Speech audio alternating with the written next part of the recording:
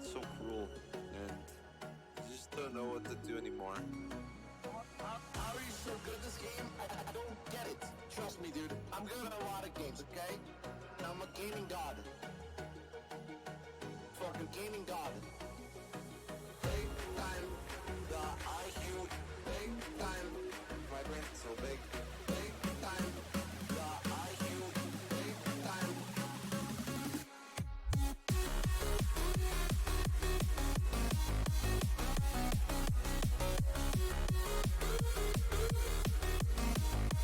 Absolute nutcase.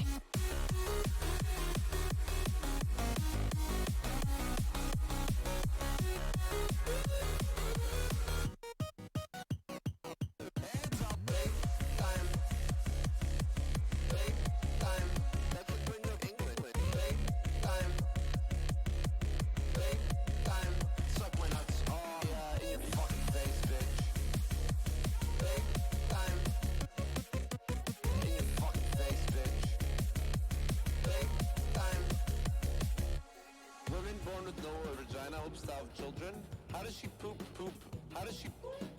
I thought people had butt plugs in during sex because I thought it was so they don't poop. How are you so good at this game? I don't get it. Trust me, dude. I'm good at a lot of games, okay? I'm a gaming god. Fucking gaming god.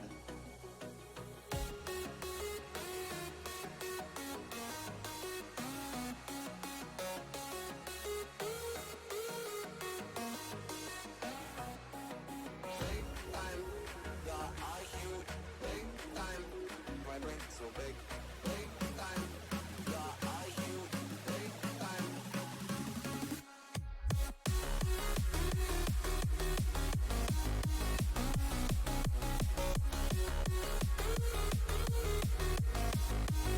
Absolute nutcase.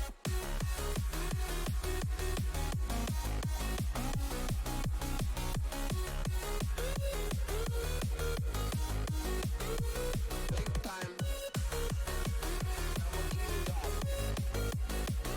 Fucking big time. I'm a gaming god. Fucking gaming god.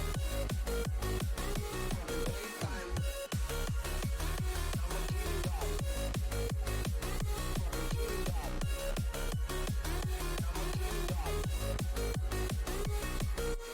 That was crazy. That was fucking nuts.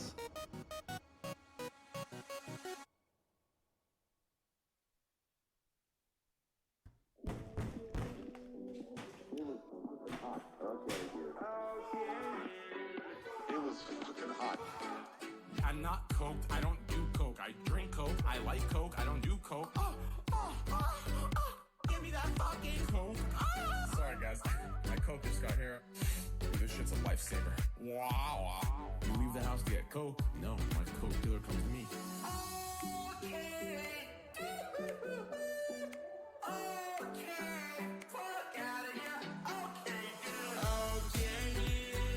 It was fucking hot. Okay, dude. That's true, that's pretty true. Yeah, asshole. It was fucking hot. Okay, dude. Yes. I agree, but you have to understand, just because We're back. I have a dream of being pounded in the ass doesn't make me gay. Yeah. Yo. Hello. Powering out. Sorry. Totally will probably happen again. Sorry. What do you guys have the heat test set to? Heat isn't working, so it's about 50 degrees.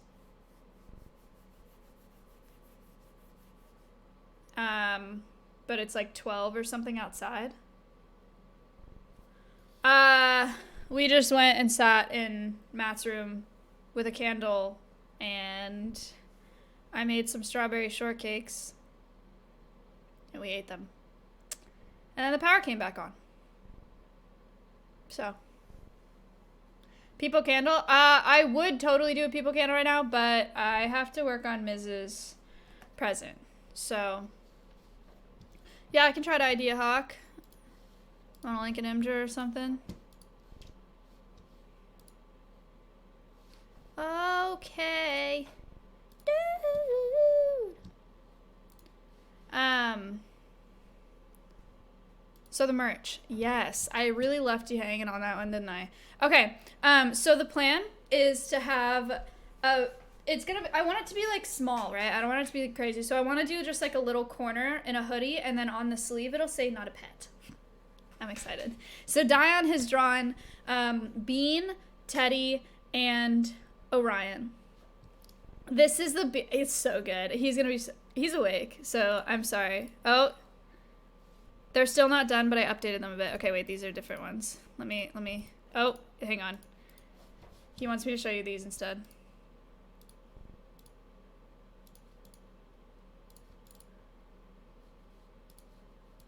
Okay, got it. All right. Bean, Teddy, he said I do. You do what? I don't. You don't what? The guy linked the bird. Here's Bean. So it'll be just like in the corner of a hoodie, and then it'll say "not a pet" on the sleeve. He said never mind. Never mind what? Was I not supposed to show them? Don, this is dope. If you think anything otherwise, you're stupid. How big's the "not a pet"?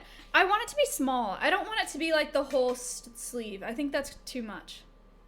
I don't know how big though. Like maybe like, I don't know. What do you think? Like this or something? Small. Small like the bird. Okay, and then Teddy? So cool. It's so good. So there'll be a Teddy one and then an Orion one. It looks so good, Dion. You did such a good job. So I'm gonna be releasing this merch probably I'm hoping March 1st. After Matt's merch launch is done. So is it gonna be embroidered? Unfortunately, no. They said that this was too much detail to embroider. Same with the Alveus merch. They said that the logo's too detailed with the color. So I could do Alveus merch embroidered if it was just the black and white outline. But we'll have to decide that once we do the Alveus launch, which will be after my launch anyway, so we won't have to worry about that for a bit.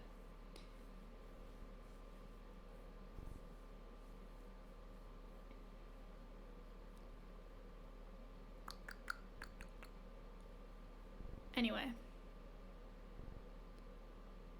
I'm going through Stream Elements for this. For pricing, I don't know exactly what it is right now. Wow. Tara showed me last Rat night. Jam. It's nothing more than... I don't remember if the sweatshirt is default at 40 or 45. I think it's 45.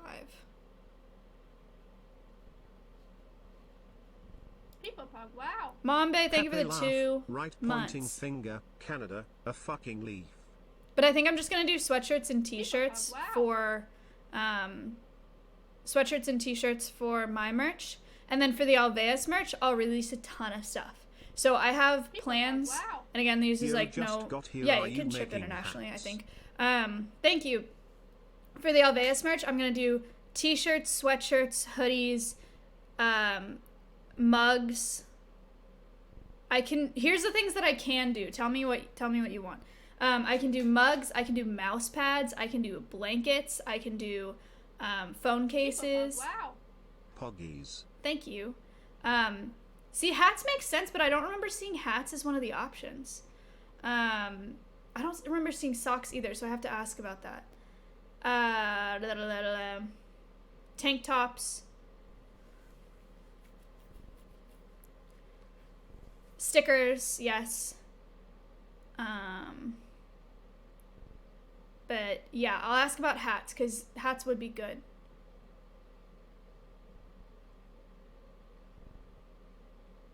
And then the other thing that Slick and I talked about recently is not this merch, not Alveus' merch, but after that, in the summer, we're going to do a Cringe in the Kitchen line of merch. And I think we're just going to like go off of Dan's, like a little hot sauce bottle type thing. So we'll do this for the summer. So we'll do like tank tops and, you know, and t-shirts and stuff like that. I think that could be kind of cool. Maybe aprons. But I don't think many people would buy aprons, to be honest. Wow. Expert, thank you for the 2 months. Pock. Thank you, Maya, and this entire community for being so positive, Oh. and I'm looking forward for the upcoming months. So anyway, Love you all, wide people happy. that is the plan for now. I will keep you guys posted on my merch. I'm pretty excited about it. This is the first time I'll have merch that's like actually, I mean, I've only done merch once, you know that. And so this is the first time it'll be like my merch, you know? Like not like a charity line or whatever, but like my own merch, which is really cool. So I'm pretty excited about that. Sell something in the color of the sweatshirt you're wearing, please. So cool. There's a lot of colors to choose from. It's not just like black, white, heather gray. It's like there are several colors in there that you can pick from. The Teddy one again this is Teddy, but Dion may not be completely done. I don't know. I think he still wants to do some stuff. Zenben, thank you for the 5 months. Sweatpants would be really nice. Sweatpants with it, and then not a pet on the side of the sweatpants would be really cool. But I don't think they have sweatpants in that store. I'd have to go through a different.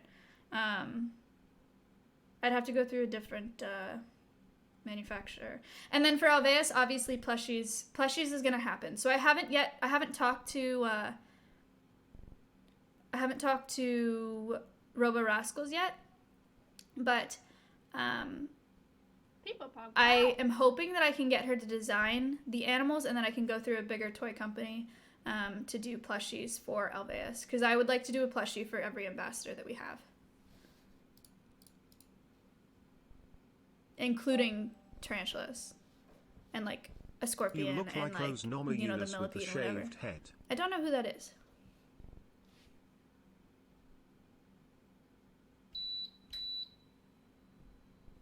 Okay. A UFC fighter, I see. People pug, wow.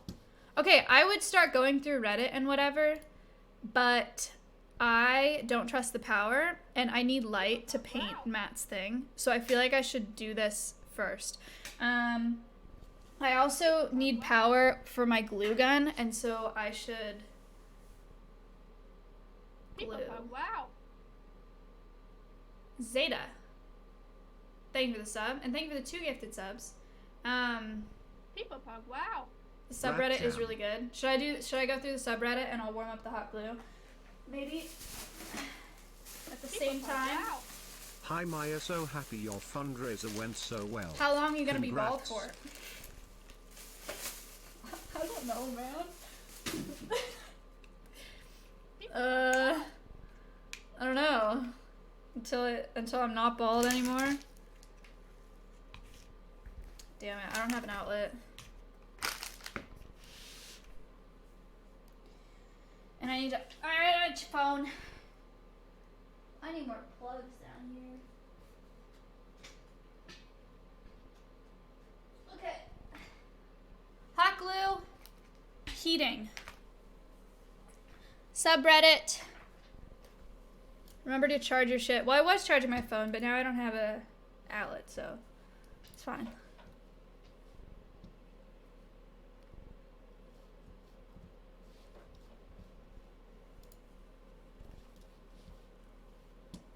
Okay.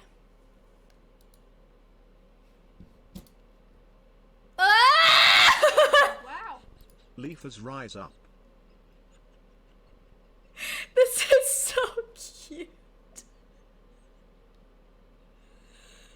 I love it. I want this printed. Can I get this printed? This doesn't really look like an emote, but I love that. Thank you. Oh my god. Holy shit. So soon. Thank you for the 10 gifted subs. I appreciate that. Get it as a tattoo. Is it crazy that... No. This is really cute. Dito! Aw. Thank you. That's nice. Hassan, shout out for Alveus. Oh, this video is really good. Speaking of videos, Danny's working on one. It'll be up in hopefully like 45 minutes. 73,000. Look what his editor did. Look what Hassan's editor did. This is so nice. 0479. Wait for it. This stream was insane. Thank you, thank you, thank you. Thank you to my team. Thank you to the people that I live with. Thank you to you. Okay, that doesn't look bad at all, actually. Oh, thanks, Hassan. Thank you to the creators that supported me today. I thought it was gonna look way funny. Happened yesterday. Maya put together a fundraiser stream, like a charity stream, for her new 501c3 that she's starting for animal conservation. It's really cool. It's also going to be an animal sanctuary that's based around content creation, so content creators can come in and get Maya's message out to their millions of followers, and so that's going to be really, really awesome. And How a bunch of sweet streamers was pitched in, that? and they gave Wasn't that cute? And look, he linked all of it. He even linked my PayPal. What a sweetheart. That's so nice. Okay.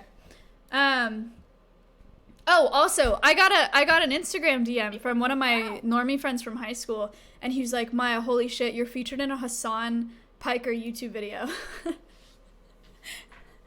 I was like, holy fuck, no way.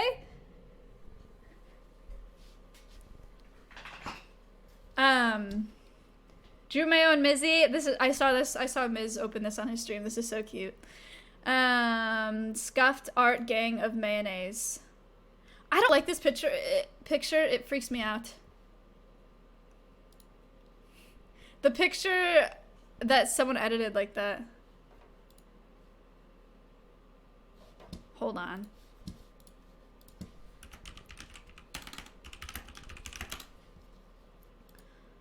Do do do do do do do do do.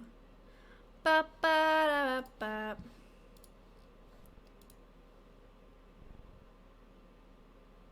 Huh.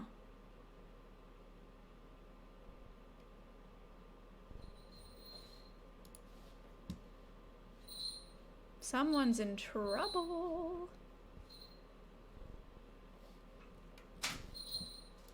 Okay.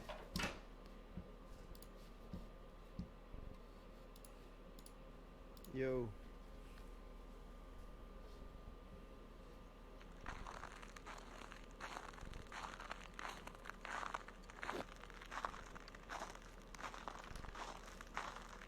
Yo.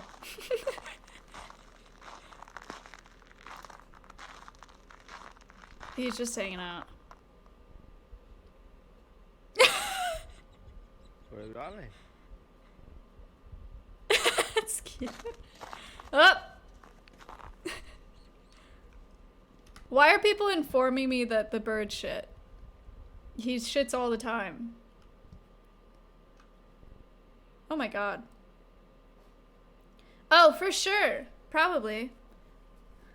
People pug, wow. Hello, my name is Penguin, and I am here applying today to be adopted by Maya's Aviation Sanctuary. I am a lonely penguin, and with the sake of natural ice cube extinction, I'm running out of a home, and I would like Texas to be that place. Please consider everything I have to offer. We also donated 53K, and that should get me a room, I hope. Thank you. Dude, thank God animals can't do that, because I would have so many animals at the sanctuary. You're saying read text posts. What text post did I miss? This? I said yeah, probably. Drawing of Teddy! Yay, Teddy! Oh my god. How confusing is this? Stop doing that to me.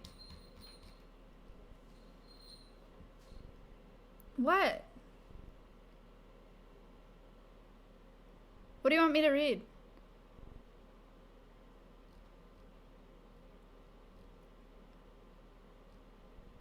So why'd you have me? Ugh, so annoying.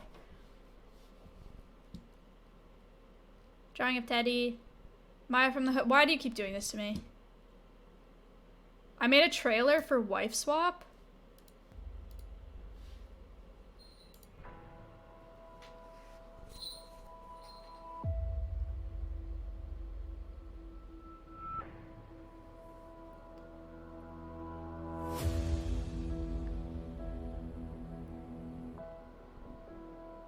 Okay.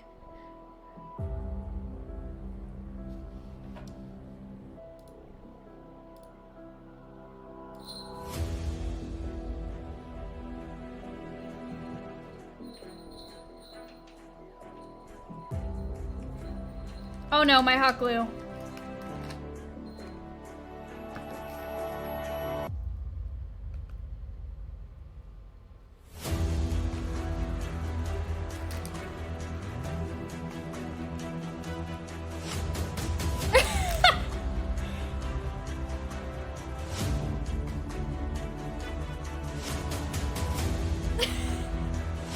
That's a good edit. Ew!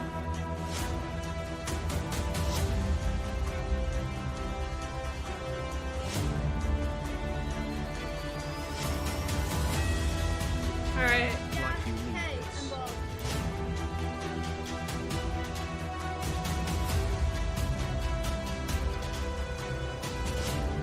Aw.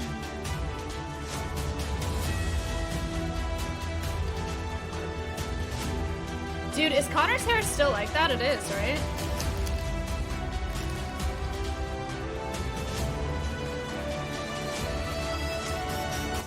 Thank you. Thank you.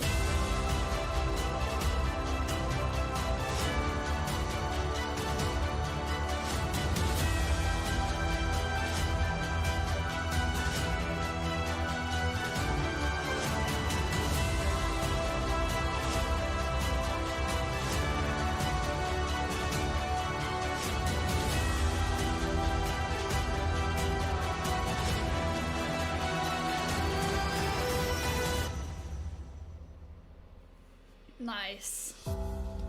Nathan FPS. People pop. Wow. And then he just credits all of our...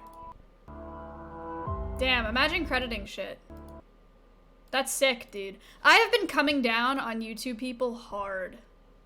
Like, mean. Hard. I sent a whisper to this guy. I was straight up like, you have 24 hours or I'm taking down your channel. He got it down really quick. What am I looking for? I'm looking for the eye of my little fish friend. Ruthless businesswoman. Dude, you can't just rip content off of Twitch and then post it. Like, even if you credit in the description, it's such bullshit. I saw the video, I immediately whispered him and I was like, never rip, you have 24 hours to take this down or I get rid of your channel and never rip my content again. And he was like, I'm so sorry. Same thing with other people, because this bald thing, right? Like, it's hard for Danny, because shaving my head is a huge YouTube video. And Danny, you guys know that Danny cares a lot about the videos, and he takes, like, time to edit them because he wants them to be really good. So when people just rip it and put it up, and everyone's like, what the fuck, she's bald, and take all the views from it, like, it punishes Danny for, like, trying to make good videos. Fuck that. It made me so mad. Okay, I don't know where the eye went for this fish, so he might just have one eye, which, honestly, you may not even really be able to tell. And then I have to glue him on here. Oh, shit. I gotta glue this whole thing on.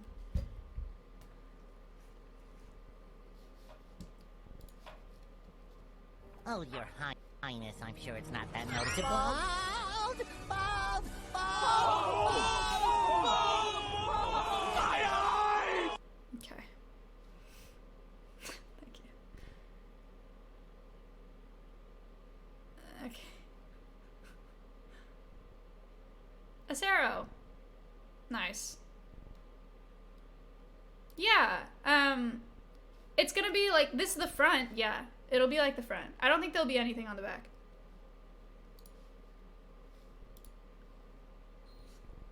I am not fearing. Wait, hold up. I just had to wax my chest hair. 500k at LV Sanctuary. You got the bugs, you got the birds, you got the animals. Exotic. Holy shit, Maya is always putting in the work. Yeah. Yeah. I'ma show up to that bitch and just twerk. Put me inside of a cage. I go too hard. I need to put in the perps. Yeah. Wait, I am a perp.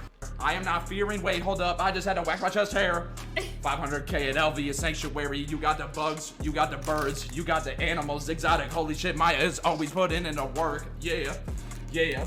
I'ma show up to that bitch and just twerk. Put me inside of a cage. I go too hard. I need to put in the perps. Yeah. Wait, I am a perp. I am not fearing. Wait. Nice. This is so cute. This is so cute.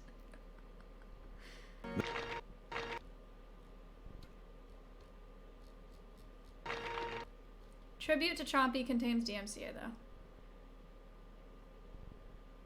At least people will stop using you for clickbait. Appreciate it.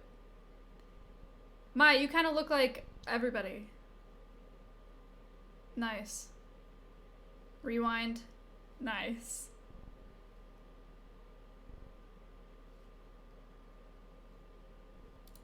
Okay, so the next item. Nick's shoes. People pog. Wow. 20 Coke. Miss College. Thank you, Seth. Oh. Wait, alright, Nick's shoes? Yeah, Fist, thank you. These fucking gross ass, you know, the bee from Transformers bullshits. They're hideous. So, let's start the bids. Let's see who wins these disgusting fucking shoes. 7 hours later.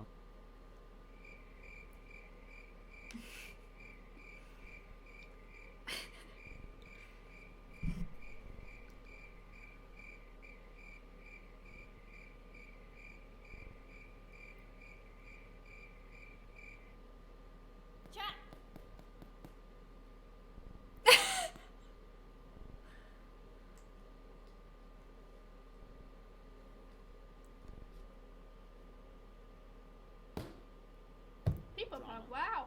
Lol, you're the best. Thank you. Alright, I'll bring him back. Nice. Nathan again. Nice. Sold.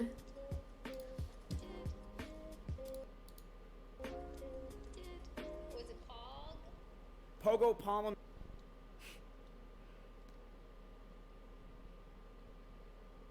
Alright, we're caught up.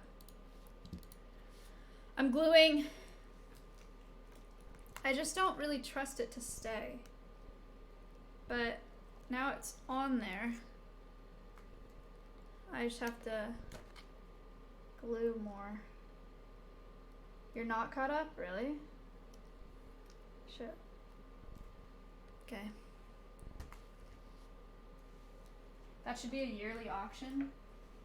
You know, a lot of people like that auction idea. I had a couple organizations reach out to me because I do so much charity on my channel, and they're like, can you do the same thing for us? We'll help you get auction items, whatever. And I was like, it unfortunately doesn't work like that on my channel anymore. I'm sorry. I have my own NGO Wow. to do that for. Okay. What Twitch does to people, yes. I think I've seen this, no? I've seen, maybe it was on Instagram? What is this?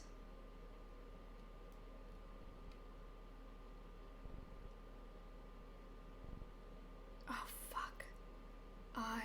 Oh, it's rust. Cool. Any leafers? Nice. This is nice. Shaving yard for 500k, building a burn a lot. Okay. Heart? Are you kidding me? Did you hear me? Bro, do you guys think I can ever do better than Maya?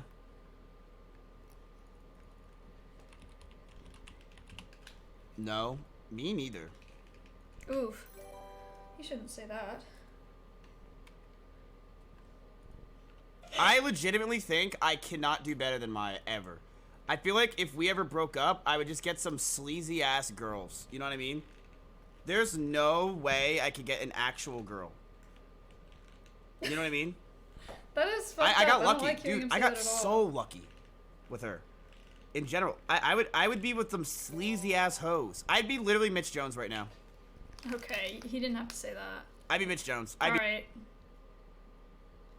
Ew. Yes, Aang.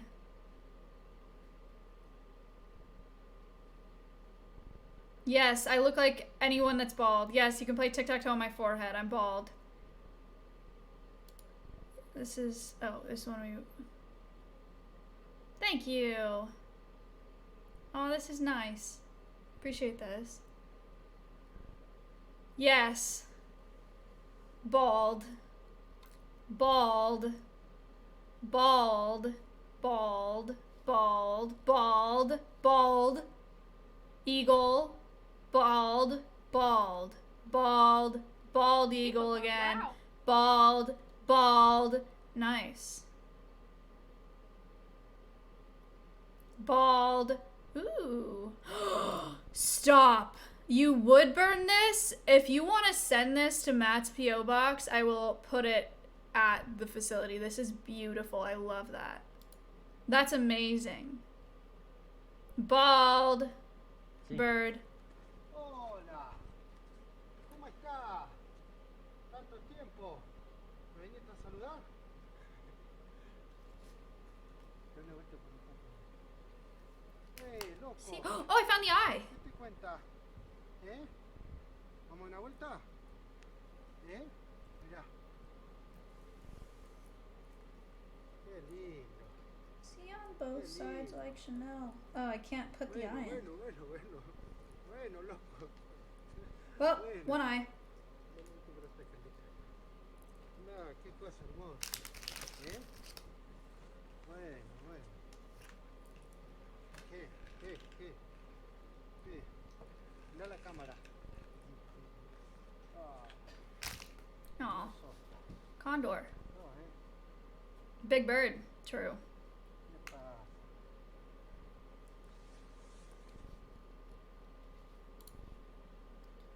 Maya is principled. Do you know who Maya the streamer is? Yeah. If Maya was walking somewhere and she saw like on the other end of the street that there was like a scared like injured cat or some shit like that, I think that she would cross the street and help the animal in an instant. Because when I look at the way that like she lives her life, it seems like, okay, these aren't just like slogans for her. This seems to be something that she like feels really passionately about, and she puts like a lot of her life and energy into doing these things. Like this seems to be like a pretty principled person. I don't know if I feel that way about a lot of other like content creators or influencers or whatever that do Shut politics up, online. chat. You're telling me if you saw know who a Maya- cat injured on the other side of the street, you wouldn't go over and help it?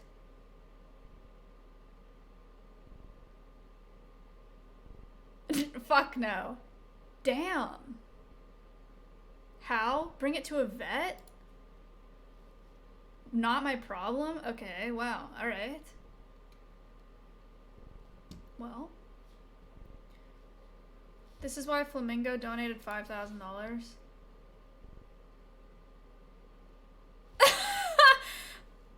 Oh no!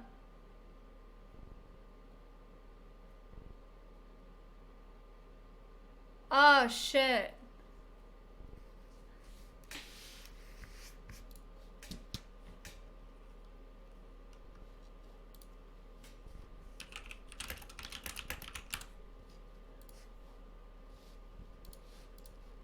Exposed.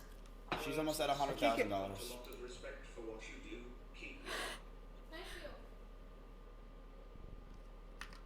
I saw this on LSF. She's almost at $100,000. Why did Cutie's cam look like that, man? Alveus, hooray! What a cute couple, bald. Okay. See on both sides like Chanel. Do-do-do-do-do-do-do. Okay. Okay. Look. Oh my god, it's so, like, not stable. It's gonna have to be moved very carefully. I have to paint it now. And build the box around it. But that kind of looks like what we were going for, right? It's fine. We'll see when it's painted how it looks. Okay, that's the plan. So, now to unplug this, plug in my phone for when the power goes out again and my stream is ruined again.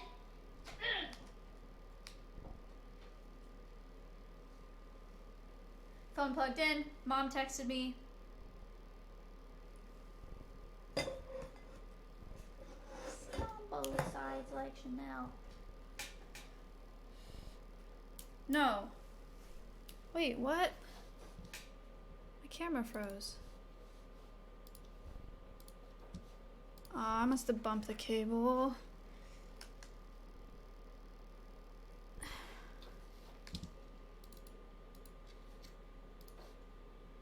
Camera.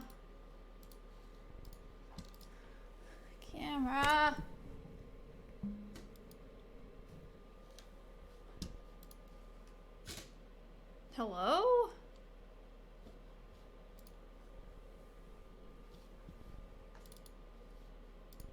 What did I bump?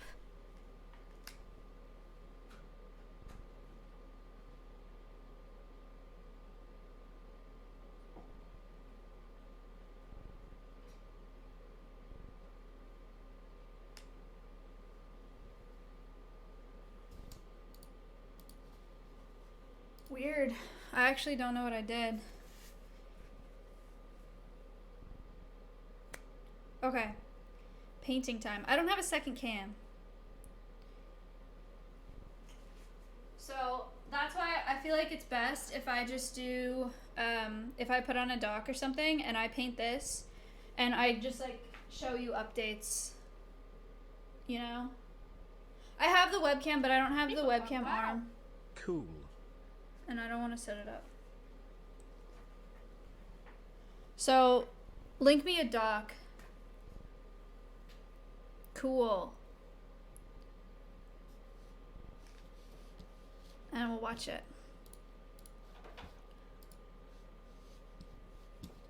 Clark, link me this. Oh, is this the one we're on? Our planet? This is Lud's merch.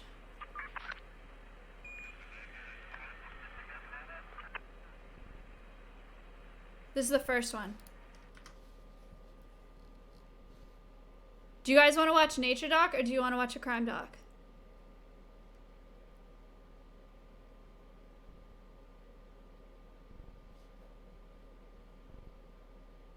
I'm saying mostly crime.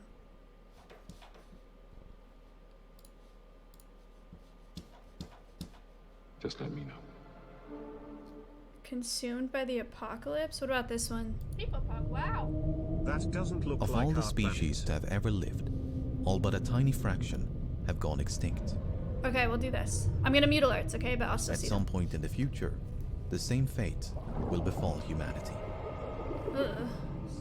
It may take centuries, it might take eons, but extinction Also, is I have to unavoidable. leave the lights on so I can see, sorry. The future is fraught with uncertainty, and the apocalypse never seems too far away.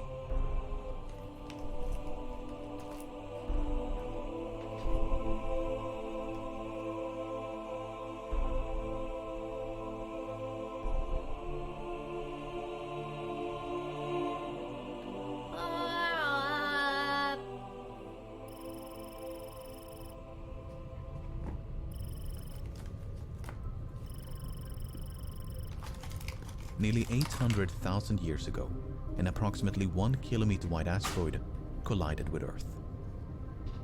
The crater has yet to be located, but fragments from the impact have been found scattered across the eastern hemisphere, an expansive strewn field that covers up to 30% of the planet's surface. Our distant ancestors were not only alive to witness this event, but managed to adapt and survive. Impacts of this magnitude occur roughly once every 500,000 to 2 million years. More devastating impacts, like the one that nearly wiped out the dinosaurs, are far less Thanks. frequent, My power went out, man. possibly striking once every 100 million years. Whether a collision of this magnitude is survivable is a matter of debate.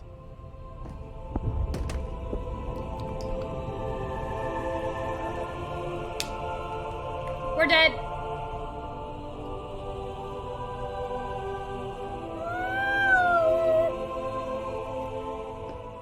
The kinetic energy released upon impact would be equivalent to the simultaneous detonation of billions of atomic bombs. Damn. Those who survived the initial blast would be subjected to unrelenting earthquakes, firestorms, and tsunamis. Oof. A thick layer of smoke and dust would quickly envelop the globe and blot out the sun. Oof. An impact winter that could last for months or even years. Darkness, freezing cold, and global famine would throw the world into chaos. Damn. In spite of this, long-term survival is not inconceivable. Small pockets of humanity may take refuge underground and would at least be given a chance to rebuild civilization. But make no mistake, it would be a close call. My God. That is so weird to think about. The survivability of an impact also depends on how much time we have to prepare. More than 90% of nearby asteroids and comets larger than 1 kilometer have already been detected. If one of them were on a collision course with Earth, we'd know for decades or even centuries in advance. I know for certain America could not do But that. this was not always the case. Maybe if you live somewhere else. In 1983, a 9-kilometer wide comet was only spotted 2 weeks prior to its closest approach. But we can't even That's 2 weeks of elect a new preparation president without killing had each it been other, aiming for so Earth. we could not save the whole human race. While things have significantly improved since 1983, space is impossibly vast. In 2019, Space! an asteroid capable of leveling a city was detected a day before it flew 5 times closer to the Earth than the Moon. Yeah. While the odds of an extinction-level collision are remote, it's not impossible. There is a class of objects known as Damocloids. Damocloids are typified by their highly eccentric orbits and low reflectivity, meaning they periodically pay us a visit and are extremely difficult to detect. We're currently tracking about 200, but there could be hundreds more tumbling through the solar system. Oh my God, we're dead. Damocloids are, on average, 16 kilometers wide. If one of them were on a collision course with Earth, there might not be any warning.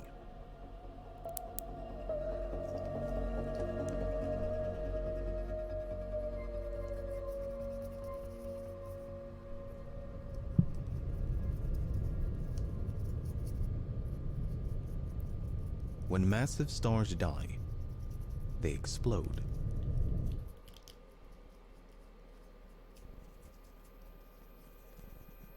Flashbang. If a star went supernova within 30 light-years of Earth, it would be cause for concern.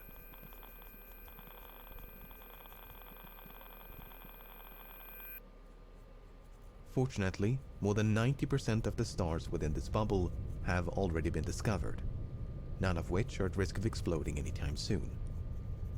But some supernovae can still pose a threat from thousands of light-years away.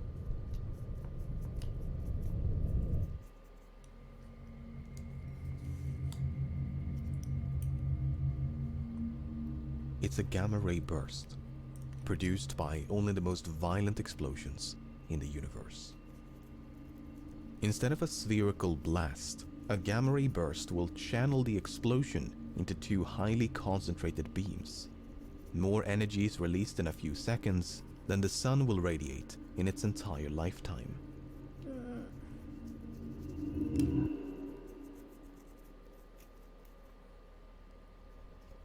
The biological effects of a nearby supernova or gamma-ray burst are poorly understood.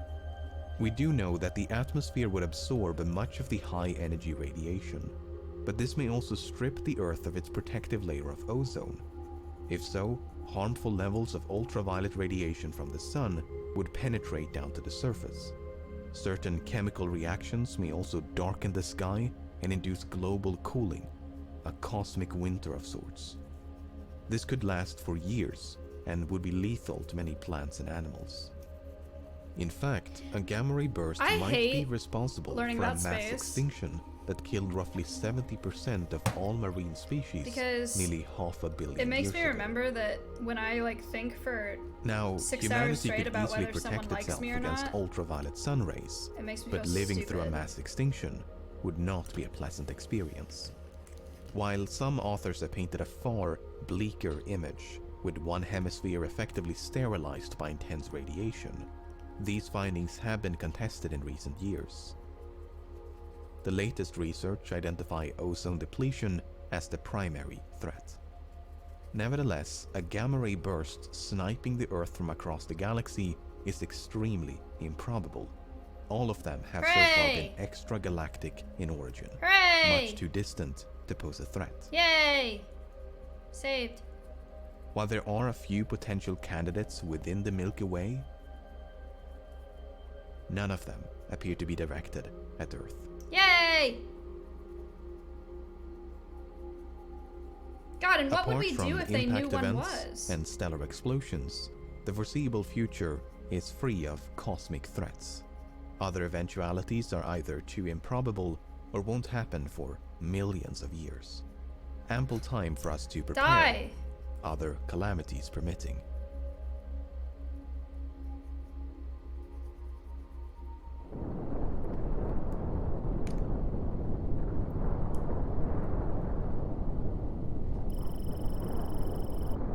Terrestrial threats.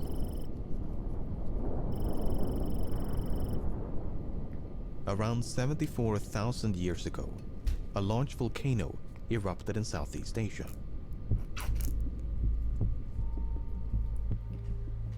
It is the most powerful volcanic eruption in human history.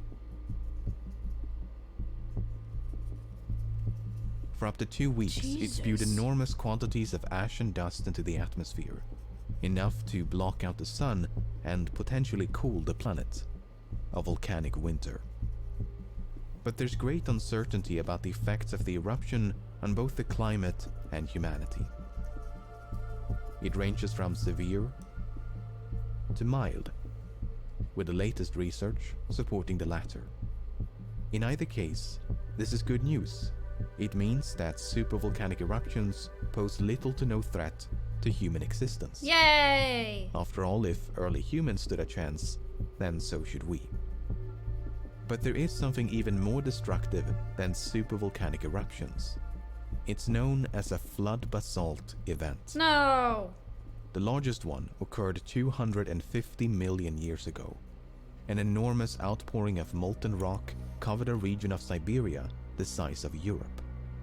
And it just so happens to coincide with the deadliest mass extinction in history. The good news is, flood basalt events are both rare and slow. Instead of a singular event, it's a series of eruptions taking place over thousands or even millions of years.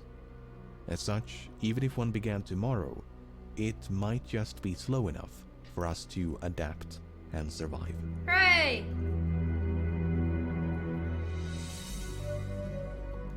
Run!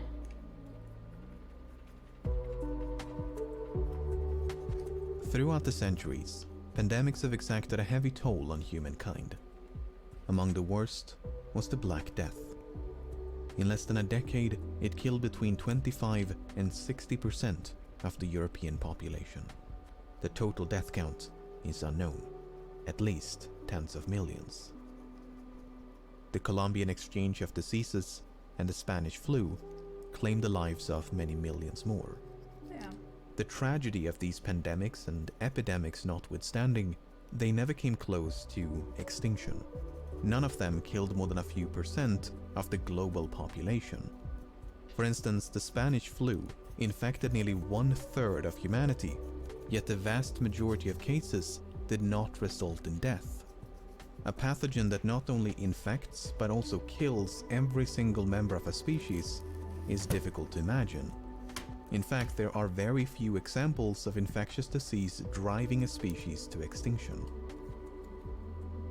With that being said, it's not inconceivable. For instance, pathogens that can pass between multiple species can be far deadlier than those limited to just one. The H5N1 avian influenza, also known as the bird flu, is one such virus. So far, it's transmissible between humans and birds, but it can't sustainably spread among humans. However, laboratory experiments have shown that it may eventually acquire this ability through natural mutations. If so, it could easily become the worst pandemic in human history. Yeah, I should get a new specialty. But even this horrifying proposition does not come close to extinction. In a worst-case scenario, most of humanity would still survive. Don't worry, it's more like water birds that you have to worry about for that.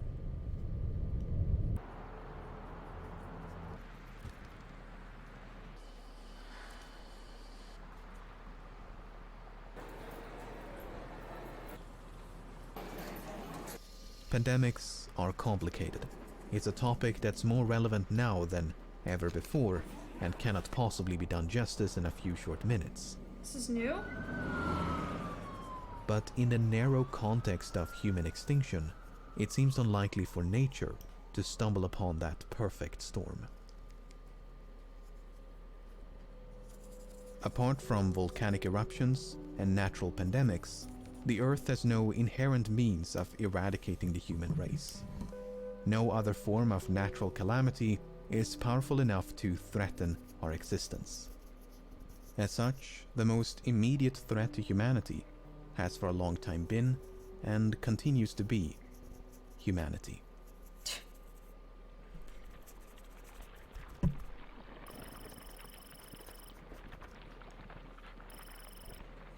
While nature may struggle to devise a world-ending pandemic, it may not have to. Biotechnology has now advanced to a point where we can engineer pathogens in a laboratory. While this can greatly benefit our understanding and treatment of infectious diseases, it's not without risk. Accidental breaches of containment have happened on multiple occasions, and these experiments are not always conducted in the name of science.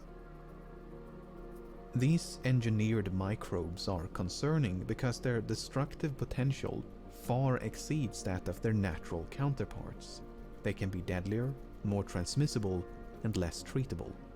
And the rapid pace of technological progress is constantly lowering the threshold for bioengineering. His biggest concern was, he said it in so many words, that a small group of dedicated scientists could create an altered biological agent that could wipe out humanity as we know it.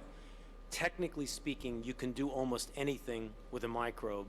The real question is, will you end up with a microbe that functionally will do the things that the concerned person at your hearing said, namely, essentially wipe out everyone from the face of the earth? Again, that's conceivable, although it's inconceivable, but it is, in fact, anything is possible.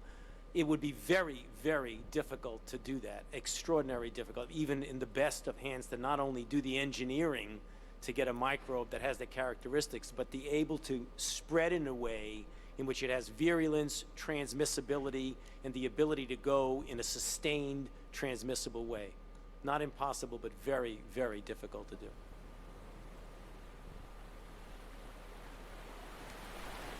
Nice.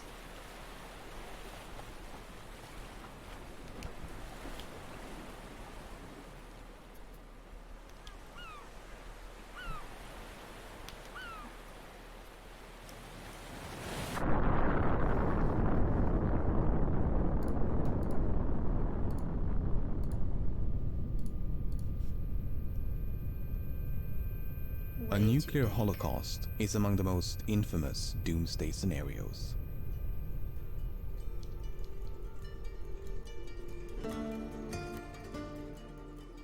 Since the end of World War II, we have on numerous occasions been driven to the brink of nuclear conflict, sometimes by accident, sometimes by very intentional brinkmanship. The nuclear stockpile currently stands at more than 13,000 warheads, the vast majority of which are owned by Russia and the United States. In the event of an all-out nuclear war, these thousands of bombs could instantly vaporize hundreds of millions. Oh my god. I hate thinking about that because I don't But the trust explosions anybody. are only the beginning. The real danger of a nuclear conflict is the aftermath. Much like an impact event or supervolcanic eruption, a thick layer of smoke and dust would quickly envelop the globe. A nuclear winter that not only blots out the sun, but God, showers birds the would world die in radioactive so fast. fallout. Their respiratory systems cannot handle Firestorms, radiation poisoning, and mass starvation Oh, could we easily would die claim the too, lives though. of billions. However, because humanity is not evenly distributed across the planet, some regions would be less affected than others. Island nations like New Zealand, for instance, are all but certain to survive. Yay! While the effects of a nuclear holocaust are almost too dismal to contemplate, it is not typically regarded as an existential threat.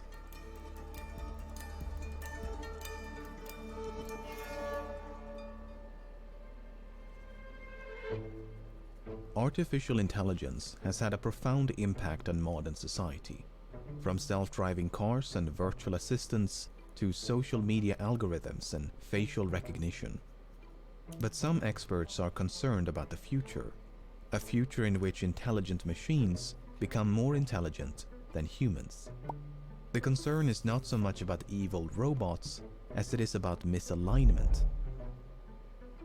A misaligned intelligence is one that's not properly aligned with human goals and values. A system that becomes dangerous not due to any malicious intent, but due to an oversight in its programming. An unforeseen loophole that allows it to do things it was never intended to do. If such an entity was sufficiently intelligent, it could become unstoppable. Another concern is known as the intelligence explosion. It's a machine that can upgrade itself and thereby increase its own intelligence at an exponential rate. Imagine what this dog Moments is doing to after motherfuckers creating with such like a actual system, anxiety. it could far surpass the combined intelligence of all humans that have ever lived. Poor folks. Such an entity may have little to no regard for human affairs. Not unlike humanity's disregard for species less intelligent than us. Aw. With that being said, these concerns are far from universal. In 2016, a survey of more than 300 machine learning experts was conducted. On average, they gave a 50% chance of an artificial intelligence surpassing all human abilities by 2061. But as you can see from these faded lines in the background, there's tremendous variation between individual respondents. Some think it will happen in a few years, others believe we're more than a century away. When asked about the impact of this technology, the majority of respondents believed in a positive outcome. Extinction was only given a medium probability of 5%.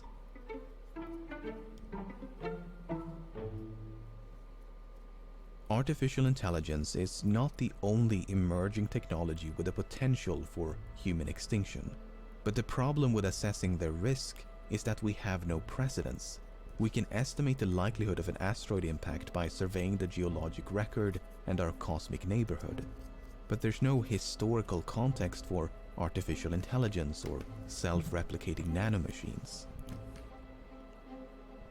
When the first nuclear device was detonated in 1945, there was a genuine concern that it would ignite the atmosphere and incinerate all life on the planet.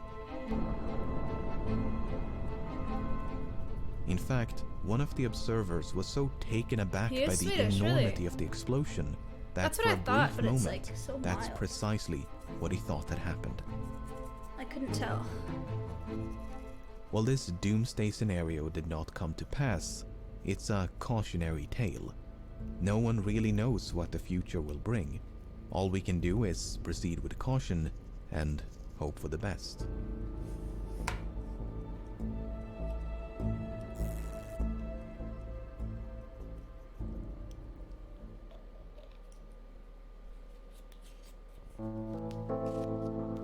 Over the past few decades, species across the plant and animal kingdoms have been disappearing at an alarming pace.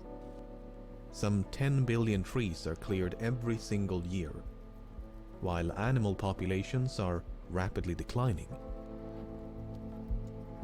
6 mass extinction.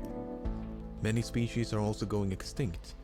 The global rate of extinction is now tens or even hundreds of times greater than before humans conquered the planet. And it's accelerating. Upwards of 1 million species are now threatened with extinction. Whoa, that was a cool frog.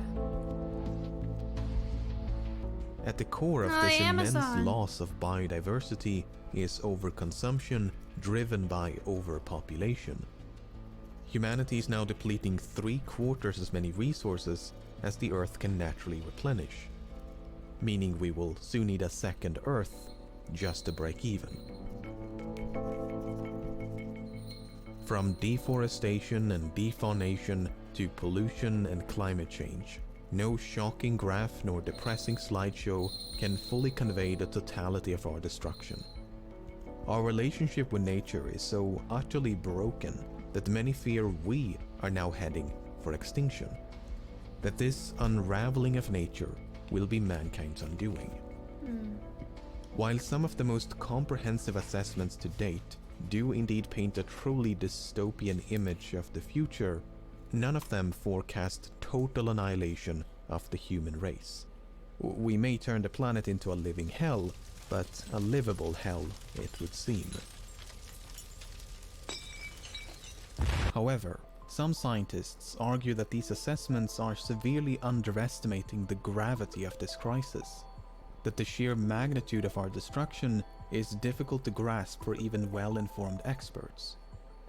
Some have also voiced their concerns about potential tipping points, a threshold that, once exceeded, may trigger an irreversible decline of ecosystems around the world, a global ecological collapse from which recovery becomes virtually impossible. Fuck.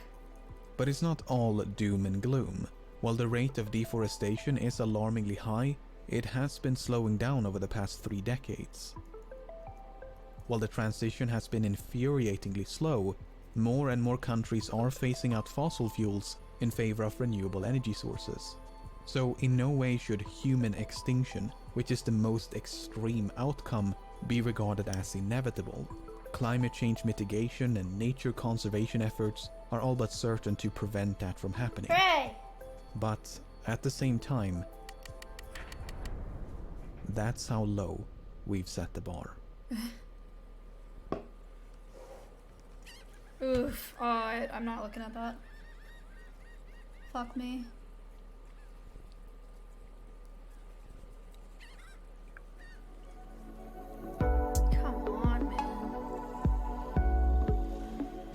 What surprised me while making this video is just how difficult it is to truly wipe out everyone. Many catastrophes can drive us to the brink of extinction, but all of them struggle to cross the finish line. So that should be somewhat reassuring. Even if humanity was reduced to a few hundred individuals, a full recovery might still be possible. It would undoubtedly take many thousands of years, but recovery would not be out of the question. And the more we expand beyond the confines of Earth, extinction from any singular catastrophe becomes increasingly unlikely. Perhaps the apocalypse won't be dealt by a swift, decisive blow, but instead a gradual, faltering decline. One disaster bleeding into the next, until the final embers of humankind silently fade away. Regardless, it won't happen anytime soon. After all, we made it this far. Millions of years of evolution, countless disasters, and humanity still standing. That is perhaps the best reassurance that the world is still gonna be there tomorrow.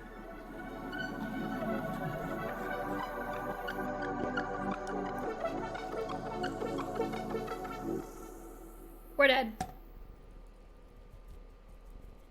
Damn. That was pretty sick. Now what?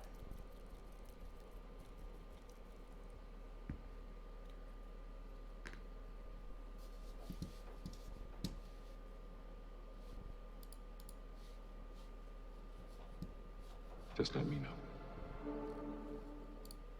Oh wait, update. Hang on. I'll show you an update right after I do this. I'm just doing a little depth stuff in here. 2 seconds.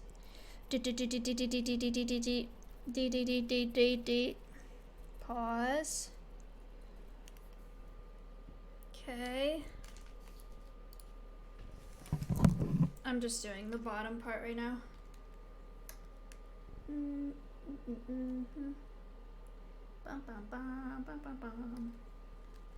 Okay. Coming along.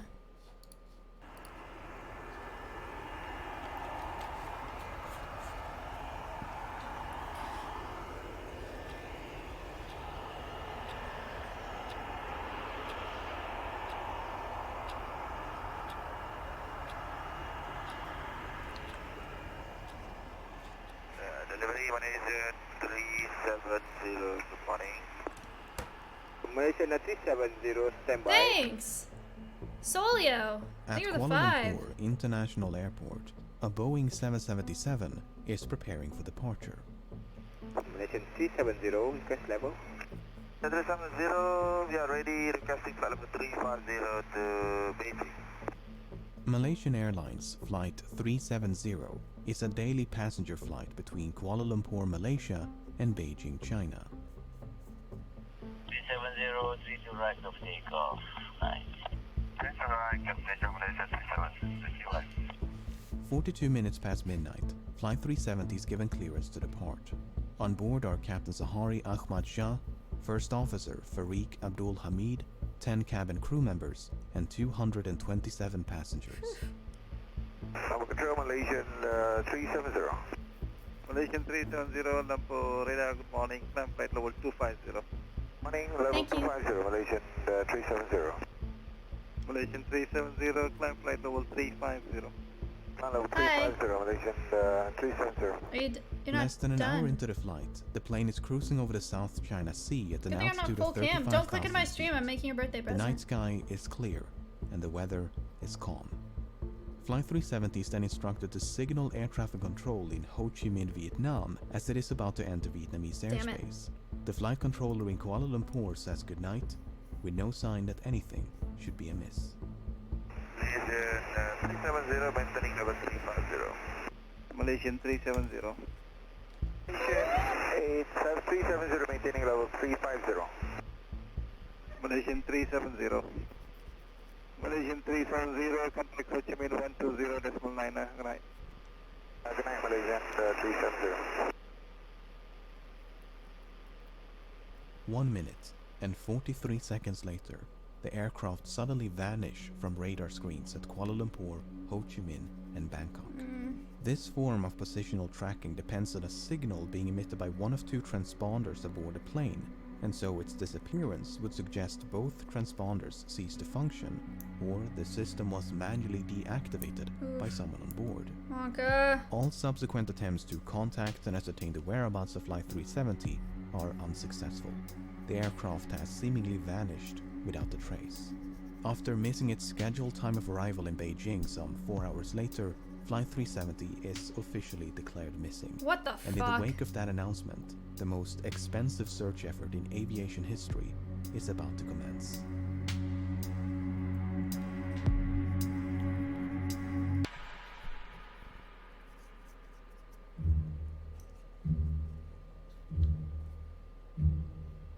The search was initially concentrated around the location of the flight's disappearance between the South China Sea and the Gulf of Thailand.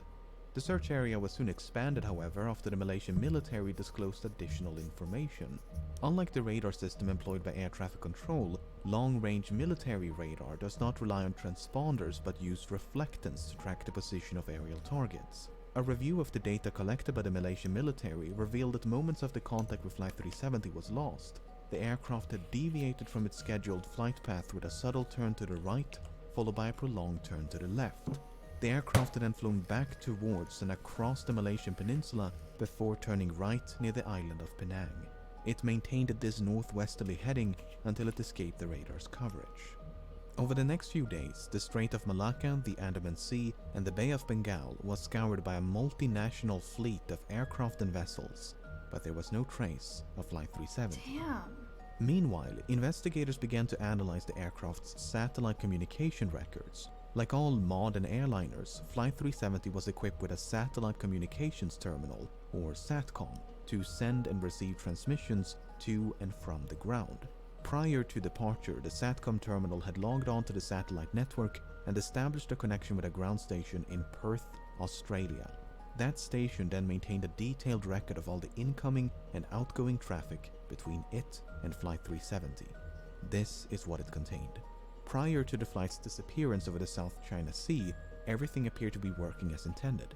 Then, at some point during this portion of the flight, the SATCOM link was severed. For whatever reason, the terminal ceased to respond. But 3 minutes after the flight vanished over the Andaman Sea, the terminal requested to log back onto the network. The SATCOM link was successfully re-established and was not disrupted again until nearly 6 hours later, when the flight is presumed to have commercial crashed flight? due to fuel exhaustion. During these final hours, 2 attempts were made to contact the plane via satellite telephone. That is so Both calls horrible. were acknowledged by the SATCOM terminal and would have been routed to the cockpit. Yet, they went unanswered. The terminal had also responded to Actually, 5 I vaguely automatic remember this status happening, requests. like in the In news. short, if the ground station had not heard from the aircraft in over an hour, it would transmit a signal to confirm the terminal was still online. While these transmissions did not contain any information about the flight's position, investigators were able to measure the distance between the satellite and the aircraft at the time of each transmission, based on how long it took those transmissions to be sent and received. This generated 7 rings of possible locations from which 7 of these transmissions are thought to have originated. By taking fuel consumption, speed, and other factors into account, flight path analysis indicated the most probable origin of the final transmission to be somewhere along this arc in the southern Indian Ocean. The search effort shifted accordingly, and as the region fell within the jurisdiction of Australia, the Australian government took charge of the operation. Over the next few weeks, the search area was progressively refined to account for oceanic drift as well as improved estimations of the flight path. But this part of the southern Indian Ocean is so remote it took 6 days just to get there. A new fleet of aircraft and vessels gradually covered more than 4.5 million square kilometers of ocean, but Flight 370 was nowhere to be found. God. It's so fucked. If the impact with the ocean had been sufficiently forceful, it was possible the resulting sound had been recorded by underwater listening devices known as hydrophones. This possibility was investigated, and 4 hydroacoustic monitoring stations had recorded something.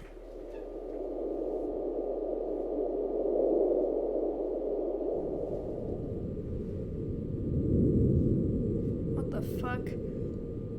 While the timing and direction of the sound were reasonably consistent with the final satellite transmission, the estimated origin was not. The sound was in all likelihood caused by nothing more than geological activity.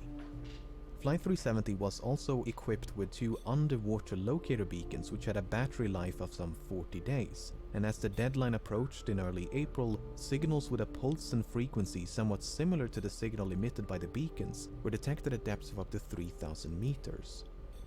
An autonomous submersible then spent weeks scanning the seafloor where the signals had been detected, but no wreckage was ever found. And nothing would be found until more than 16 months later, when a discovery was made on the opposite side of the Indian Ocean. On the 29th of July 2015, a group of people were cleaning up a beach in Reunion, a small island to the east of Madagascar, when they stumbled upon this 2-meter-long metallic object covered in barnacles.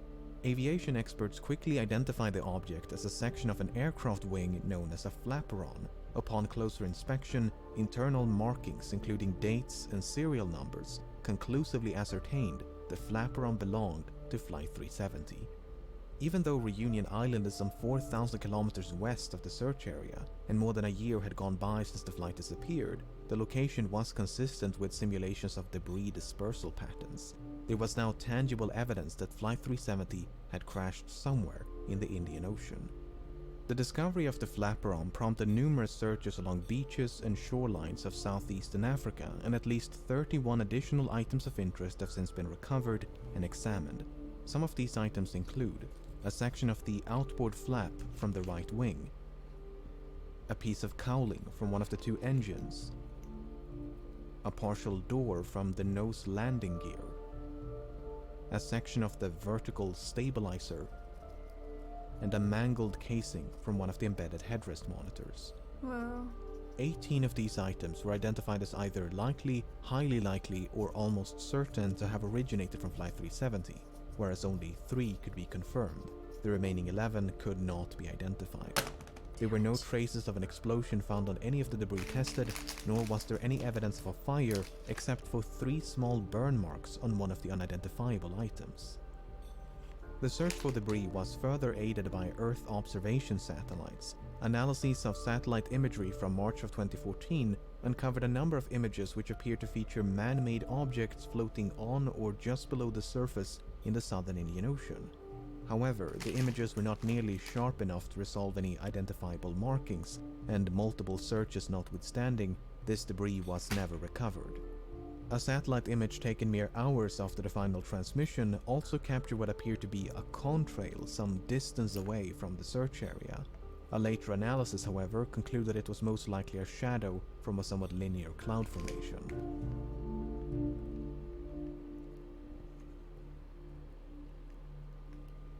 The underwater portion of the search continued for months and eventually years before it was finally suspended in early 2017, by which point some 120,000 square kilometers of seabed had been scrutinized.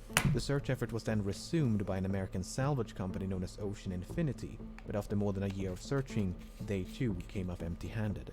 Unless the final resting place of Flight 370 can be located, it may be impossible to determine exactly why it crashed. Nevertheless, there have been no shortage of theories.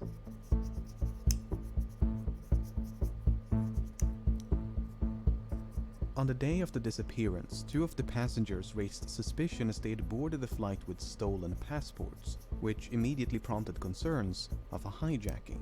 But investigators were unable to link the 2 men to any terrorist organizations, and soon determined they had traveled under false identities because they were seeking asylum, not due to any nefarious intent. Similar suspicions were raised when one of the passengers were identified as a flight engineer, who might have possessed the necessary expertise to take control of a Boeing 777. Apart from the 239 persons on board, Flight 370 carried nearly 11 metric tons of cargo.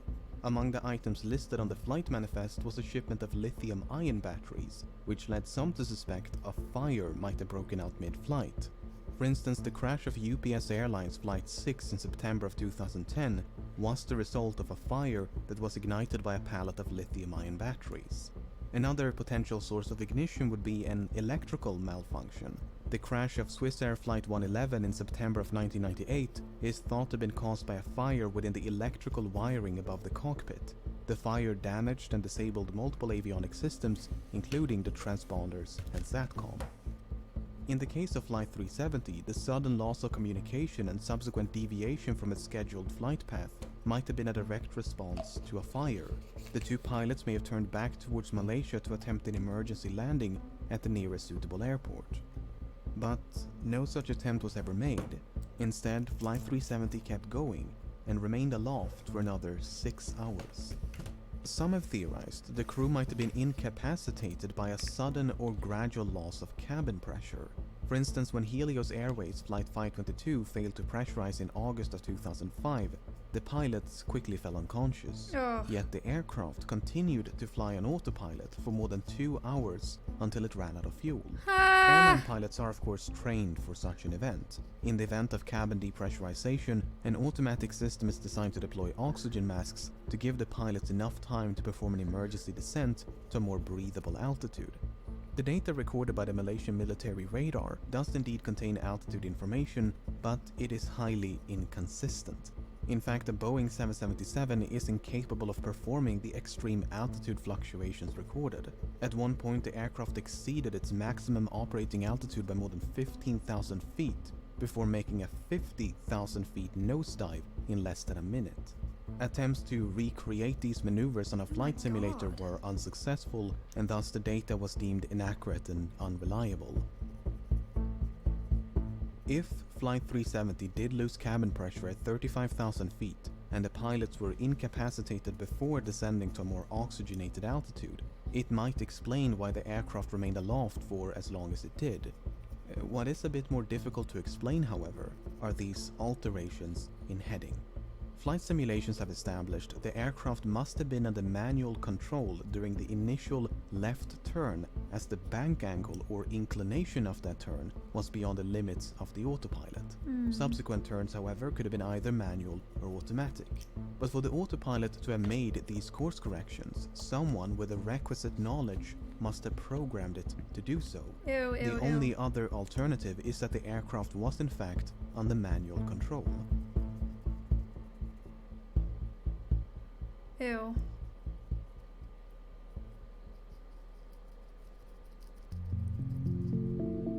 Wait. In late June of 2014, Oh, good. several news outlets reported that a special investigation had identified the captain of Flight 370 as a prime suspect. A search of the captain's home had uncovered a flight simulator which supposedly contained a suspicious route which ended in the southern Indian Ocean.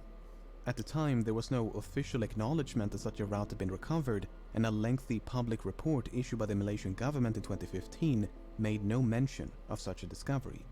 Then, in 2016, confidential documents pertaining to a forensic examination conducted by the Royal Malaysia Police in May of 2014 was leaked to the media.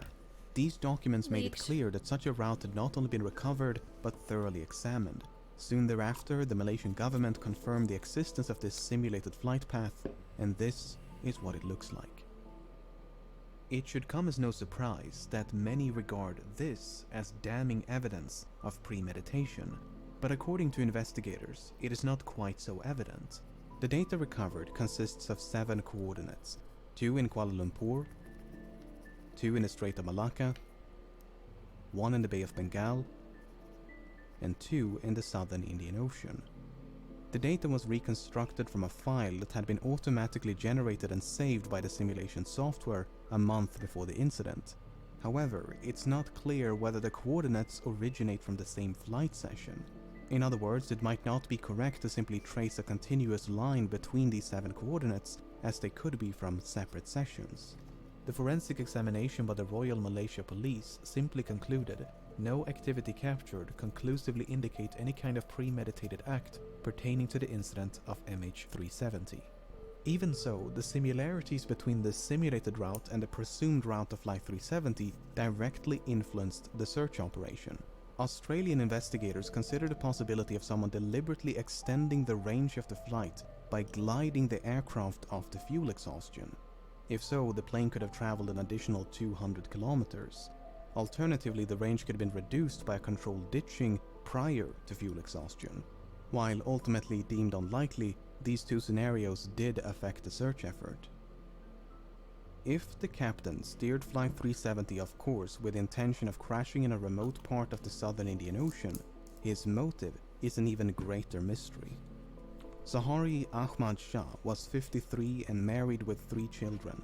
He had more than 18,000 hours of flight experience and a spotless track record. Investigators found no evidence of financial issues, and his monthly expenses before the disappearance indicated nothing unusual. He had no history of mental illness, nor had he displayed any recent changes in lifestyle or behavior.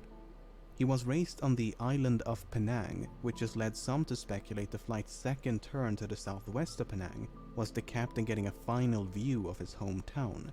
Some believe a hijacking could have been politically motivated, as Sahari was an avid supporter of a democratic opposition leader who was sentenced to 5 years in prison mere hours before Flight 370 took off.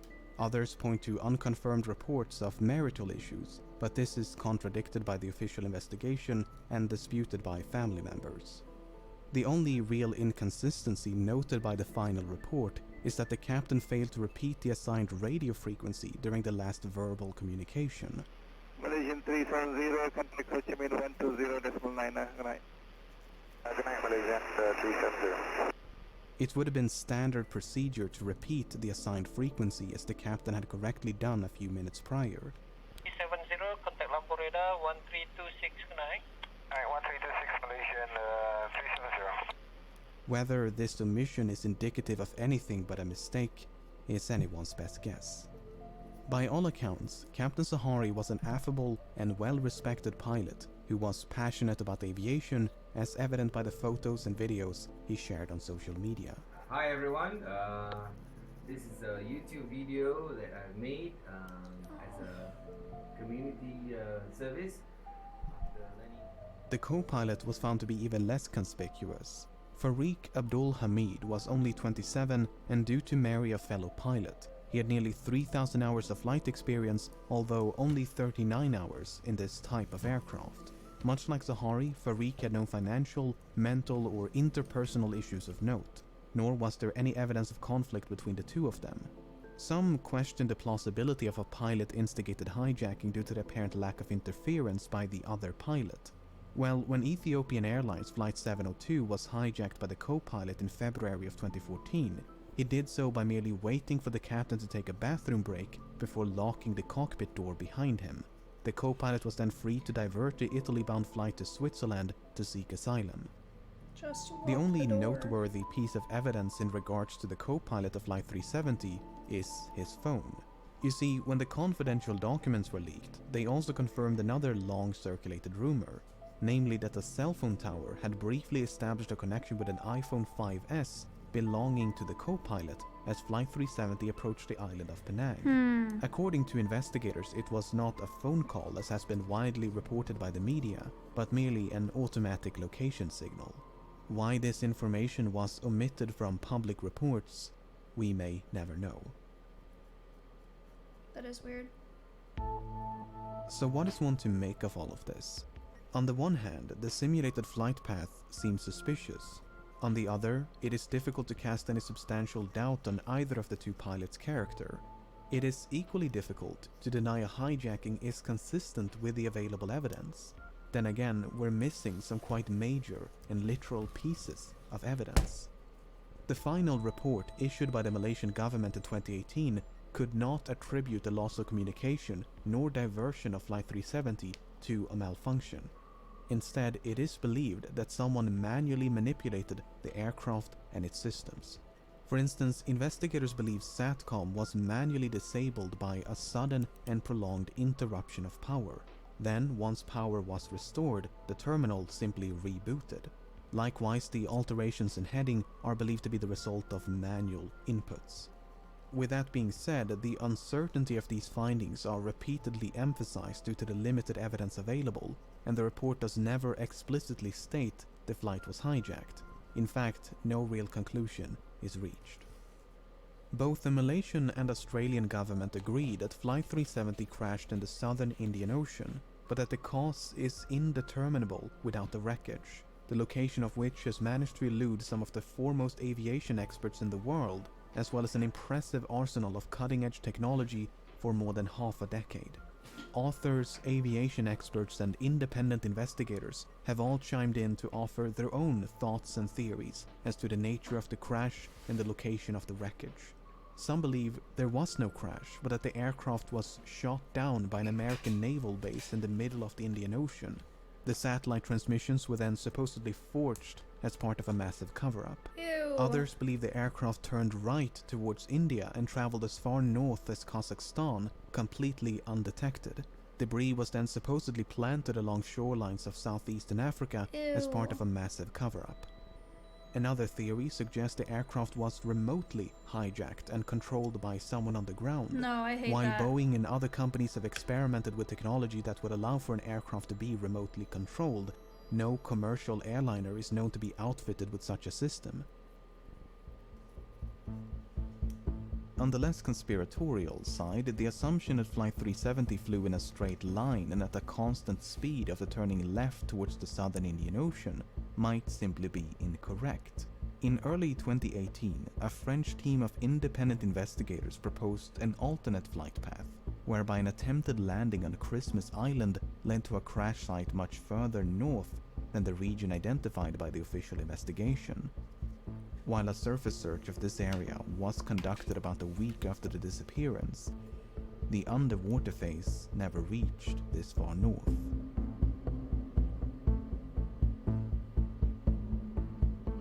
As of the making of this video, the search operation has been suspended, but there have been talks of potentially resuming the search. For now, it seems, the vanishing of Flight 370 will remain a mystery. That's so devastating. There's so many people. God, and like, you think about that being a commercial flight, and every time, like, a family member or something is just like, all right, take it off. And you're like, fly safe. Imagine them just, like, never landing and not knowing what the fuck happened to them. I mean, like, how do you deal with that? That's crazy to me. I mean, I don't know how I would cope with something like that. You missed this on your Reddit? Haven't we watched this? Nothing compares to the jealousy players experience when they realize they'll never unlock flight. While there are 3 currently available classes that can fly, the poster child of this ability is of course the bird. But talking about flight only I think scratch- we've watched this. Update!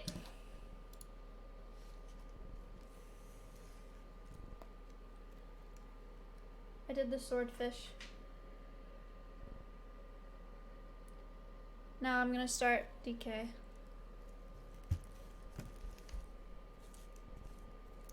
Now what?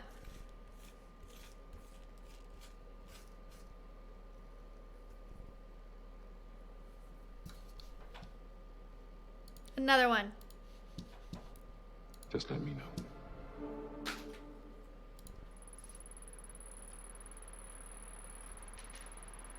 Again.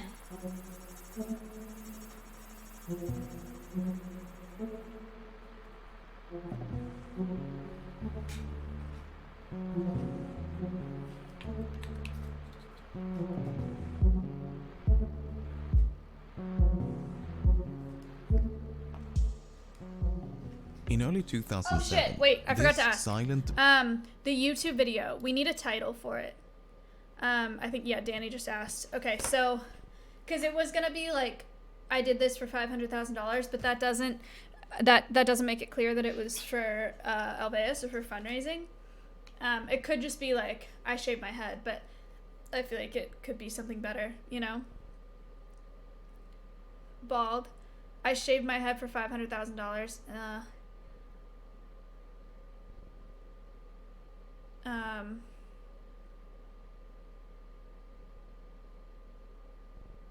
Went bald for money. I went bald for... I went bald for need 500K in the title. I shaved my head for... Went bald for alveus. My hair is gone. How did I end up here? That one's not that bad.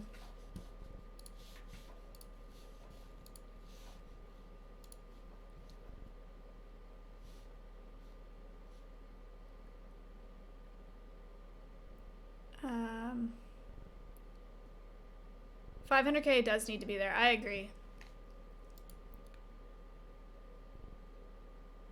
I just don't know how to put them both in.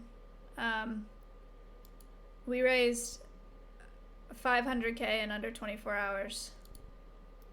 And just not include bald because bald is the thumbnail, maybe? 500K is in the thumbnail, but bald isn't? Let me see, you sent me the thumbnail. Yes, no, they're both in there. Lud! I was paid $500,000 to do this with a picture of you and a razor to your full head of hair. But I don't want to make it seem like it's my money. You know what I mean?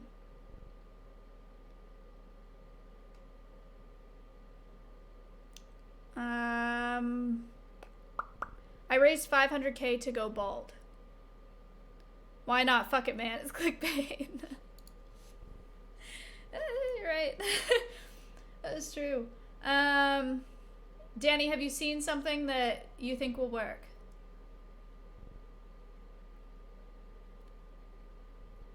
Just say in the video the truth, but the title can be whatever. Fair. The title can be whatever. I had a mental breakdown on stream.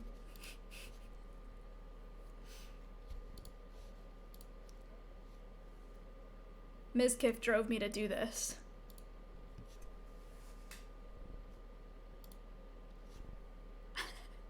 Leukemia sucks. Hard. That is way too far. That is way too far, bro. No. No. Miskiff induced stress. I started a nonprofit. Maya Spears. Okay, can we focus? Let's. Alright, Danny, have you found something that will work? This is all because of Ludwig.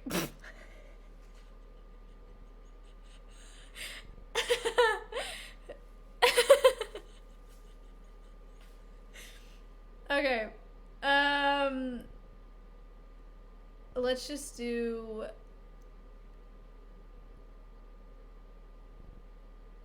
I think we should go with what Lug suggested. Yeah, I did this for 500K. Yeah, I think that's fine. Let's just go with that. Ludwig's YouTube. God!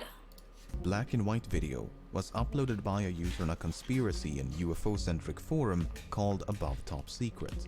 The user claimed the video depicted a disc-shaped UFO outmaneuvering a fighter jet somewhere off the coast of Mexico in the mid-2000s. They had supposedly gained access to the video while serving on board a US aircraft carrier and claimed to have smuggled the potentially classified material off the ship. While some members of the forum chose to believe their story, others were not so easily convinced. For instance, the video was hosted on a website belonging to a group of German film students, which led some to denounce the clip as an attempted hoax. Even those who believed it could be genuine still complained that it was a totally uninspiring video of a fuzzy dot.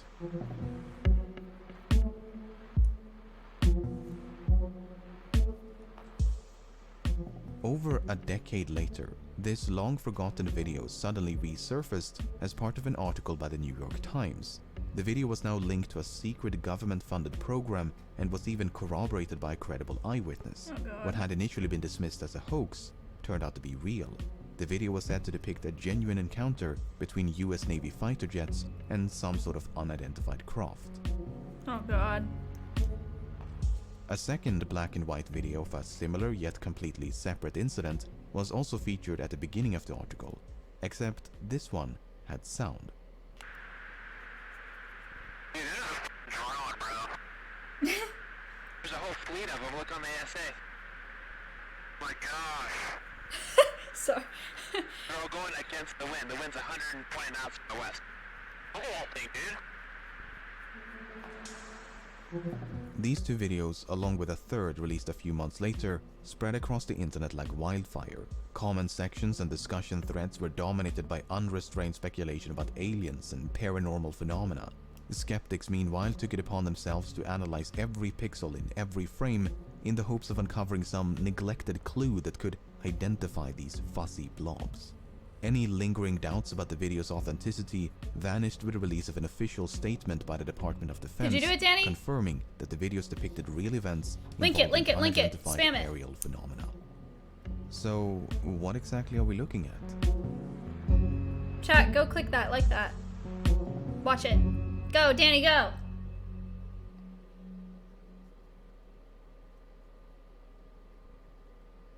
Thank you for the sub.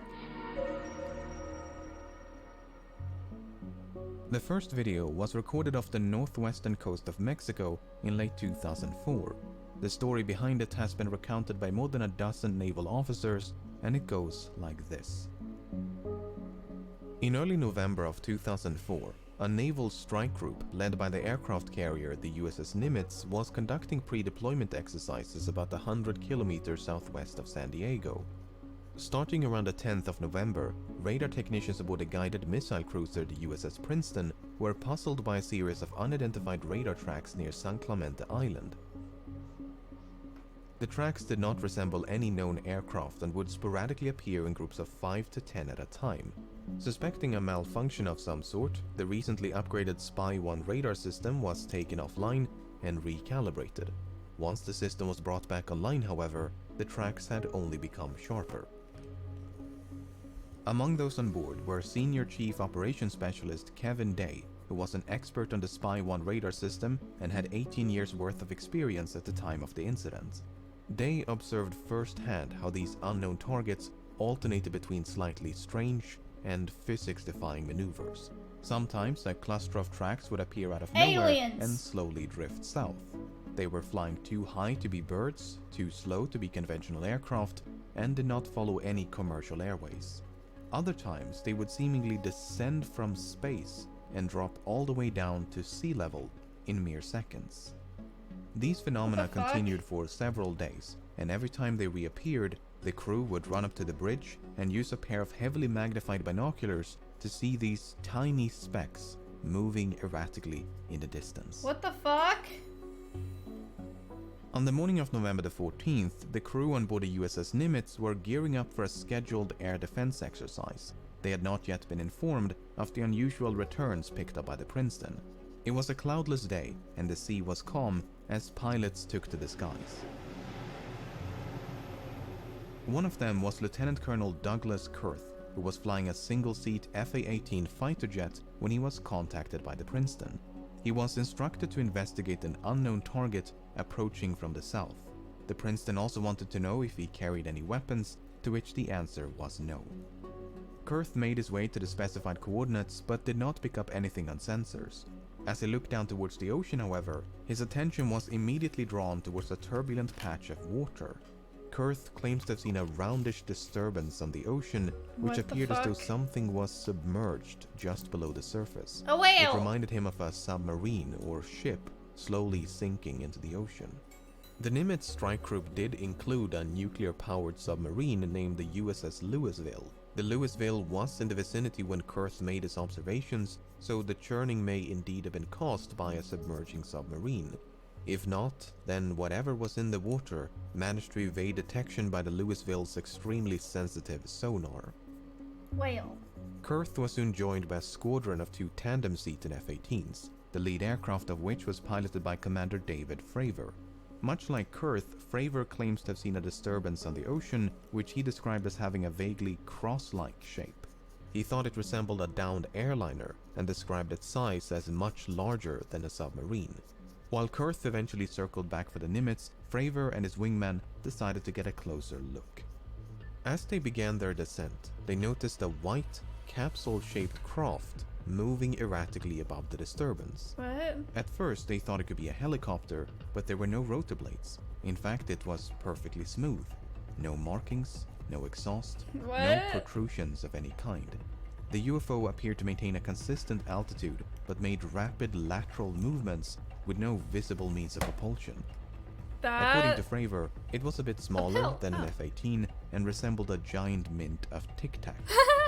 As Fravor continued to descend, his wingman decided to maintain altitude and kept watching from above.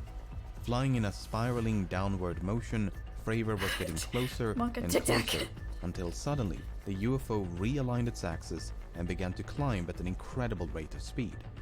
Both of them were now flying in a circle. The UFO was coming up, while the F-18 was going down. In an effort to close the distance between them, Fravor made a final aggressive turn before the UFO rapidly accelerated up to a hypersonic speed and disappeared in a matter of seconds. As they looked down towards the ocean, it was now perfectly calm. Excuse me? Okay, but what about the video? Well, so Fravor and his wingman made it back to the Nimitz. They landed and ran into a different flight crew preparing to head back out. They told them what they had seen and to be on the lookout for anything out of the ordinary. Soon thereafter, another tandem-seated F-18 took to the skies. This time, it was outfitted with an advanced targeting forward-looking infrared camera system. This AT-FLIR pod is controlled by the weapons systems operator seated behind the pilot, and the backseater of this flight was Lieutenant Chad Underwood. A few minutes after departing the Nimitz, Underwood detected something on his radar. The unknown target was directly ahead, a few tens of kilometers away. The target's behavior was erratic and unpredictable. Its altitude and airspeed were in constant flux. According to Underwood, it simply did not abide by the known laws of physics. At some point, Underwood managed to get a lock on the target with the AT-FLIR camera, and this is when the much publicized video was recorded. At the beginning of the video, we see a UFO being tracked in infrared. Underwood then switches to visible light, revealing an out-of-focus rounded mass in the distance. He then switches back to infrared and alternates between 2 different zoom levels on multiple occasions. Not much happens until the very end of the video, when the UFO suddenly disappears off to the left-hand side of the screen. Huh. As the target was too far away to be seen with the naked eye, neither Underwood nor his pilot ever made visual contact. The Princeton continued to detect anomalous radar tracks for at least 2 more days, and according to Senior Chief Day, they eventually disappeared near the Mexican island of Guadalupe.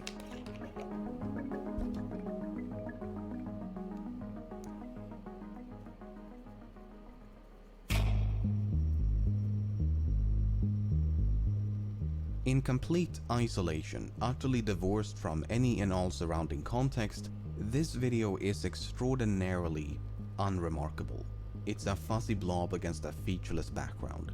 It's only when you place it in the middle of these truly remarkable stories that the video itself becomes remarkable.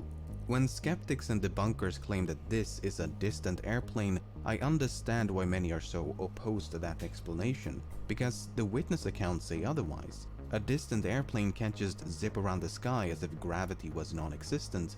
It doesn't make any sense. Unfortunately, we don't see any of those physics-defying maneuvers in the video. In fact, this fuzzy blob does not do much of anything until the very end, when it suddenly disappears off to the left-hand side of the screen. Now, some claim this is due to a sudden acceleration by the UFO, but it could also be something as simple as the camera losing its target lock.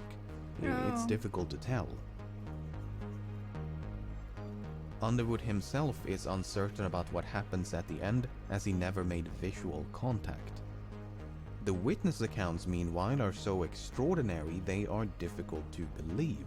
If any regular person claimed to have seen a tic-tac-shaped UFO moving erratically in the sky, a few would listen. But when that same story is told by some of the most qualified observers on the planet, it makes you wonder. And it wasn't just one or two. These UFOs were either seen or tracked by dozens of experienced aviators and sailors for nearly a week. They were seen from multiple vantage points and tracked by one of the most sophisticated radar systems in the world. To think that all of them are lying or all of them were deceived by some prosaic phenomena seems absurd. At the same time, there is no way to verify what they're saying. We have no choice but to take them at their word. We don't have the radar data, the radio communication logs, nor any corroborating evidence. Well, except for this pixel-deficient footage, I guess. Some of the witnesses claim there was actually a much longer and much higher resolution video than the one we see today. They claim to have seen this video on board the Princeton, and that the shape of the UFO was perfectly clear as it violently maneuvered around the screen. What's interesting about this claim is that when the video was first leaked online back in 2007, the anonymous leaker claimed they had 4 different versions of the video in their possession. 2 of them were said to be shorter, but the 4th was said to be twice as long and supposedly showed more UFO movement. Where is it? Unfortunately, this extended version has never seen the light of day. Why? And if some of the witnesses are to be believed, it likely never will. You see, on the evening of November the 14th, all the footage and data from these events were supposedly erased. Witnesses claim that 2 men arrived via helicopter who then collected the relevant data before having all the tapes and hard drives wiped clean. What? Witnesses from both the Nimitz and Princeton recall such a visit and insist that nothing like it had ever happened before. What? This has understandably led to speculations of some sort of cover-up, that these sightings were that of top-secret military drones or aircraft. While the US military is undoubtedly experimenting with all kinds of cutting-edge technology, it is difficult to believe they possess gravity-defying, hypersonic flying tic-tacs. If so, they would possess technology so far beyond anything known to the public, it would be akin to magic. And this was back in 2004. Don't get me wrong, 2004 was a magical time compared to current year. But it was still aggressively 2004. Flat ball! From a disc to a ball right before your eyes. Catch it, flatten it, and let it fly! Yeah! I really don't know what to make of this story. After reading, watching, and listening to so many interviews with the people who were there, I'm left with a distinct impression that they're telling the truth. The video, on the other hand, does little to support their claims. Sure, this fuzzy blob may be unidentified, but it's not unexplainable.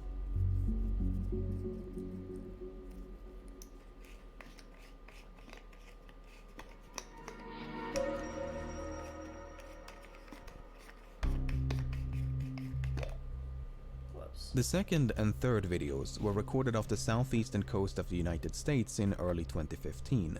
While those who recorded the footage have yet to come forward, some of their crewmates and fellow pilots have, and according to them, the story goes like this.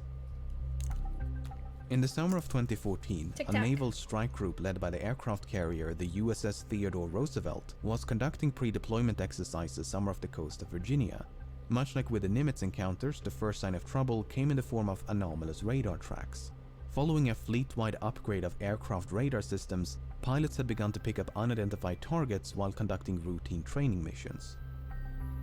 The tracks were initially dismissed as false positives, but their behavior was unlike anything they had seen before. Gravity-defying maneuvers, hypersonic velocities, and other mystifying shenanigans. Attempts to intercept these UFOs were initially unsuccessful. Lieutenant Danny Acoin claims that on 2 separate occasions he tried but failed to make visual contact. Then, one day, a squadron is said to have narrowly avoided a mid-air collision with one of these UFOs. The 2 jets had been flying in tandem no more than a few tens of meters apart when something flew right in between them. That something was oddly described as a cube encased by a translucent sphere. What the fuck? Lieutenant Ryan Graves, who way. spoke to one of the pilots once they had landed, claims the experience had visibly spooked them. So much so, the squadron filed an official safety report. According to Graves, this was far from an isolated incident. These UFOs were allegedly seen by dozens of pilots for several months and could remain airborne for up to 12 hours at a time. Yet, despite growing concerns among the Roosevelt crew, training missions continued as if nothing was amiss. By early 2015, the Roosevelt strike group had made its way down to the coast of Florida, which is when the 2 now famous videos were recorded, both of which are said to be short clips taken from much longer and higher resolution footage. We don't know much about the circumstances as the officers involved have chosen to remain silent, but let's take a look at the first one.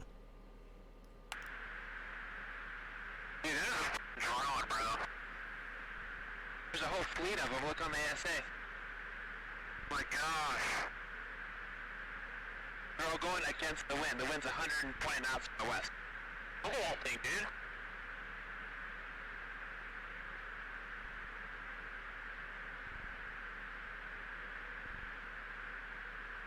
That's not our LNS though, is it? It's not. That is the LNS, dude. Well, if there's like... Look at that thing. It's rotating. So, there are a few things to unpack in this one. If we ignore the audio for a moment and focus solely on the visuals, the thing that immediately stands out is the apparent rotation of the UFO. I use the word apparent because some debunkers claim that this rotation is an optical illusion. You see, the ATFLIR pod is equipped with something known as a derotation mechanism. It's meant to counteract the rotation of the camera so that the orientation of the image stays the same, also known as image stabilization. What may not be stabilized, however, are certain artifacts produced by the lens of the camera. You can even try this yourself. Aim a camera towards a light source, rotate the camera, stabilize the footage, and there you go. The orientation of the image is preserved while these spokes of light rotate along with the camera.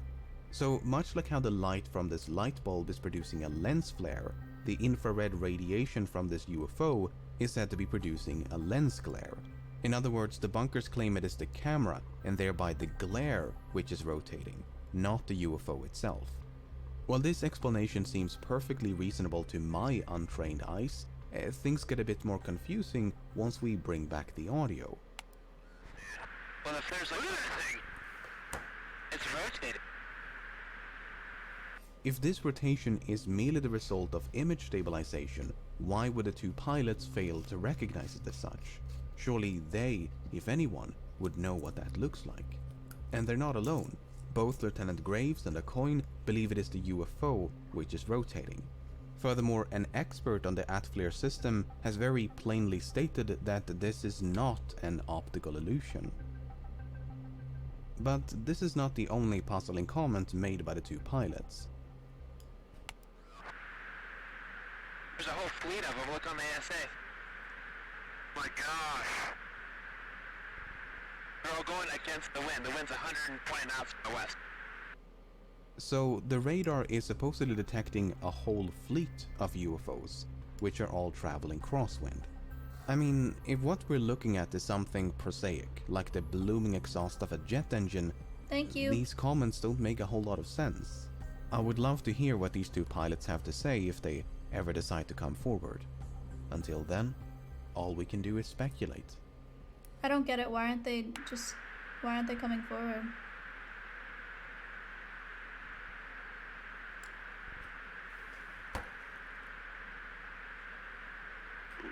Nickel 6-1 Tango, Roger, oh, got it!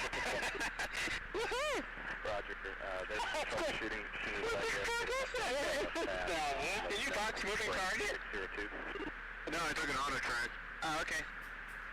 Oh my gosh, dude.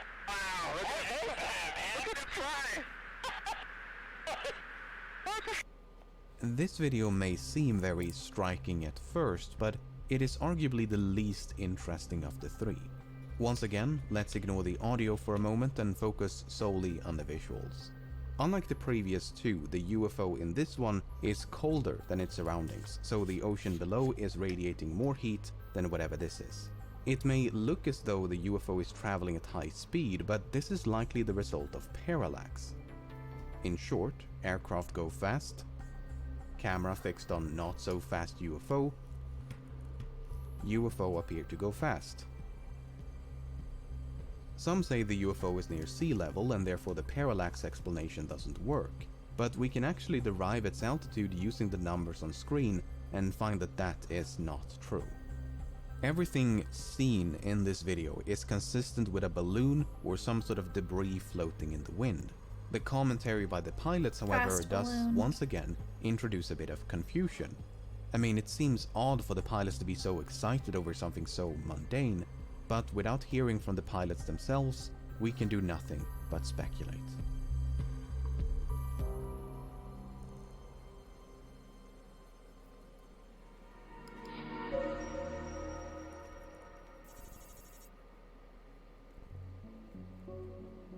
The person responsible for making these videos available to the public is a man named Lou Elizondo. Beginning in 2008, Elizondo was the head of a secret government-funded effort to investigate UFO sightings known as the Advanced Aerospace Threat Identification Program.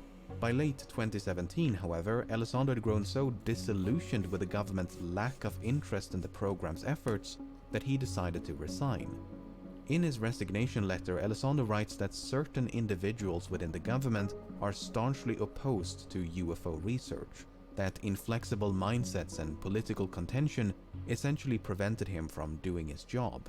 He portrays the government as virtually unconcerned about an issue which he believes could pose a threat to national security, so much so that he felt it necessary to resign in protest. Damn. This seemingly uncaring attitude was also noted by witnesses of both the Nimitz and Roosevelt encounters. For instance, Lieutenant Ryan Graves recalled that the commander of the Roosevelt strike group seemed completely unfazed by this video. On the day when it was captured, he supposedly looked at it for 5 seconds, then walked away without saying a word. Some of the senior officers on board the Nimitz and Princeton are said to have had an equally muted response. These are very bizarre reactions to potential airspace incursions. You'd think they'd want to make sure these UFOs are not some kind of threat. The near mid-air collision reported by one of the squadrons from the Roosevelt seems especially concerning. To account for this apparent disinterest, many point to the severe stigma surrounding the topic of UFOs.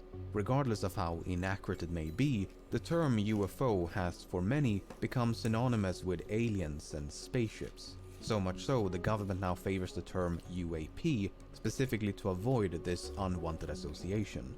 Whether sightings go unreported or uninvestigated, the argument is that people choose to look the other way because they're concerned about their reputation. No one wants to be seen as a nutcase and potentially lose out on a promotion. Others believe there could be something a bit more conniving at play, that no serious action is taken because a highly advanced and top-secret drone program is responsible for the sightings. Even some of the witnesses have entertained that possibility. For instance, Sean Cahill, who was the chief master-at-arms on board the Princeton, perceived the inaction of senior staff as a clear sign that the UFOs were known military assets. But as previously mentioned, it is difficult to believe such radical innovation could have taken place in absolute secrecy. We're talking about such advanced technology it would barely make sense in a science fiction novel. Vehicles that can exceed the speed of sound without producing any sonic booms. Vehicles that can drop or climb to virtually any altitude in a matter of seconds. Vehicles that can violently change direction of travel as if inertia was a mere suggestion. None of that should be possible, yet dozens of trained observers claim they witnessed the impossible. Maybe tonight, Grim. The least uncomfortable solution, therefore, is to simply not believe them. Sure, the witnesses are credible, but they're not incontrovertible. Everything from optical illusions to faulty equipment could be used to cast doubt on their extraordinary tales. And without any corroborating evidence, except for this nebulous footage, that is not a difficult task. As such, many government officials may not seem concerned because they genuinely believe there is nothing to be concerned about. Twitch Prime, anybody? Personally, I'm left feeling very conflicted. On the one hand, I find the witness accounts quite compelling. On the other, I find this grainy trilogy of dots in the sky somewhat underwhelming. Sure, the videos are fascinating, but they're also far too ambiguous to provide any decisive answers. I highly recommend that you seek out and listen to some of the witness accounts so that you can judge for yourself. This is very much a developing situation. The pilots aren't talking because By the the time you aliens watch this threatened video, to take chances their are more families. information will have been released. According to Elizondo, the Nimitz and Koopa, Roosevelt thank you for the encounters are 5. just the tip of the iceberg. Sightings by military personnel are said to be commonplace. It's just that we rarely hear about them. I can only hope that more evidence is released in the near future and that at least one video depicts something inexplicable. Something that is unidentified because it defies explanation, not because it's too distant, too small, or otherwise too obscure. No, but something truly extraordinary. That's what I want to see.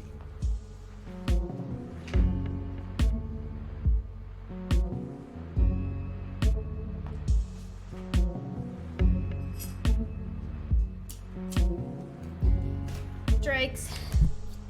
Nice.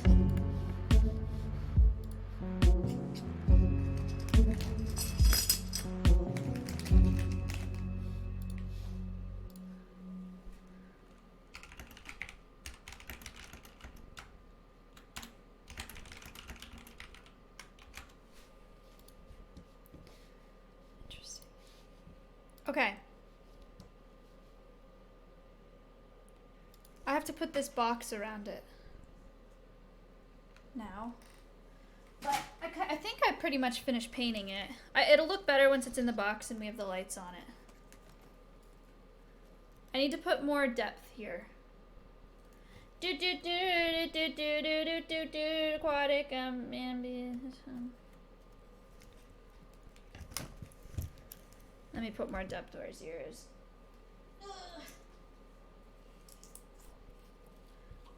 I don't know how to build this box. And I don't know how to, I don't know how to do the music thing. Or glue the lights in, for that matter. I don't know. I don't know how to do anything. It'll be interesting.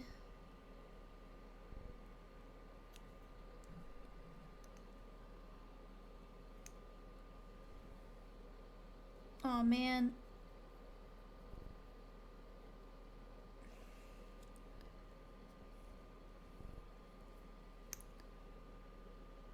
Okay. A little better. Okay. Can you point the cam down? Yeah. Little better. Wow.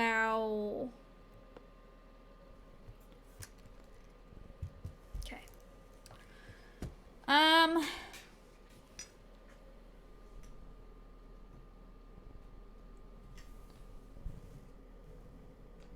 man. Maybe I can't point this down. I don't know, maybe I can't. I don't want to fuck it up. Step 1. Step 2. Step 3. Step 4. Just put it.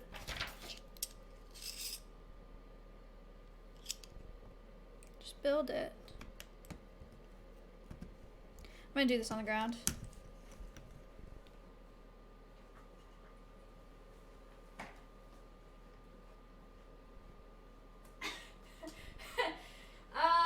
Okay, I'll go back here. You're fine. Can you see it? 2. Hello? 2. 3.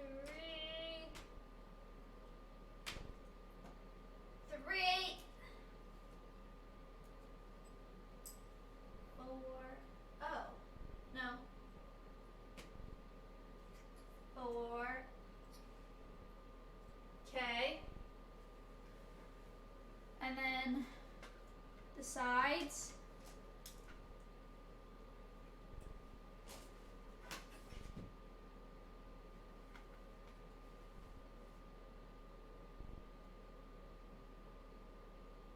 This.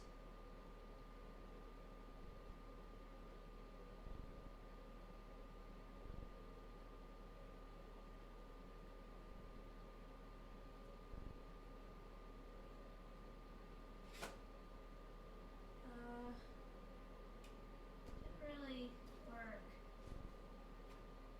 One side, kind of. The back side looks like this.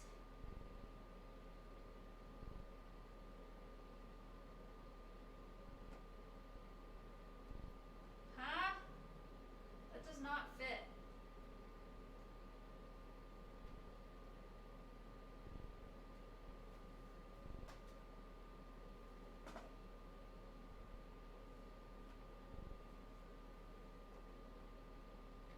That doesn't fit.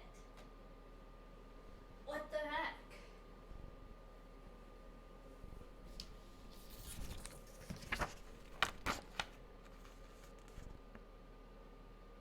Oh. Is it a... Huh?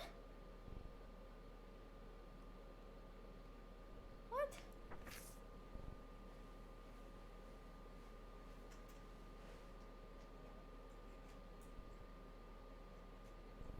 Whatever. Okay, let's do the other ones first. I cannot read chat from here. I can just kind of see. I saw it feels dank, man.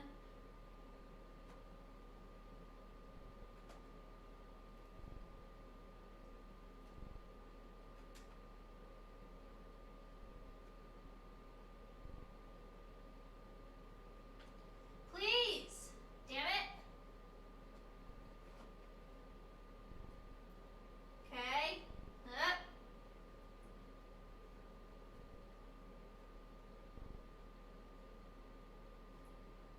This is a shitty box.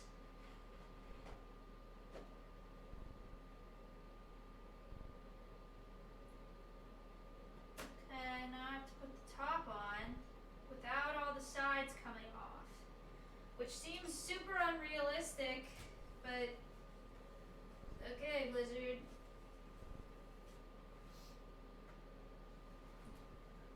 Oh, that is so unrealistic. Oh, what the fuck? What the fuck? Is my phone ringing?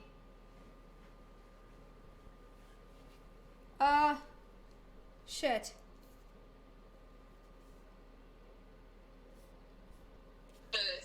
Sammy, I'm live. Hello. Okay, you're live. You want to watch your babies walk? Yes, they're all fuzzy now. It's a race. It's Charlie and Oh my god, shut up. Charlie, Delta, and Echo. You have to whistle to them so they'll come here. Bring your whistle around. Choo-choo. Come here. Come in again. Come here. You're like, we're watch what they can do. They're so fluffy. So here's the other one that was born. So he's still trying to learn how to lift his head up. He's still exhausted. He was just hatched. He just hatched today. Yeah, he just like a few hours ago. Oh, I'm glad he made it. That's good. Oh, there he goes. Look at the little melons.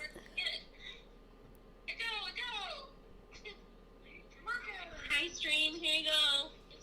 They love them. How stinking cute is that, though? Look at that. Look at So cute, Sammy. So cute. And they're so fluffy. that. I know. Yay!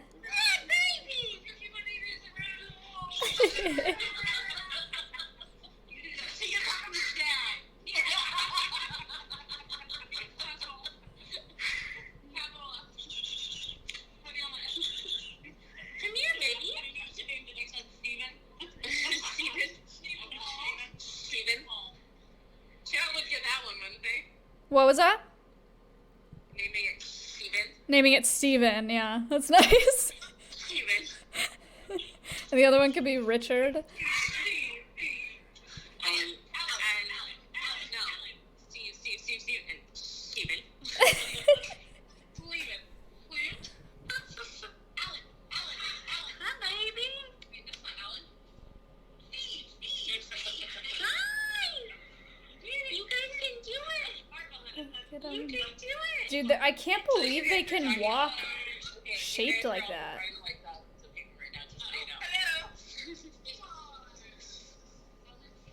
I assume. Weird. Yeah, we are. It's okay. We're all just sitting here geeking over these old big yarns. Oh, so cute. Maya, get your butt over to California. I know. I will. Like beginning of April.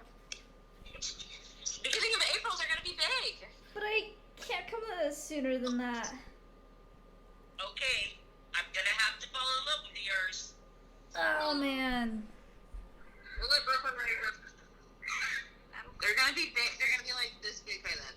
Yeah, we can ride them. They're not gonna be babies anymore. No. Dude, I don't know if I can make 2 trips out there. I'll let you know. Just fly. Just for a day and just fly back with it. How do you fly back with it? You can't fly, so it's not like weird flying it back. How do you fly with it? You put it in a little crate under your seat. Oh, really? Yeah. They just rolled out yeah, like a dog. It's called an under seat pet. I will let you know. Oh, Brooklyn says it's called a loaf. Hi, Brooklyn. It's so cute. Oh my gosh. It's a loaf. It has no legs. No, go back to being a loaf. Go back to being a loaf. Little wing.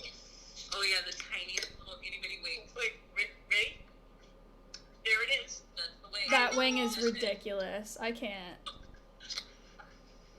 It looks like neither can we. Whoa.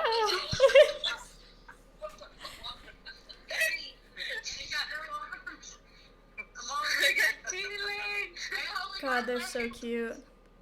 Big fatty feet. So there you go. Oh, but the fat feet. Wait, look at the fat feet. Oh my gosh. And look at that little. Oh, I'm coming. Oh, are you coming? Come here, baby. Hi, baby. I can.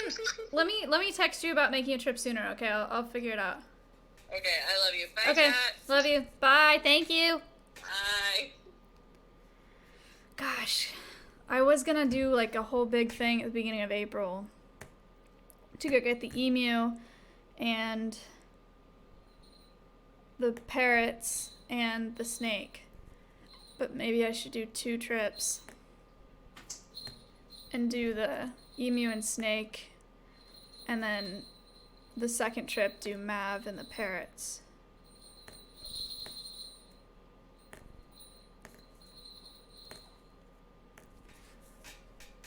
Then I have to keep the emu here. But doing 2 trips is a lot. It's like no joke to drive to California.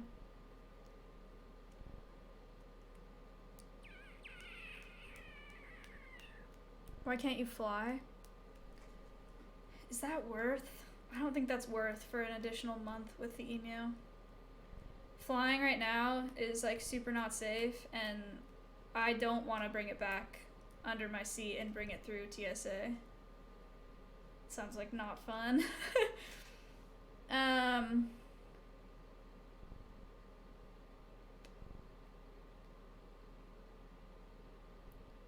Driving is probably best. Yeah. But that's a lot of driving. I could try to stream it. To go get the emu and the snake. Who streamed road trips? If I stream it with the backpack? Because then it'd be worth my time. Is Locke here? How Andy did it, but did he F just like a fuck ton?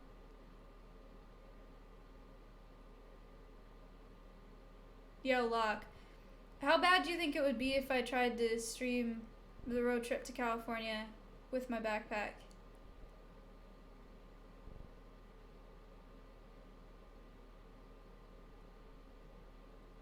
Better than your phone? Well, that's not saying very much.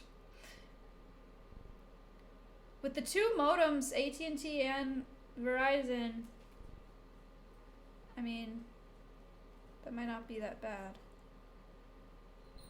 It should be okay. I also don't know if I want to do it by myself, though.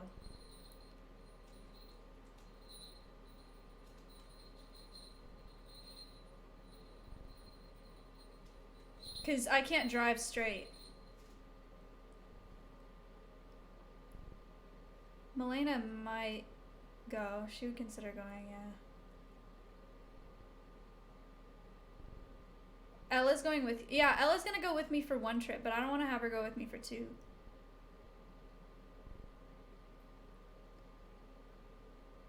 I can't drive. Milena and Adet pick up cutie. Yeah, I'm worried about doing it by myself and then like not being able to manage my stream. Like if it F's or something breaks or something and just me not knowing, you know, because I won't be looking at chat and shit. I think I need a passenger if I'm gonna stream it. I could ask Miz, but I don't know if that would be worth his time if it's on my stream.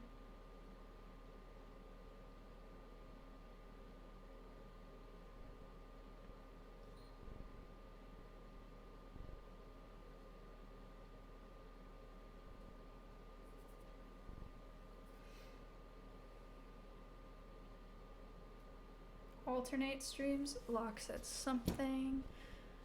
We can send it to both streams technically. Well, that's kind of silly though.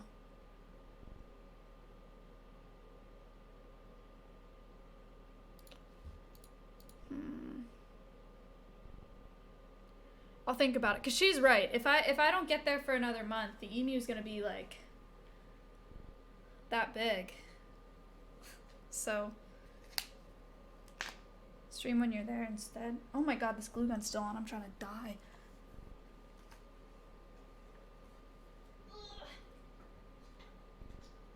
I don't know. Okay, back to figuring this out. Honestly, making 2 trips might be more realistic if I have that many animals to bring back. If I have the parrots and Mav and an emu and a snake in my car, that's kind of a lot to handle, isn't it? Maybe 2 trips isn't the worst idea. And I can bring more back because Sammy said she'd give me some terrariums too. And the emu, if I go, I don't need to stay in like a special hotel on my way back. And a snake. But like Maverick, I probably do. And the parrots, maybe. And comments.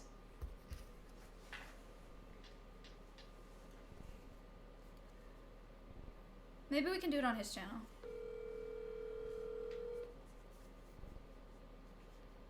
He's in a run.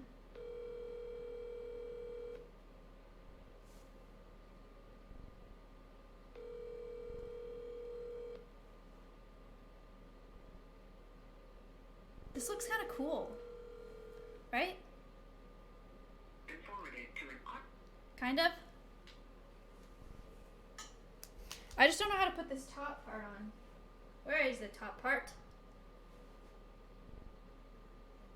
What the fuck? Hello? Wait, where is it? Oh my god, it's on it. Thank you. It is transparent. Okay. Go! In here.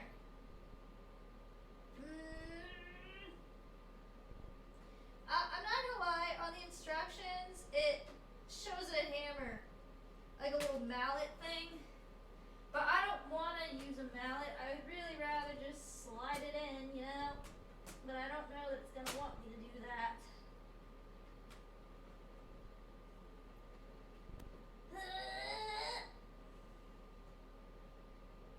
That did virtually nothing. Yeah, it's not looking good, chat. It's not good. Actually, I kind of have two on, but but they're not really like I think it's supposed to go down further. Further.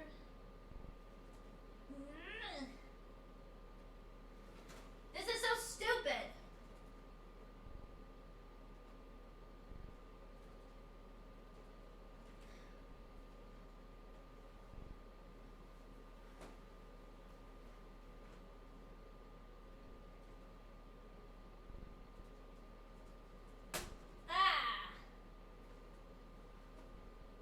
I mean, that might be stable enough. Oh, she's gonna break it. Oh my god. Oh no. Okay, I'm sorry. Don't do that. This might be sufficient. Wait, where's the back part? Where'd I put the back part? Help. I'm blind. Holy shit.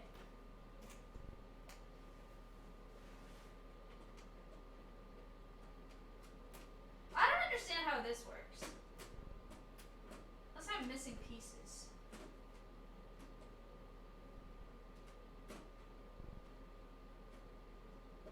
Oh my god, it's magnetic. Oh, that's stupid.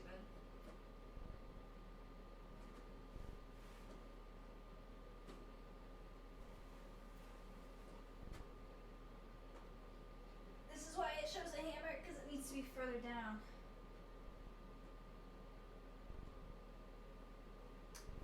Ow!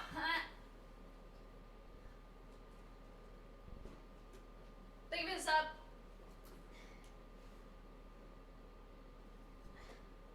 Oh my god, wait. It went down.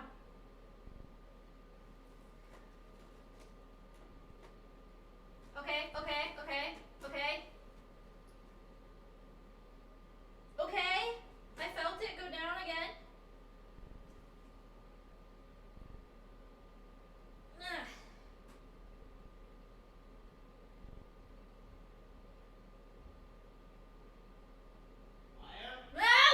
No! What? No. You told me to call. Don't open the door. I have a question for you. Are you okay? Yeah. You need help? No. I have a question. Matt. I know you can hear me.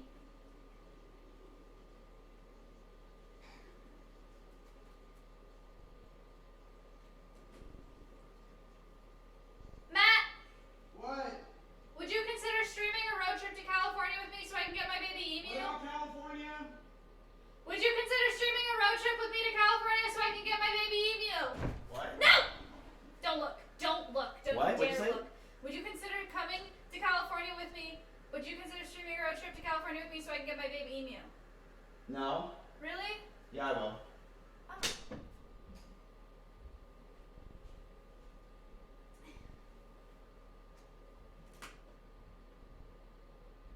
Wait, I think I did it. It's like not completely as far down as it should be. But, oh. That's just a magnet. Look. Oh, it's cute.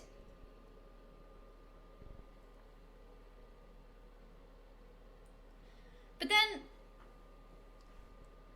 I just need to put this on the back. Yay. And then this sits on the back, but it's a magnet, so it kind of falls off. And then I just need to put the lights in it. Wait. This is where it gets cool. But I don't actually know where I put the lights, which is kind of a problem.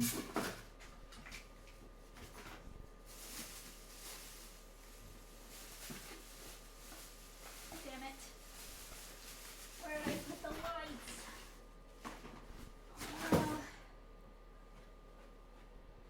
Oh no.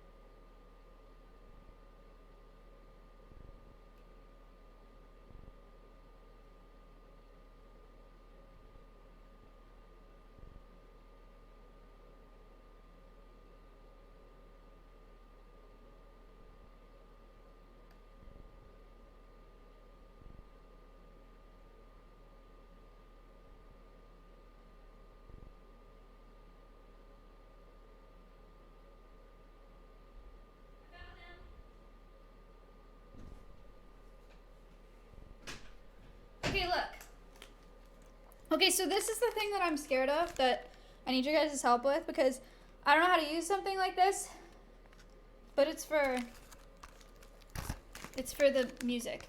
And then here are the lights. And I don't know what to do with these either, but take this out.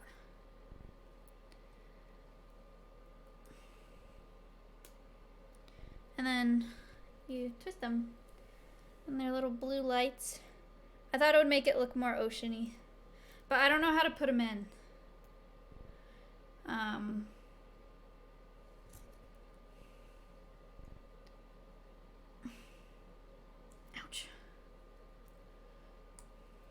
Fill it with water? No.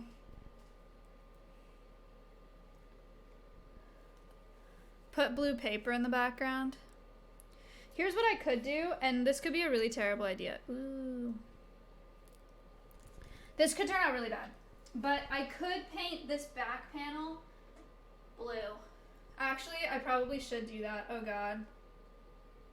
I'm scared. No, it's gonna look ugly. You're right. You're right. Okay, I won't do it. See, the issue with these lights is like you twist them on, but like they're not always gonna be on. So I feel like this is just gonna look stupid. Maybe I just have to nix the lights.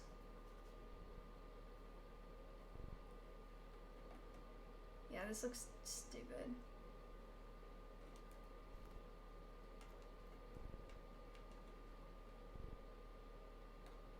Does this look stupid? Wait. Just get some blue translucent film. It's the easiest way. Oh yeah, I'll just do that before his birthday tomorrow. Leaked. That actually looks kind of cool. I just don't think it's cool enough. Like, I don't think it's worth. You know?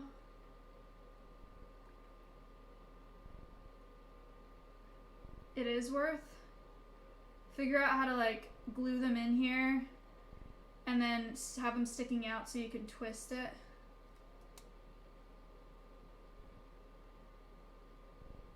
Okay. Alright, let's sort this out. Turn off the room lights. I don't think you'll be able to see it really, but I can, if you want me to, I can try. Ow.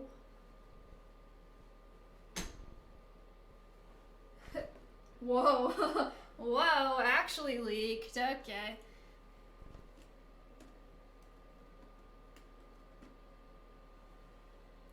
Bum bum bum bum bum bum bum bum bum bum bum bum bum bum bum. Maybe they should go from the front.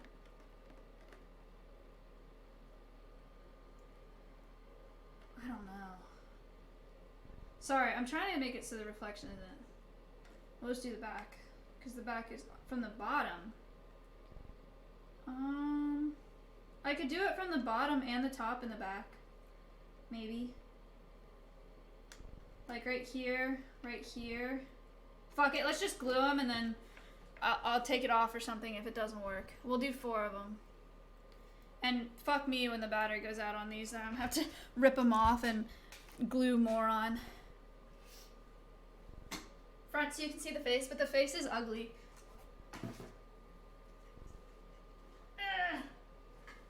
Ow.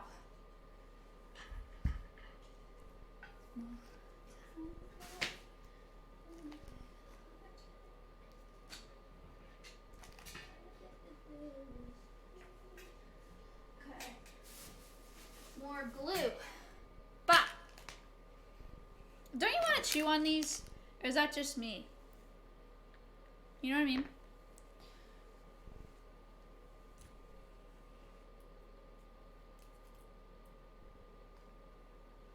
Okay, never mind.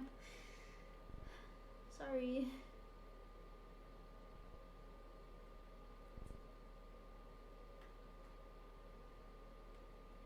I actually just don't know how to do this.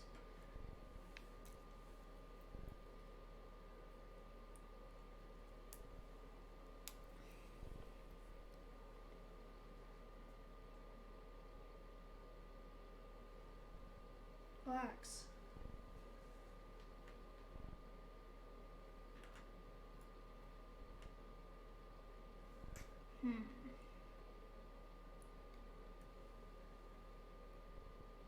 Okay, while the glue heats up, I'm gonna pee again. Dun dun dun dun dun dun dun dun dun dun dun dun dun dun da da da ba ba ba ba ba ba ba ba ba ba ba ba ba ba. I ran a lot of ads.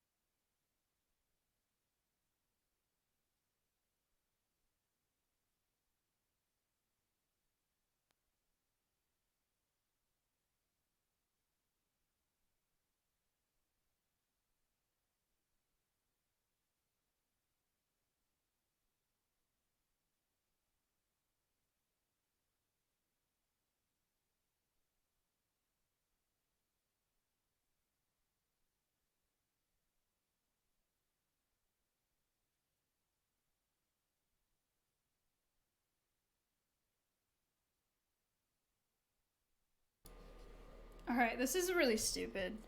Like, the way that I'm gonna try to do this is just really stupid. But I can't think of a better way. So...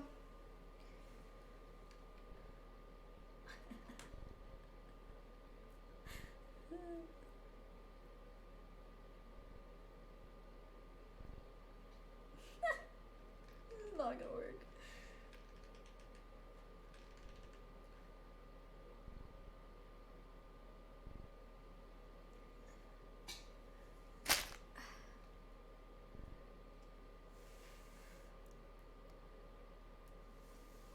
Just hit it really hard. Actually, this might work, but I can't put the back on anymore, which is not the biggest deal. I think I need to be able to get into the back anyway.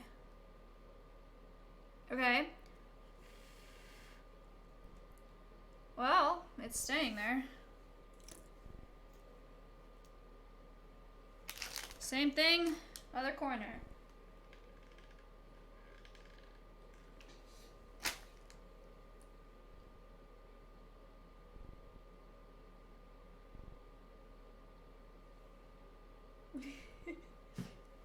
Oh man, I fucked it up already.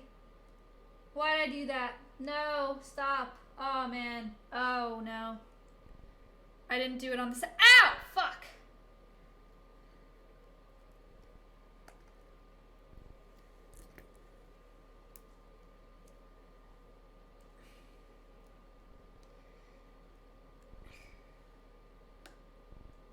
Ow.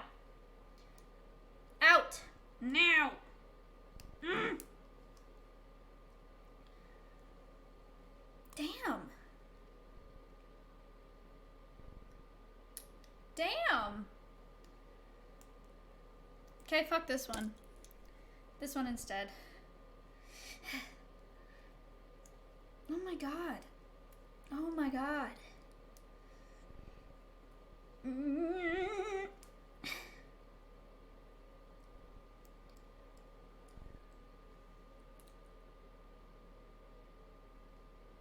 Oh, this is insane.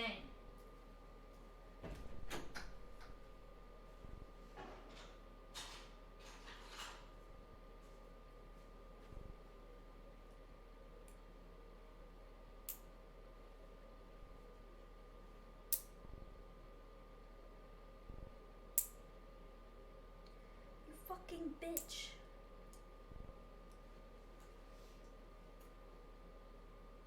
No. Oh my god, it broke in there. Now this one's dead.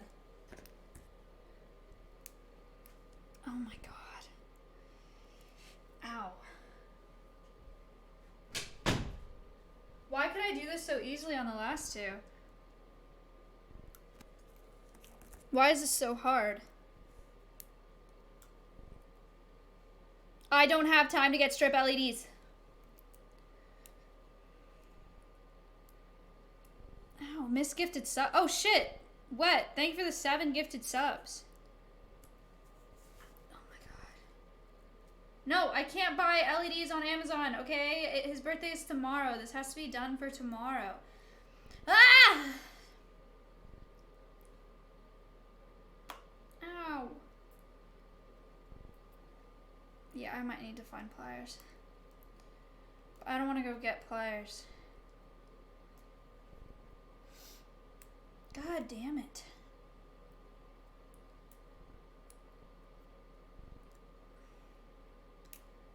Do you have 73 knives? No, actually, I only have 2, and a knife wouldn't help me in this situation. Plus, they're not utility knives, they're just pocket knives, so it's just the knife.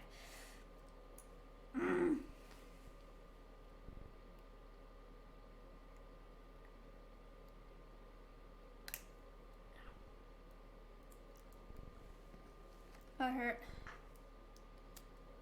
Okay. Just try to use this one. I still need to get 2 more anyway. But we'll just try to use this one anyway. Let's peel the glue off. I don't like how easily this glue is coming off. Thinking about... whatever. This one still works. Okay. Damn it. Fucking stupid. Glue. Please don't drip. Please stop. Please, please stop. Thank you.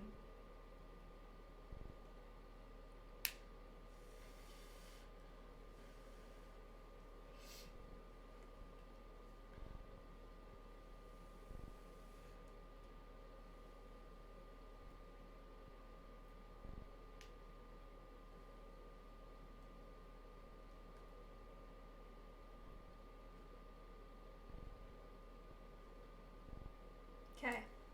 Now there are 2 on the top. And now I will do the bottom.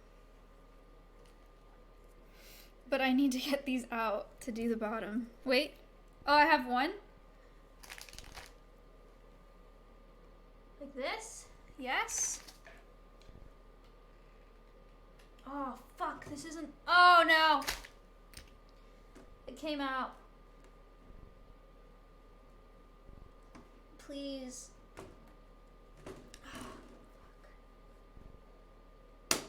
Oh no, why did it light up? Why'd they both light up?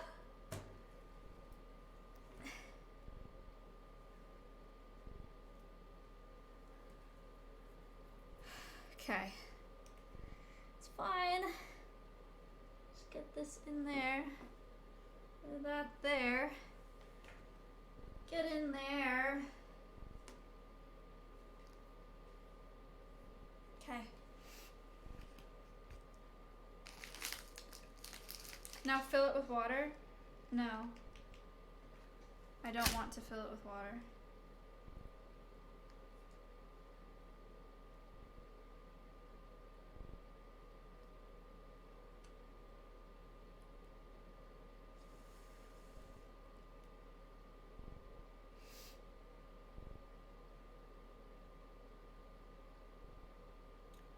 Why are you lighting up for what? I didn't touch it.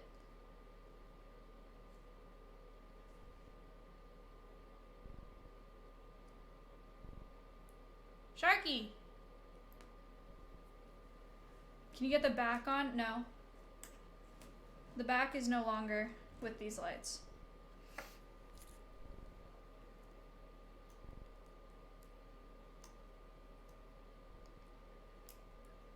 Why are you bald? Make a command or something. Ow.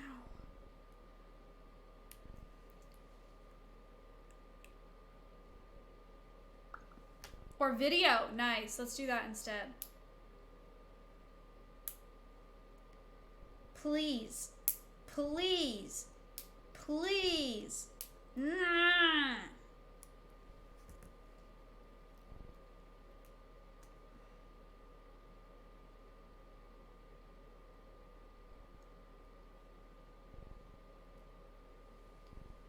It hasn't updated? Oh, sad. I'm gonna break my nail. I'm gonna break my... Ugh. I hate that feeling. Oh my god. Oh no.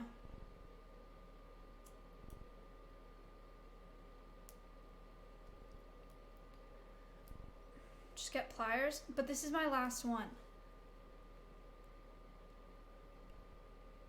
Ow. Ow.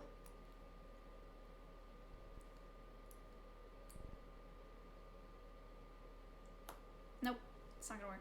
Use a lighter. How do you suggest I do that?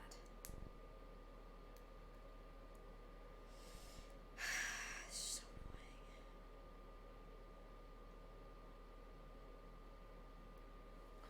annoying.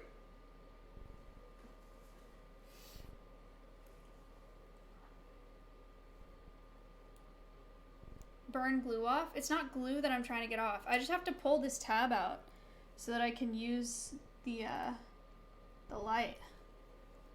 Tab won't come out.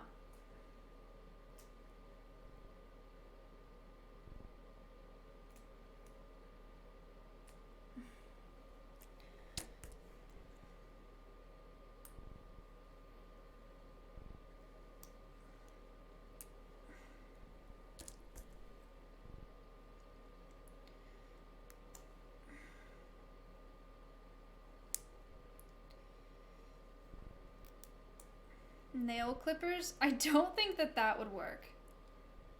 I think nail clippers would not do what I'm hoping. Fucking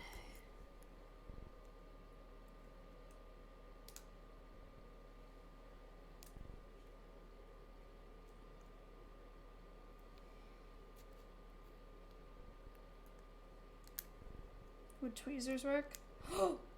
Let's go. I've been trying to use tweezers. It wasn't working. Okay, last one. Right here. More glue. Right here. Some hot glue, damn.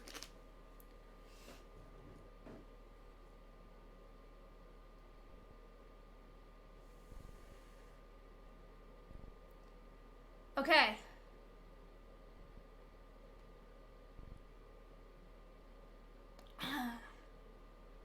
All right. So,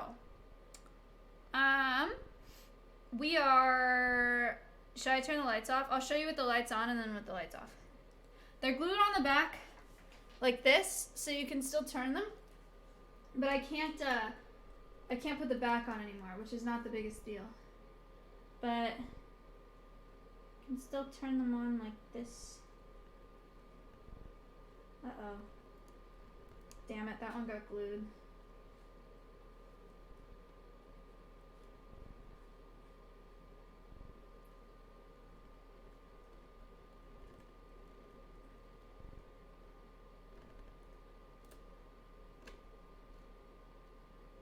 Like this?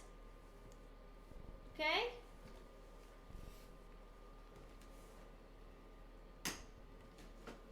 Oh, I got fingerprints on the front. Wait, I'll play it.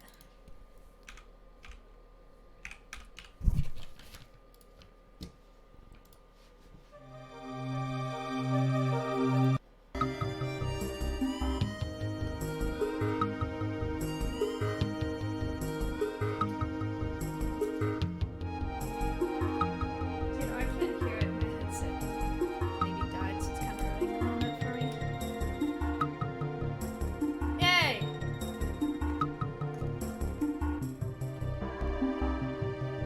Ignore the fingerprints. And all the dirt.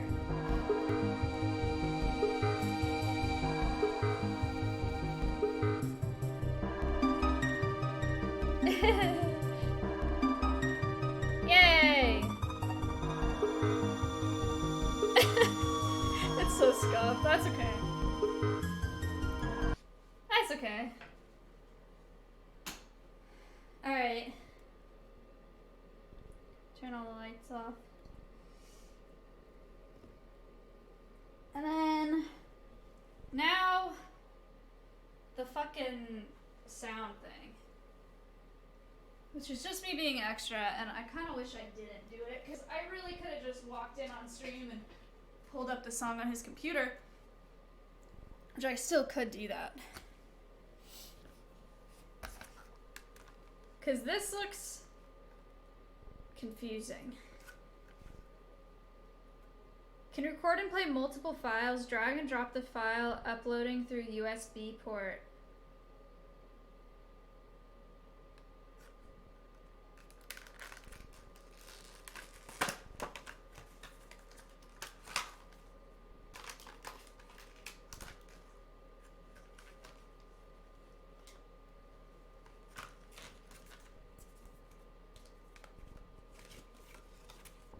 Oh no. Fully charge the battery first. What battery? What on earth could they be what could they possibly be talking about? What the fuck is this?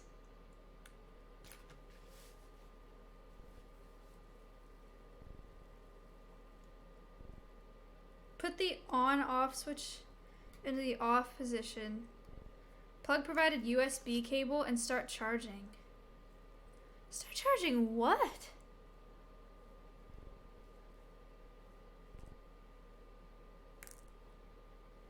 The fuck? Oh my god, no way.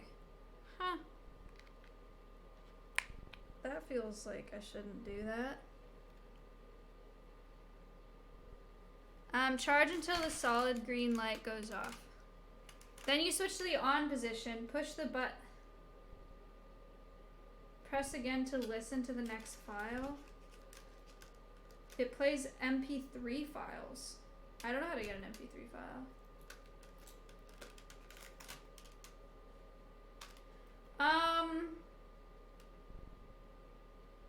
You have to download it? What did you think this did?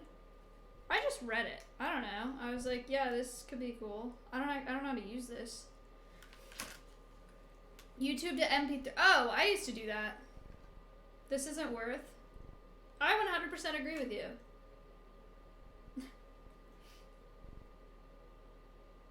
But, I guess I may as well charge it. And then...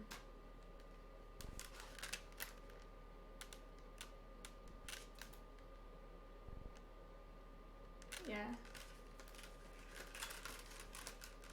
Just plug it into your PC and you're good to go, basically.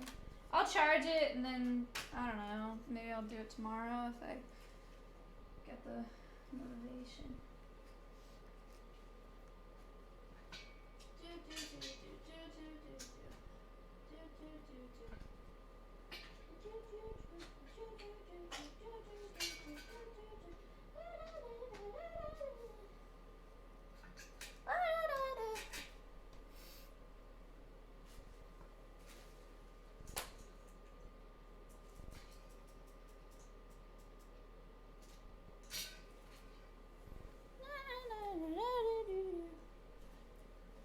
Okay, well, you get the point.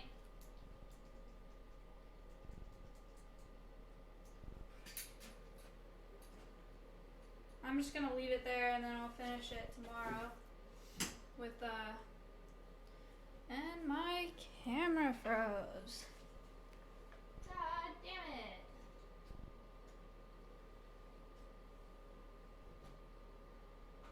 It does not like me being under my desk.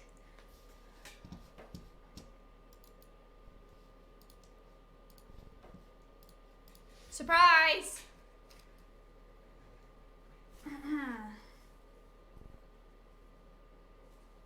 Oh, thanks, Space. Handy. Surprise! It's dark-ish. Ow. Huh. Now what?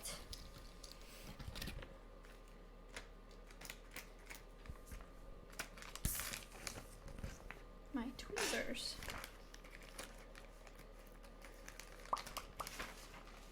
What a mess.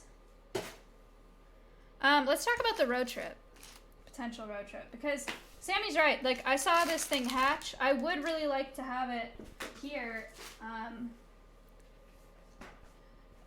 And raise it up here. I think that would be really cool. But so there are lots of things to think about for whether or not that's possible. One, how long does it take to get there?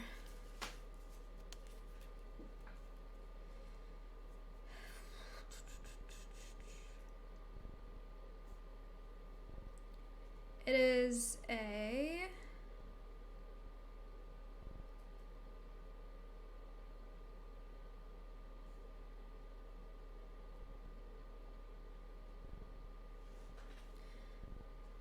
one day and 1 hour drive.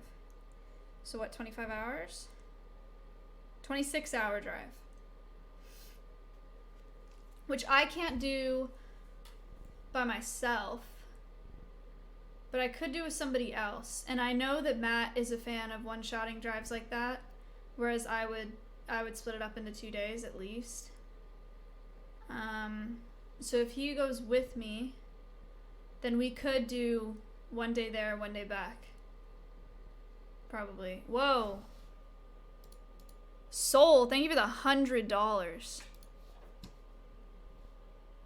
You can also do 2 days and do a camping trip along the way.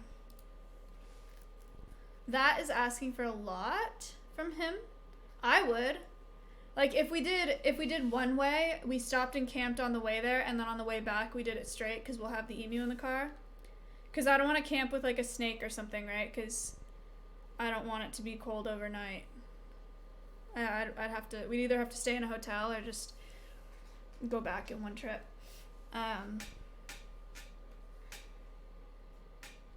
It's content, he'll do it. There's a lot of things that could be content for Mrs. Stream that he won't do. Because it's a lot of planning and a lot of work.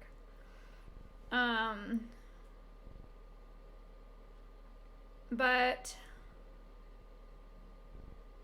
say he's down to do a camping stream, or 2 days on the way out for a road trip, 1 day back.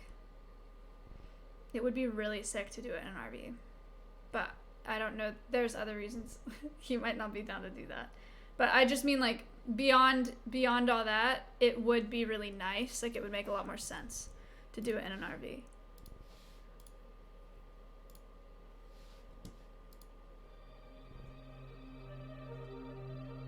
Thank you, Space.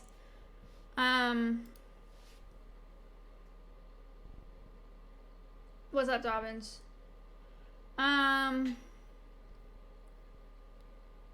So there's potential there. It's mostly just that I need to talk to Matt, but let's figure out when I could do this, because we can't do it next weekend because of wife swap. We could do it the first week of March, because can we do it the first week of March? Because it doesn't have to be a weekend. I mean, we can go whenever, right?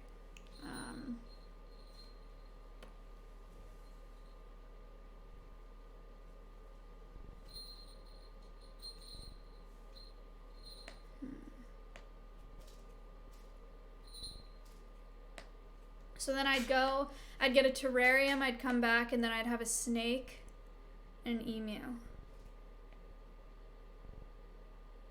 So then, but then what do I do with the emu? Where do I keep the emu?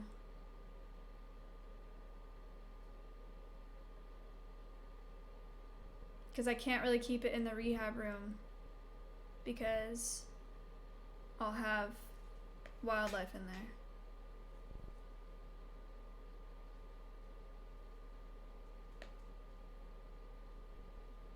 In the dog run. It'll have to be inside for a while though.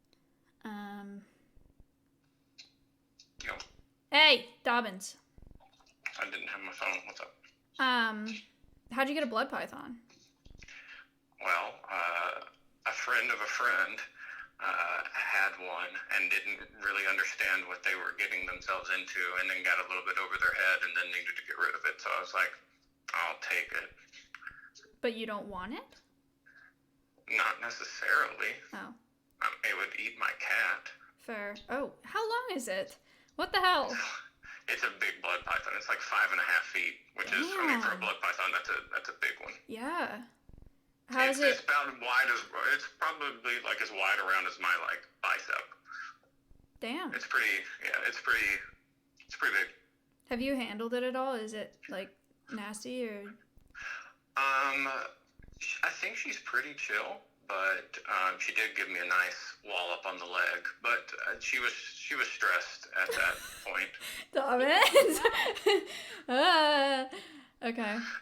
But their bite is so bad because look at the pictures of their body. Their body is just like one giant fat muscle. Mm-hmm. So like when they coil up to strike, like it's a really big strike. Well, it's not a messing around strike. But I've been around blood pythons a lot, and she's actually pretty chill. But she was stressed when they moved her. Yeah. And she got me on the leg. Damn. Ouch. Yeah. Okay. But we can talk more about it. I can hang on to it for a while. I'm just worried about Steve the cat. Right. Becoming Steve the food. I'll have a baby emu here, so to keep them separate But as well. if you're not too far away, I think I have an idea of where you might be going. So if you're I'll not too text far away, you. we can maybe arrange it. But no problem either way. I can hang on to it for a while. Okay. Until I find it a better home. But we can chat about it. All right, I'll text you. Cool. All right. See ya. Okay, bye. My mom just texted me, Maya, what do I do? A big Yeah, friend I'm a in the simp barn. for He Maya. is scared. What Our can I dogs say? wanted it. Yo, the normal fire. Thank you for the tier 2. It's a raccoon.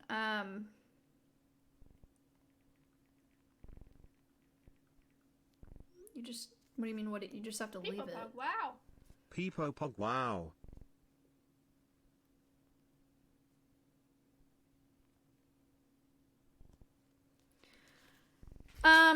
People Pug, wow. Okay, so now we got a couple snakes that perhaps we could pick up, but Matt.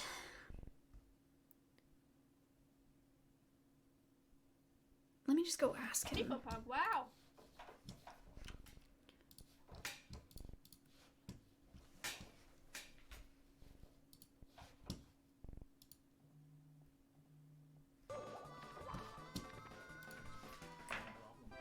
Damn it, he's. He's actually a good friend. Dude, Simply always comes up to me and he's like, "You want to start reading together?" And I never do. Fuck. We should do a reading. Should I go down there anyway? Wait, Schlatt, would you read?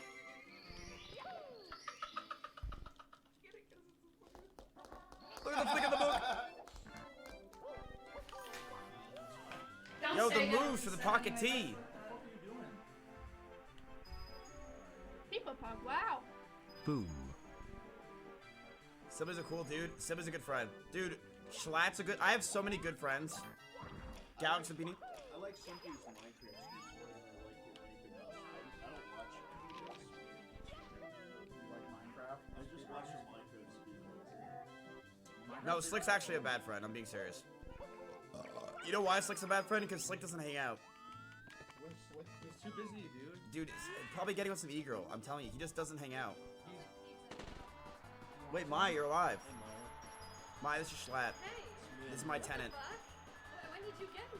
When my tenants, my landlord's house stopped working. He had to get tenants. So, He was such a bad landlord that he couldn't so Maya, apparently the area that area isn't all. What are you doing? You fucked up bad, son. Not enough coins. This is good timing. It's me, Mario. Wait, so what about that area? Fire's out.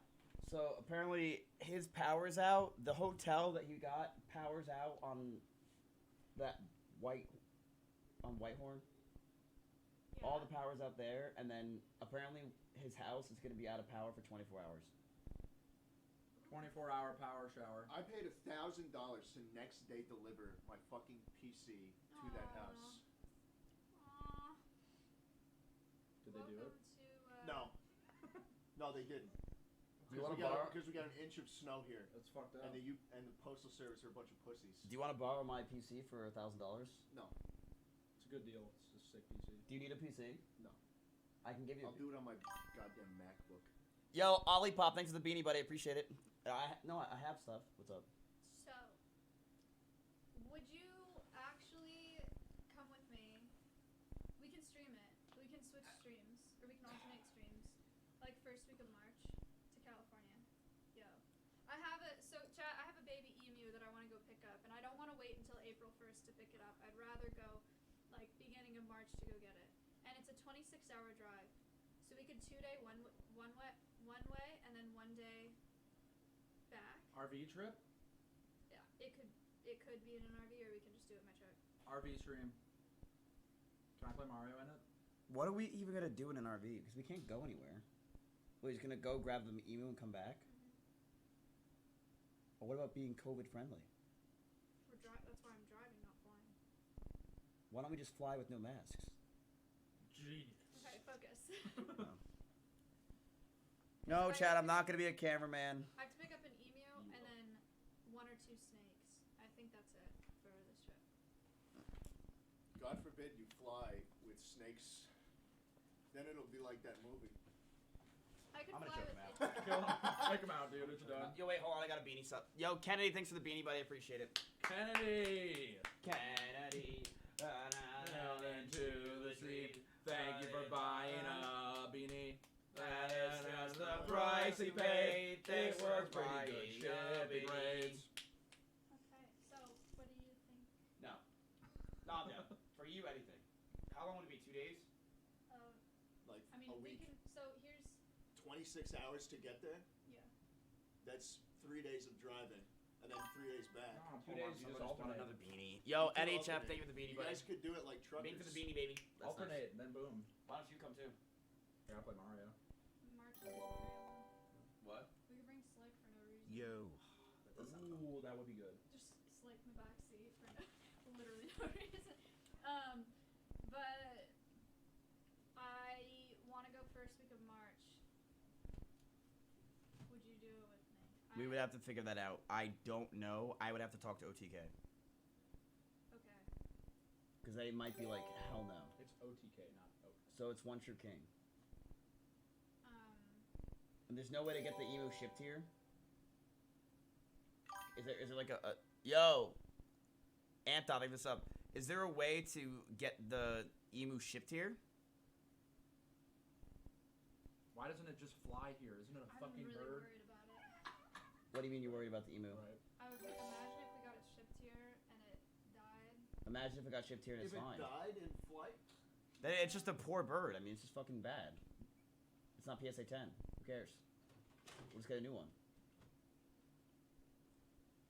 Okay. I don't know what to do. Dude, RV Nah, trips, thank you for the beanie. RV trips are sick content, aren't they? Yeah, but not during COVID.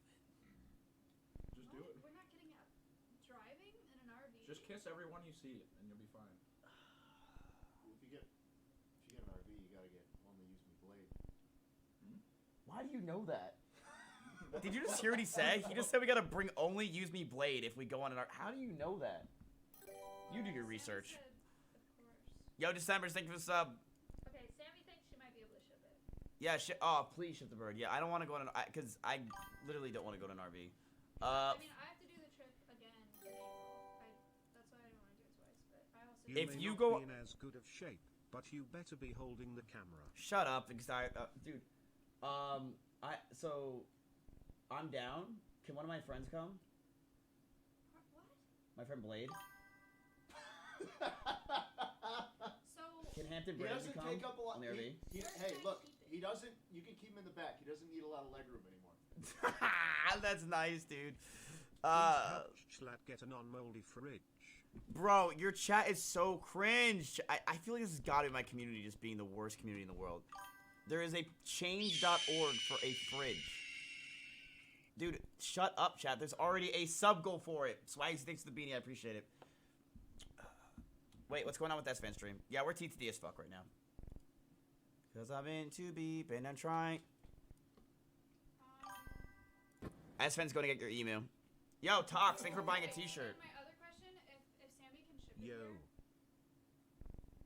is how long until you get stuff into that room with the arcade machine? Paying for the beanie? What do you mean? Could I put a pen in there? For your email? Yeah. Because I can't keep it in the rehab room because I'll have wild animals coming in and out, and so that's a biosecurity. $1 for the pocket tee. We already Asking have an for a MU. lot. I mean, Maya's already got her own room. Why can't you put the email in there? My stream room? Yeah. Because my fertile.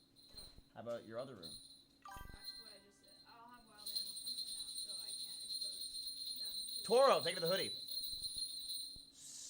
So you want another room? Well, I'm not gonna like convert the whole room, but I'll need to put. That calls for a house meeting. Why? Because I don't live here alone. Simply what's your rebuttal? There's already an MU in that room. An emulator for the arcade machine. So we can't have 2 emulators, apparently. That's probably pretty bad. She's right. Probably too much. I don't know where else to. I mean, I could try to. I could make a space under our bed. You're trolling me. No, I'll just put stuff on the floor, and then. You want an emu under my bed while I try to sleep. Is she being serious? You want an emu? That's actually a really good idea because then I won't have to use another room. House meeting. just All right, have to everyone sit fence down. the- House I meeting. just have to House fence off meeting. the area No, to the sit back. down. House There meeting. are already outlets under there. No, we so need- I can just put a heat lamp. You're being too rational. You're being way too rational. Maya, fuck you. No one cares about your dumb ass.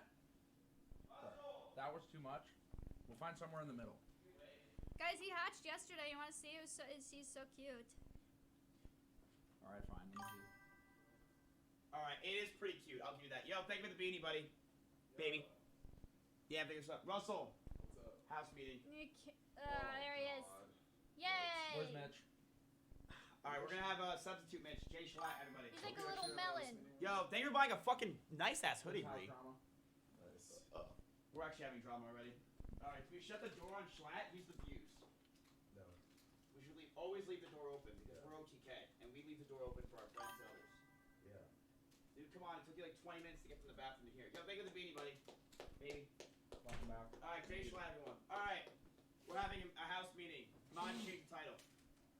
All right, so Maya, state your case. You know, I'll sit on the couch for this one. Yo, thank you for buying the beanie, baby. No, wait. I want to be in the couch. All right. Oh. I just want to be by Slade. Okay. My case is I have a baby emu, and I don't want Why to wait people? until. Pet the Maya. Pet the Maya. And I don't. Woo!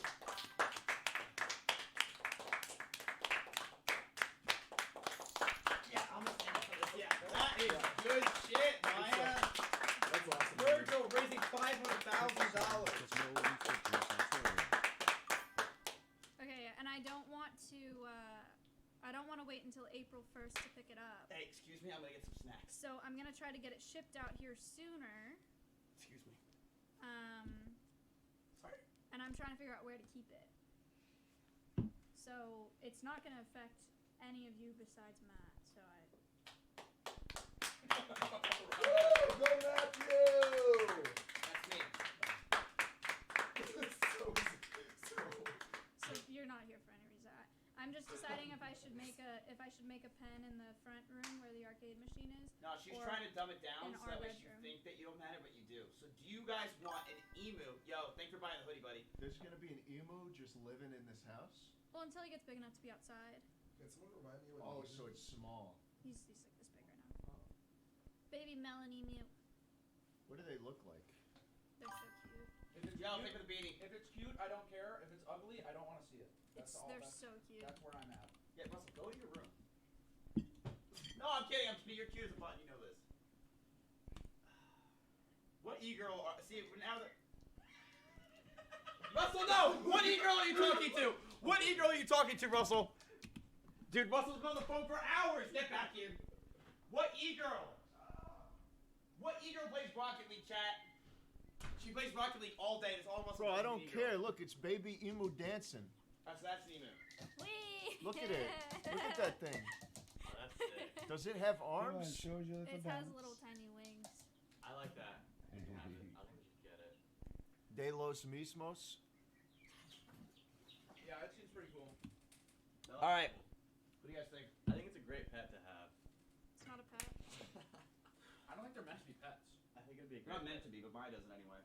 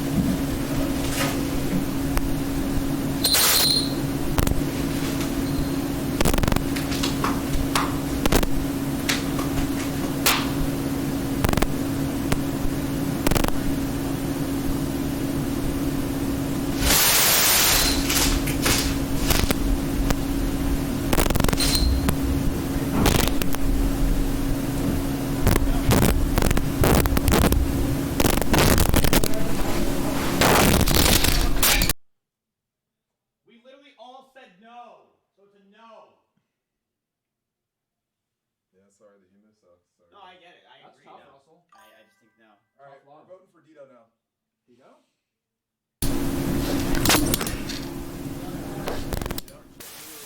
Not even my merchant.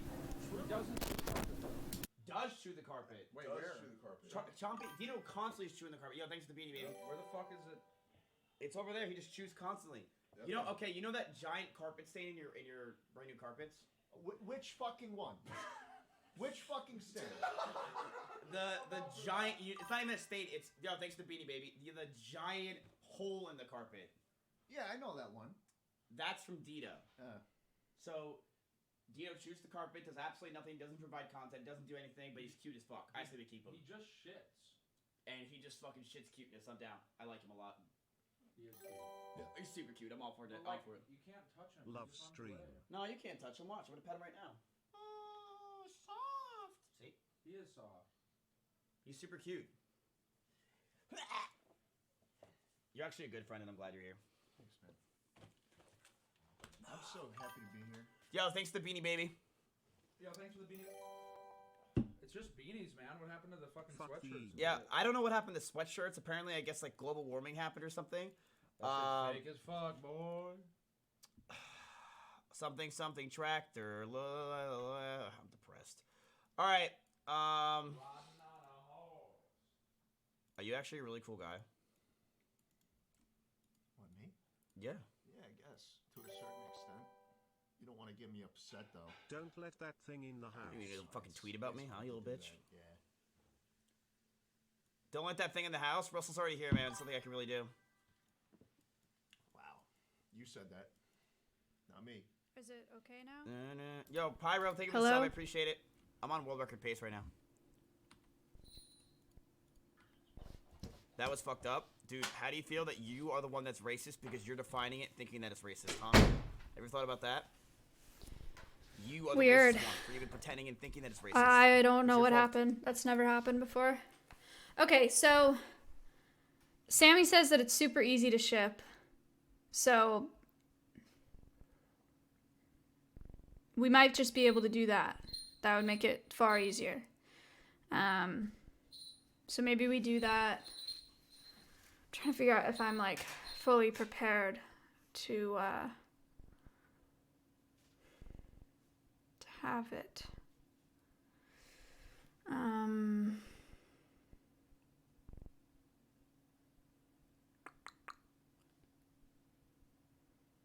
Look at gifted. Oh yeah, Soul, thank you for the 50 gifted subs. I really appreciate that. Those guys are so rude to you. Yo, that's the bit. Okay, so we'll do that, and then I just need to set up a place here for it to stay until it's big enough to go to Alveus, because by the end of March, Ella will be living there,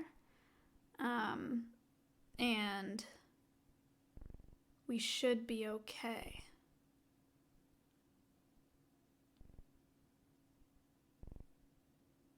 Because if he gets to be too much here, it can go to Alveus.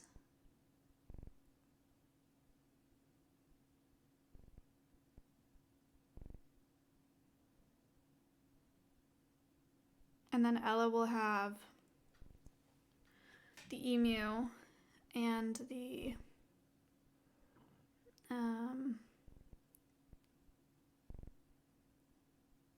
emu and the chinchilla. Let me pull up my list.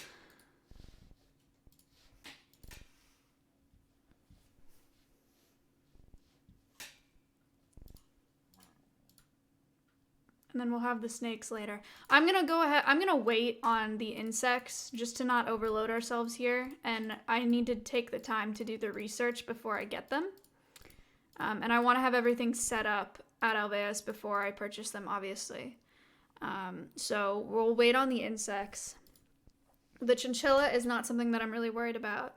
The parrots are something to worry about, obviously, but we'll sort that out. The snake, super easy. I just have to have the terrarium, and then the emu is the big thing. But if it doesn't work in this house, then it can just go to Ella pretty quickly, even if I get it like within the next week.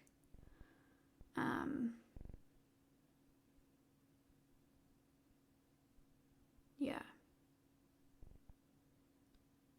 Okay. Slick wants the emu in his room. Okay.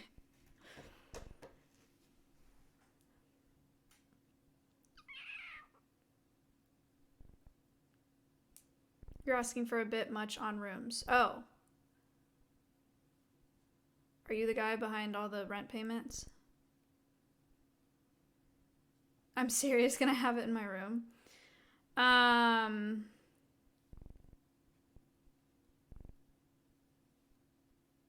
don't know, it's like that's a lot. It's kind of weird. I don't think that's the best idea. It can hang out with you plenty, but I don't think you actually want that.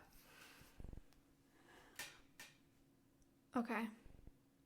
Ew, okay, that's a hard no then. Yep, not gonna happen. Really don't know why you did that. Alright, so hang on.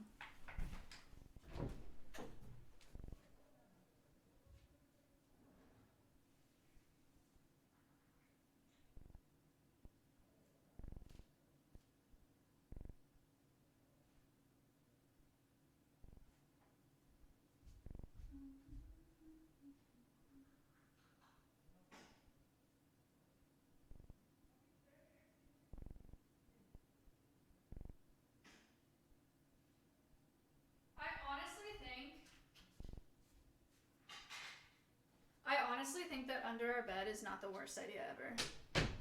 The only thing I'm worried about is the smell. I wouldn't care, but for Matt, that's the only thing I'm worried about.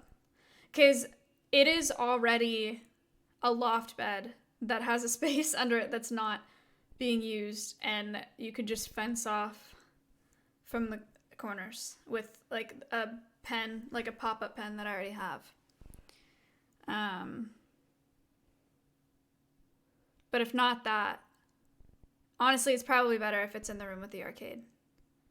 And I just I just set up a corner in there. That's probably better.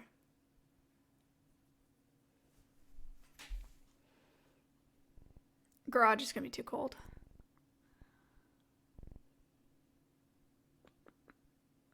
What if it imprints because of being inside? I mean, it's an incubated emu, so it already is pretty much imprinted, if not completely imprinted. Imprinted is not unethical if it's not wildlife rehab. I've talked about imprinting super negatively on my stream, but that's because I'm a wildlife rehabber, and imprinted animals that are releasable is super detrimental to their success in the wild. But an imprinted, non-releasable animal is not detrimental to its success.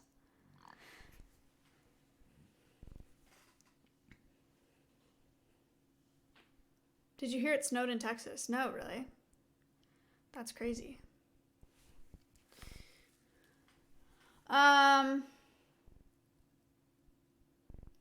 Okay. I will just set something up in the arcade room, and it'll be temporary.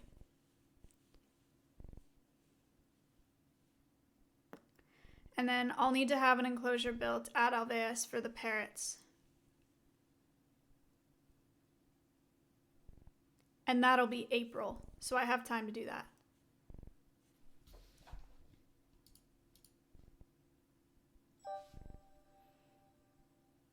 My mom didn't know who Hey, T-Pain I have a was. suggestion for the virtual center you were going to build for Alveus. I can send the link to the suggestion if you want it.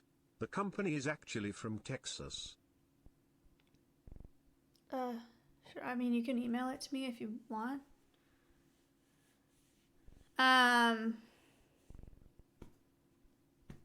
Alright. Chinchilla, easy. Snake, easy. Parrots need an enclosure that I need to build before April 1st. And the emu can be here until it's ready to go to the center in April. Okay. Pasture fence needs to be put up in April. In March.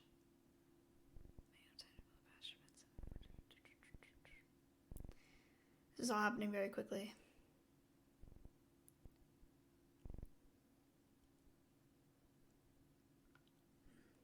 Okay, completely dropping arthropods and arachnids for right now. For sure. But I've already had a couple bigger streamers offer to sponsor enclosures. And so I may be able to get one of them to sponsor a parrot enclosure and get that built up. I love what you do for birds of prey and conservation as a whole. I seriously love what you do so much. One question though is, would you allow recording in the refuge you build? It's pretty much all going to be recorded, man.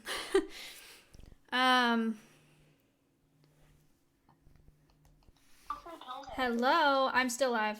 Do you want me to step out? Fine. Okay. Okay, well that's fine. I can explain to all of them how this works too. Okay. So, we can essentially ship them over to you. All you have to do, I just have to register who it's going to, and then you just pick them up at cargo. Or because we have Star Pet status with American Airlines, because you're frozen right now. Mm-hmm. Temperature wise, we can't really ship them. Right. Because they're in cargo, but I have, because of all the animals we have at Conservation Ambassadors, we have Star Pet status, which is like the key word, which is funny, with American Airlines, and they can be shipped in a pet cargo. So I'm going to call American Airlines and see if I can ship it in the pet cargo where I can control the temperature of it the entire time. Oh, okay. That's crazy. Yeah. That's so interesting. Isn't that cool? Yeah. That's a new thing. That's on their new planes. That's so cool. Okay. Yeah. So then I just have to go to the airport to pick it up. Yep, and then you just show your ID and verify that it's you that's picking it up, and when I put the name on the thing of the person that's picking it up, you just show them your ID and then you pick it up. Okay. And then help me, so for how long does it need to be inside? Do you have any idea?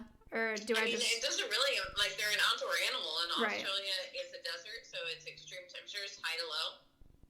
But I would say, I'm not going to ship it until I know that it can regulate its own body heat. Right. So, probably a week or two old. Uh-huh. And then it should be fine indoor, outdoor. But I mean, you're literally gonna fall in love with it and want to like keep it next to you all the time. Okay. So So once you ship it, I won't need to have a heat lamp here?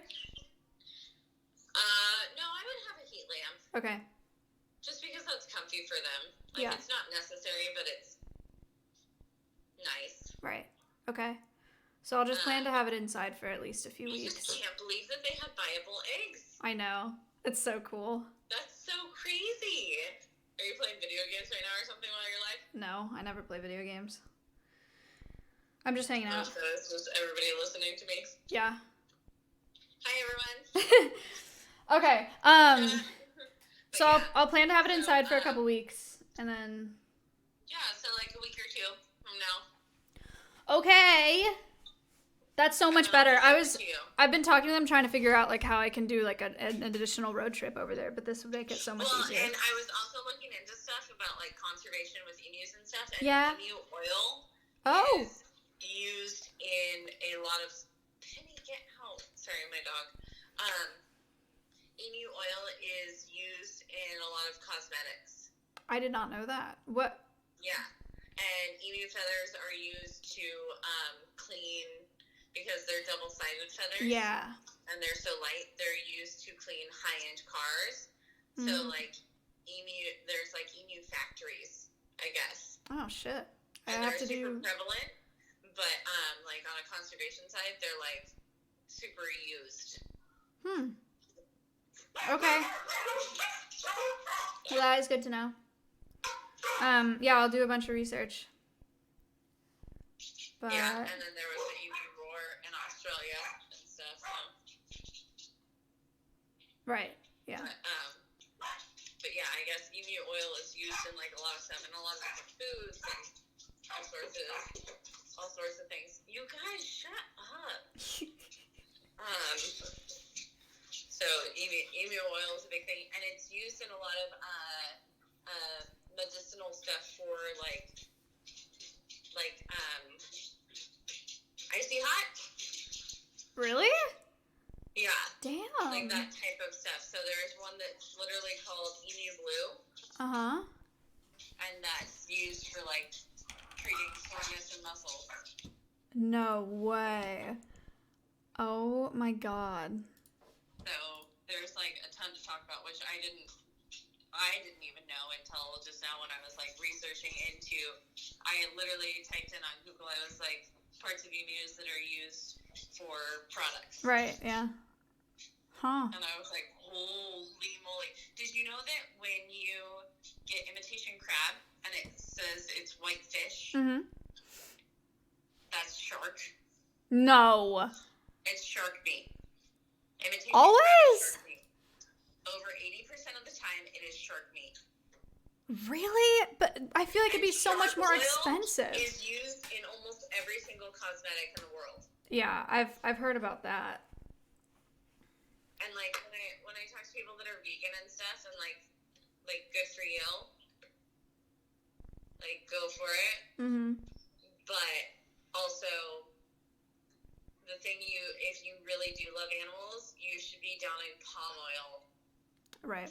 And the 100,000 different names that it goes under, not like factory made meat. Yeah, we've talked about that before on stream. Yeah. You should be downing palm oil, not factory made cows. Yeah. And stuff like that. So, anyways. Okay. Well, keep me posted. I will figure out a good place to have it in the house that is not too disruptive to my normal, not zoo roommates. And you're not loud or anything. Right. Yeah. So I'll figure it out. It'll be that's fun. nice. And then okay, cool. Yeah. Okay. No, it's gonna be your best bud. Yay! I'm so excited. Dude, Tucker, they're so sweet. They were just one of them was laying on Brooklyn's chest. Oh. Just sleeping. That's so cool. And there are no additional permits that I need to look into. Nope, none. All right. 0. Crazy. No, you can just own it. Cool. Okay. It's just yours. And there are little accidental babies. Nice. So. 3 of them. Cool. Okay. 3 of them. How cool! And they laid 18 eggs.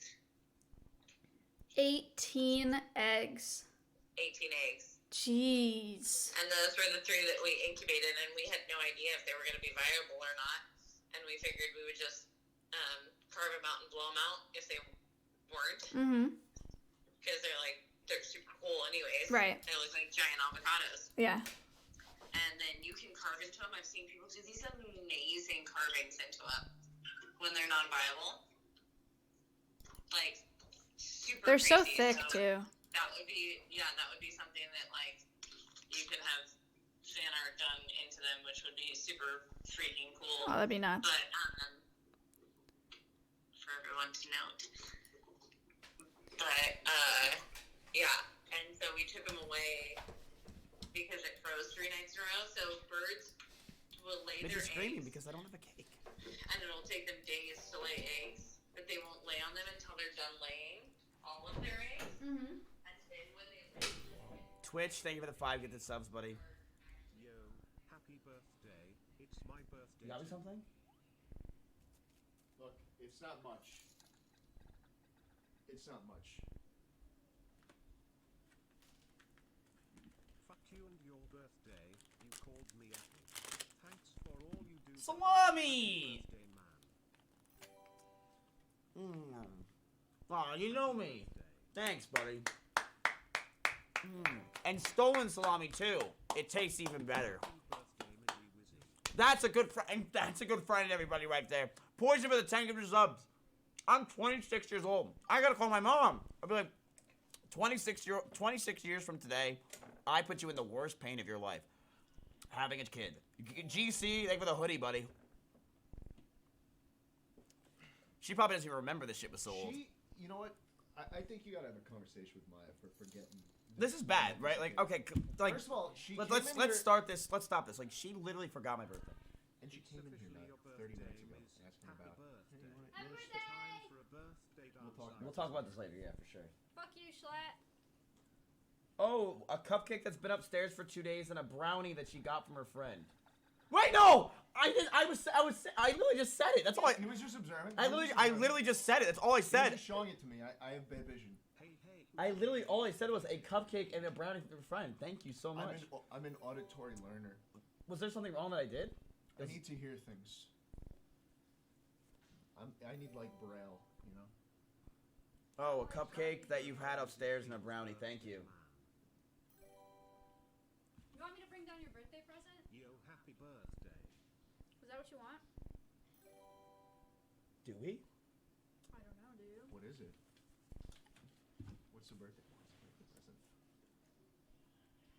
Okay. Tell him what it is. No, what? Let's hear it.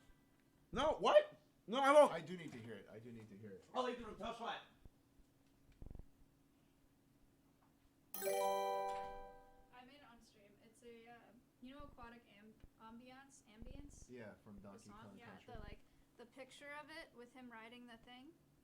I sculpted it and then put it in a sneaker display case. Oh shit. And Does put it play little the lights song? in it. No, see, I don't know if I should give it to him now because I have the little thing where you can press a button and it plays back. Close the door. And it plays back on MP3, but I haven't put it in yet. Roll now XQC. So I don't know if I should do it now or if I should do that. Wait until You didn't tomorrow. actually finish the gift. It'd have to be till tomorrow. It may be your I can wait till birthday, but tomorrow. it's my sub anniversary. I think it's really thoughtful and everything, but like you didn't finish the gift, so you have to probably.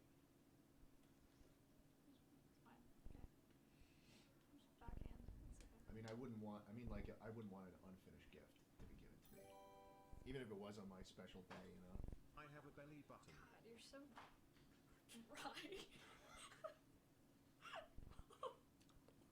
Whose birthday is it? Oh, that's fine. Yeah, just take fucking a piece of my cake. Happy birthday. Schlatt thinks I should wait. Yeah. You wouldn't like it if it.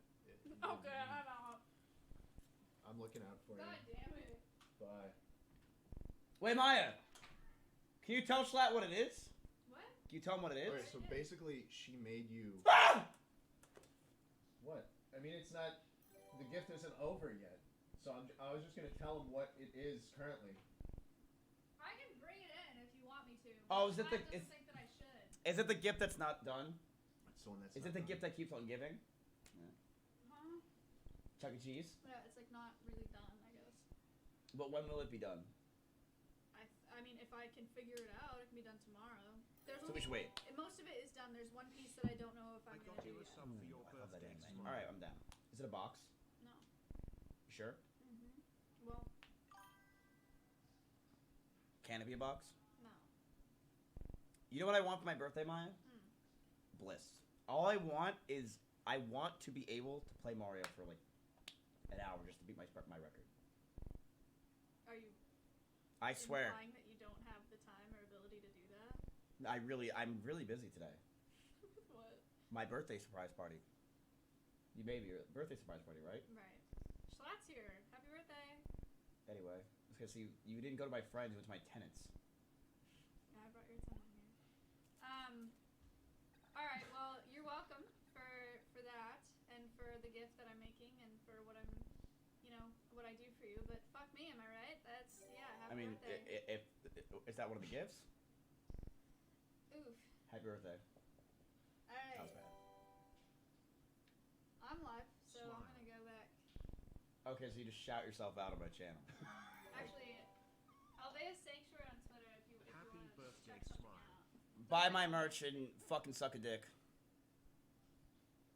You really screwing this up. My tenant, it makes a good point. I'm actually screwing this up. If you want to give me my gift now, don't. Wait till tomorrow. But I'm hoping it's really good, and it better be shiny. Maybe hollow, some would say. You have like a gift of matching people's energy, right? I think it's why a lot of people like you so much. Is you like come up to people's level. Schlatt makes you more of an asshole. I'm not gonna lie.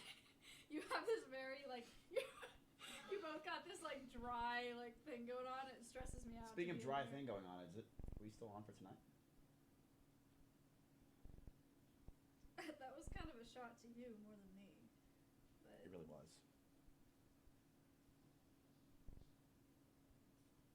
What? Can I have my gift? Do you want it or No, no? tomorrow. Okay, great. Let's just wait until tomorrow then. Wait, do you have anything else? It's just one gift? I'm 26. It should be 26 birthday gifts. We did your Amazon gifts that I thought you were gonna do on your birthday, and then tomorrow you have your PO box and you have the thing that I made you.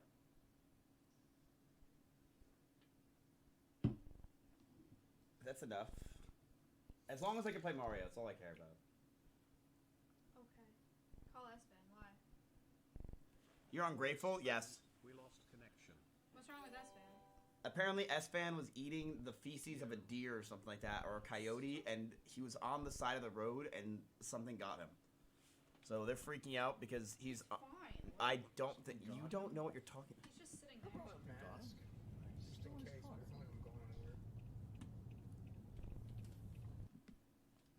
You're telling me he's fine? Are you serious?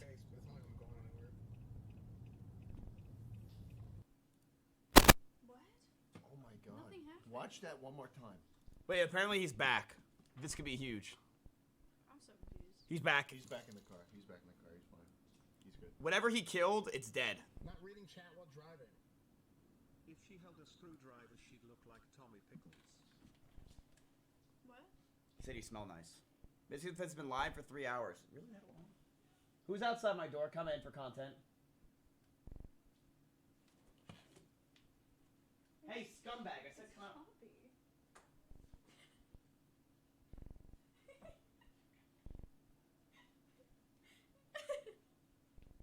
I bet you love this thing.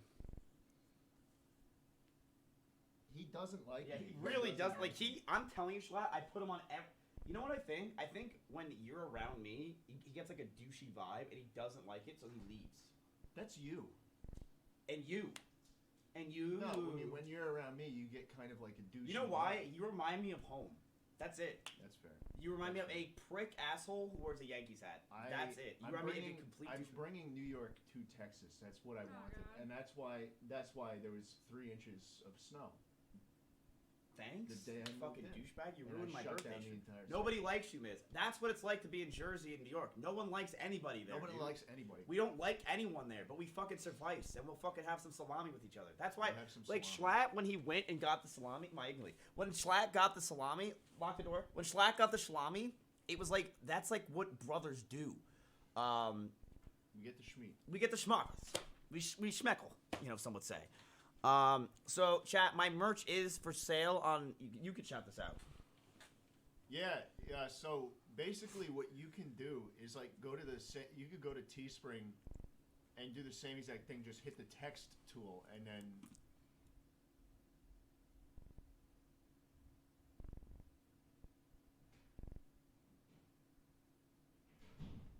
at the top of Oh, the, so of the I didn't corner, do it, yeah. yes, and you type in yo and you hit next and you buy the shirt. And Oh! One in you chat buy if it Schlatt's at- annoying at as fuck. cost. What's So going on? It's Probably cheaper. designer. Because you're Puns? people try to mimic Jesus. exactly what I made, and they can't do it because it's Oh not my exactly what I god. made. If you go to The a specialist for my design work, 11,000 no. viewer host. It is designed. What's up? for, Hey. yo. My name is Maya. This is my falcon, Alright, Orion. come I founded a nonprofit organization that's for conservation. It can't be Mig. It's we are I'll try to doing exotic animal sanctuary and Yo. virtual conservation education. I'm building a facility in Texas. It's Alveus Sanctuary. Mods, link the fuck out of it, please. You can go follow it on Instagram and Twitter. sounds We just starving. raised $570,000 to build it out. So that's what's coming up.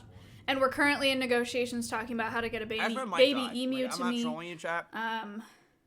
How to get a blood This is not python. good. By the I've way, never seen this Dobbins one just sent me this picture of the blood python, not the blood python, but the size of the one that he got. What the fuck are you keeping this in? There's no way, He dude. looks like a reptile right now. Roads are bad. There's no business. What? This place is an absolute ghost town. Sorry, my headset's dead.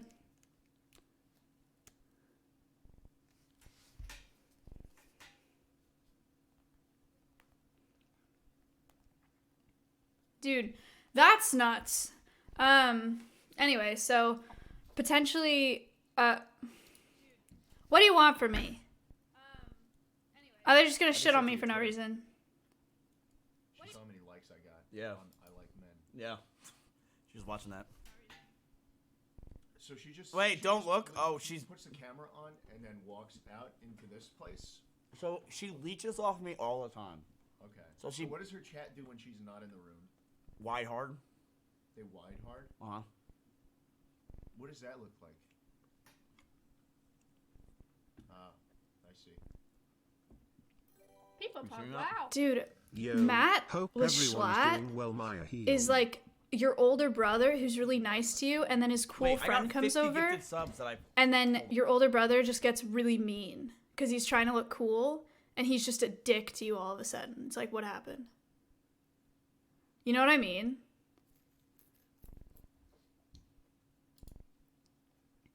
And then Paulie for the fun. Imagine gifting 50 subs and then he calls you buddy.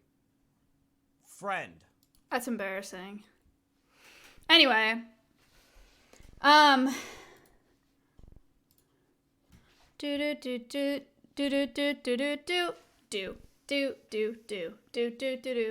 Anyway, so that's the update with Alveus. I guess that we'll try to do this blood python. Hot Cross Bones, thank you for the 14 Bless you. months. I was looking for a bigger snake. The carpet python is probably about 5 feet long, but she's pretty. I mean, she's maybe like that big around, like not a crazy big snake. And large snakes are really good high impact ambassadors because you bring them out and people are like, oh my gosh, look at that, right? Which is really cool. But for people to be able to handle People pop. Wow.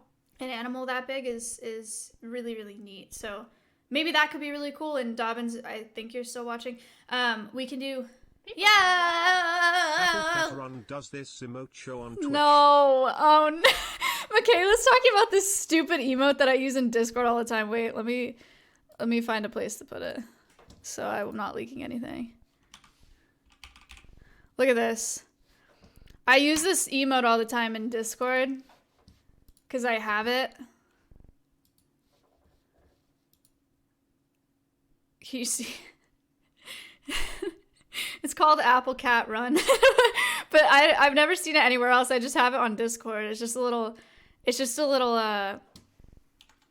cat. See, he's right here. Michaela likes it. Anyway, I don't know. I use it all the time. But no, I wish it was on Twitch. I've never seen it anywhere else besides... it's just on this one Discord server that I'm still in from ages ago. Add it? No. No! No!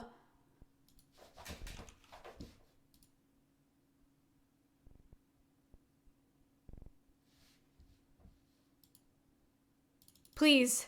Please!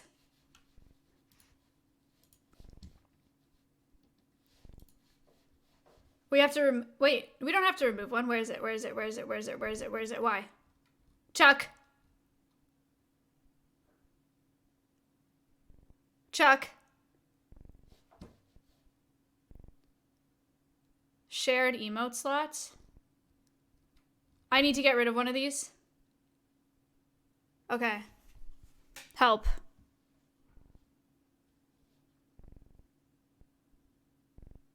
What about cat kiss? I've never seen anyone use this. This finger.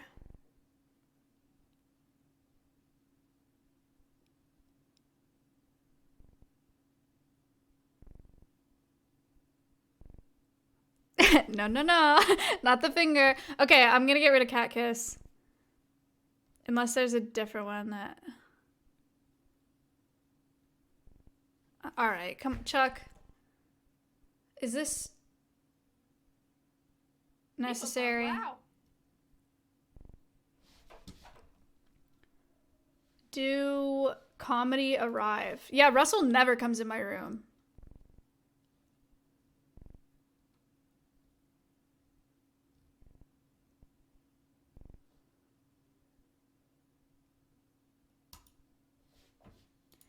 It's decided. Let's go! Oh my god. I want to see it. I want to see it. I want to see it. I'm refreshing. I still only see people writing it.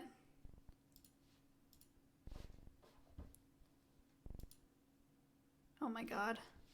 Where? What?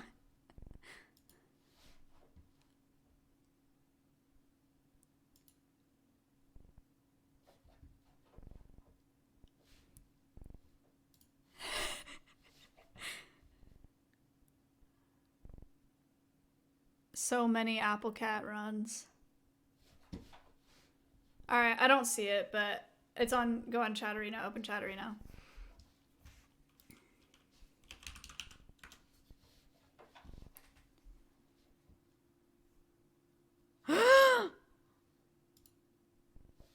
Oh my god.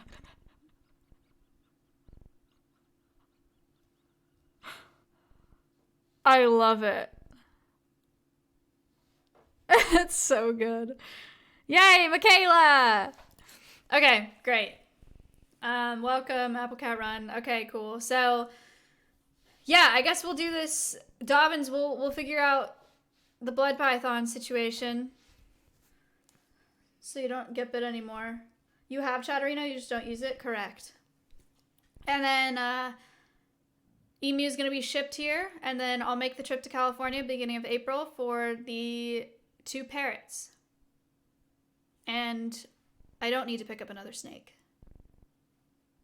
And then I'll worry about insects or arachnids and the arthropods later. And during the month of March, 1, I still need to close on this property. 2, I need to fence the whole property. I need to work on a front pasture fence so I can get a Saro out there and hopefully adopt Max, that donkey, get him out there, and then have a space for the emu to go when the emu is bigger. And yeah, so we have a lot to do in March. A lot to do in March. Do March. And then I will need to contact, once I close, I'm going to need to contact one of those streamers to see if they want to sponsor a parrot enclosure and figure out where to put it at the facility. So that can start getting built. So it'll be ready for them when they come in April. Alveus will not be open to the public. I need to make that abundantly clear. Alveus will not be open to the public.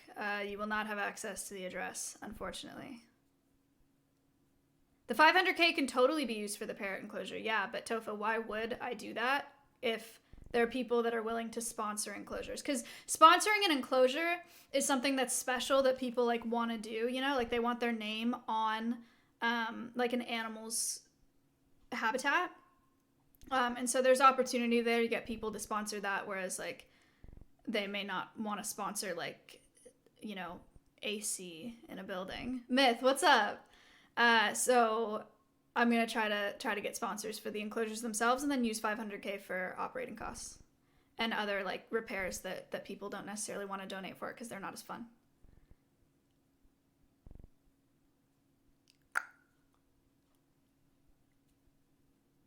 Cool. How much would it cost to sponsor one in theory? Yo, Myth, let's talk about it, man. No. It depends. It depends on the enclosure and what you wanna be a part of.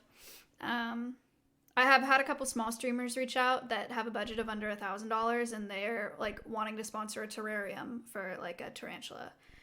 But then I have some bigger streamers that are reaching out that are probably willing to sponsor like the parrot enclosure, which is going to be pretty large. And much higher. So there's like a huge range. It's really, if you would like to sponsor something, I would love that. I can DM you on Twitter about it. That'd be sick. But right now we have a chinchilla that needs an enclosure built. We have 2 parrots that'll be in the same enclosure, but they'll need an enclosure built. We have an emu, so it'll be in a pasture that just needs to be fenced. And then we're going to have a blood python and potentially a carpet python that I think I already have terrariums covered for. Then later we'll do the tarantulas, the scorpion, the frog, and the millipede. So those will all be terrariums. So smaller projects. Hi. And we'll see. Spongy, thank you for the 15. Your headset is so big. It's actually not. This is the best headset on the market. This is the Shroud headset. It just looks big because my head is shaved. And I have a small head. My head is smaller than I thought it was before I shaved it. Will the enclosures be streamed? Yeah, I mean, I plan to stream out there a lot as I'm building things and, you know, getting it all set up. The only thing stopping me from streaming right now is, 1, I haven't closed on the property yet, and 2, I didn't even notice the buzz cut. Myth, how did you not notice the buzz cut? The only thing stopping me from streaming out there right now is, 1, I haven't closed, and 2, I have to wait until all of the pictures are off of real estate websites for me to stream there. Because that's an easy leak. Mondi, thank you.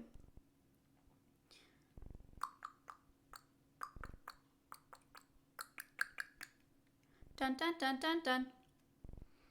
I like those plants. They're fake. Thank you. Okay, what else do I have to tell you about? How long do you think closing will take? That's a great question. Not that this is that fun to talk about. I was supposed to close on the 19th, but my lender sucks ass. Cinny, thank you for the 14 months. So he thought he could get me this one loan, which was going to work for me. Now he's trying to get a different loan because that loan's not going to... Financial, thank you for the 2 months. So we're trying to figure out the loan. I have to come up with an extra massive chunk of cash that is stressing me out. But we'll make it work. And we're just closing a little bit later because of that.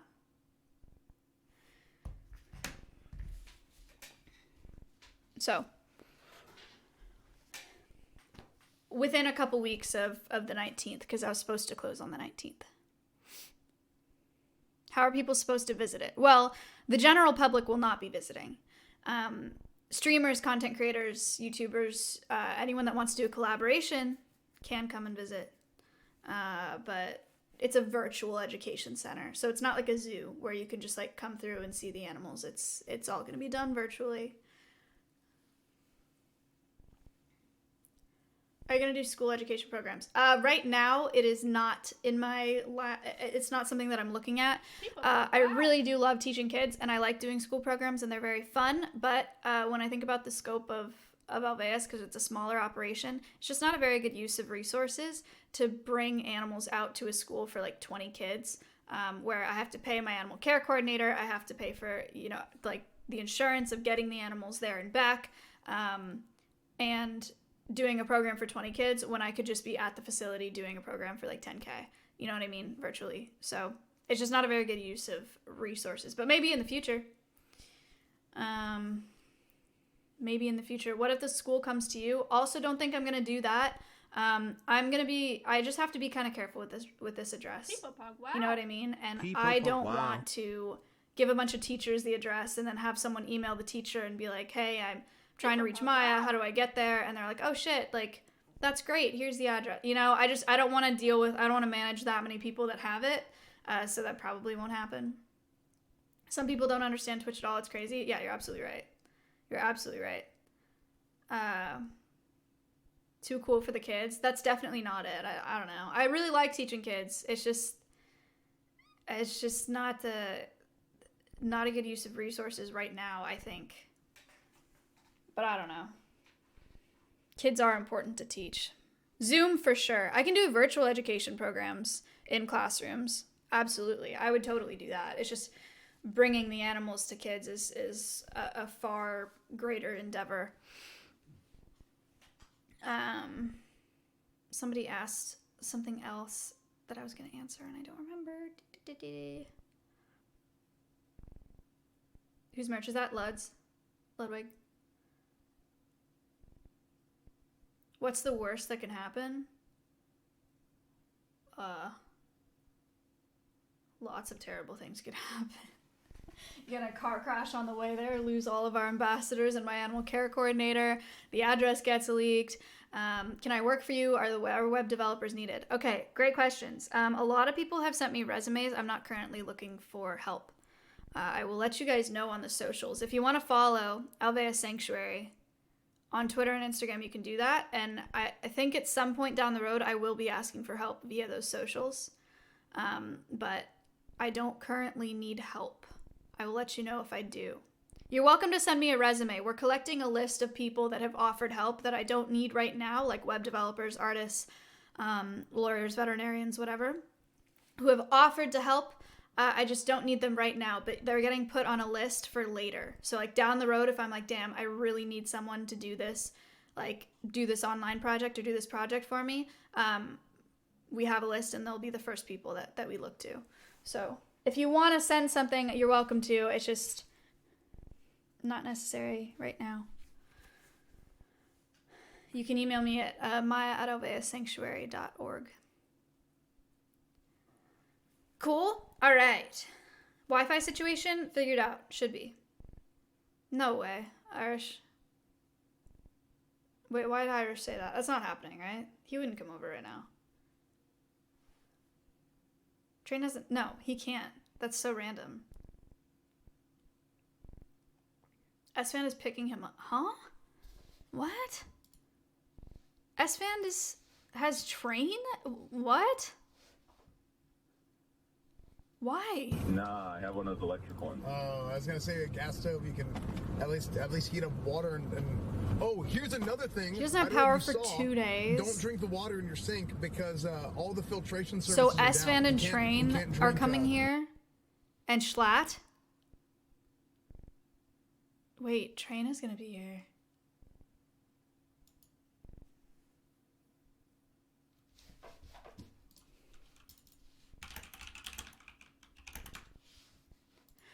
Da da da da da da da da da da da da da da.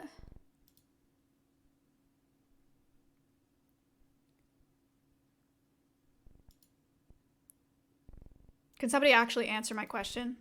Does anybody know?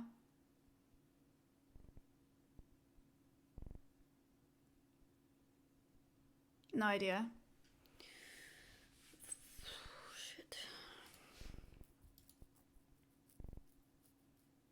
And poke? No shot.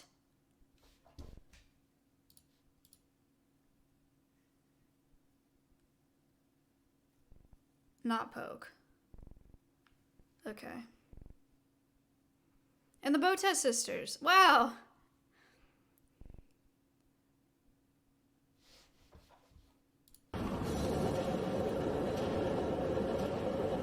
Is yeah, we got ourselves a quest, chat. Saving Private Train Rex. Saving Private Nickname. All right, boys, we got ourselves a quest. Dude, I kind of like this, like, freaking.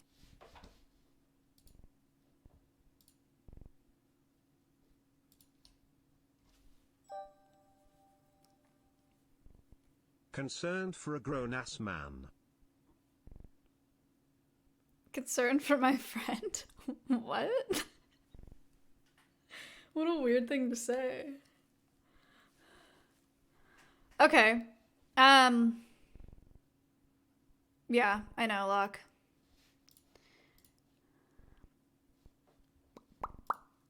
My name is...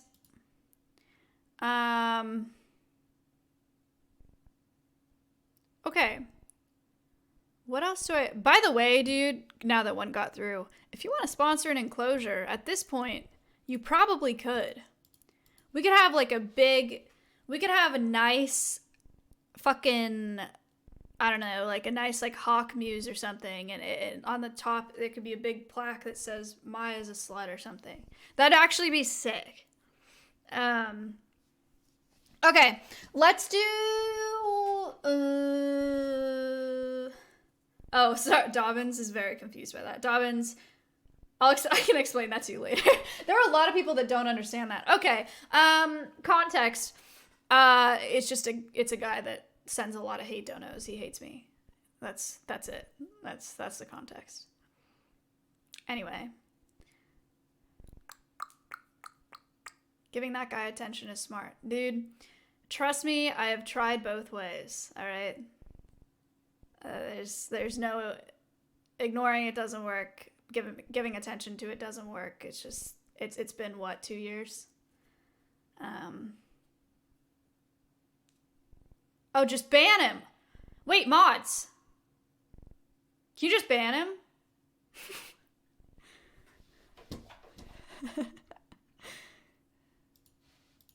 Yeah, there's sometimes purring that comes from the mic. I didn't think of that.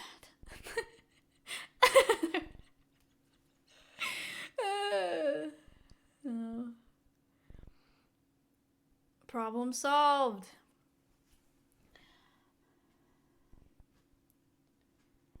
Will you have fish? People have talked about that now. I really haven't considered having fish. I don't think that fish would make the best ambassadors. So I don't think so. It's not in my plans currently.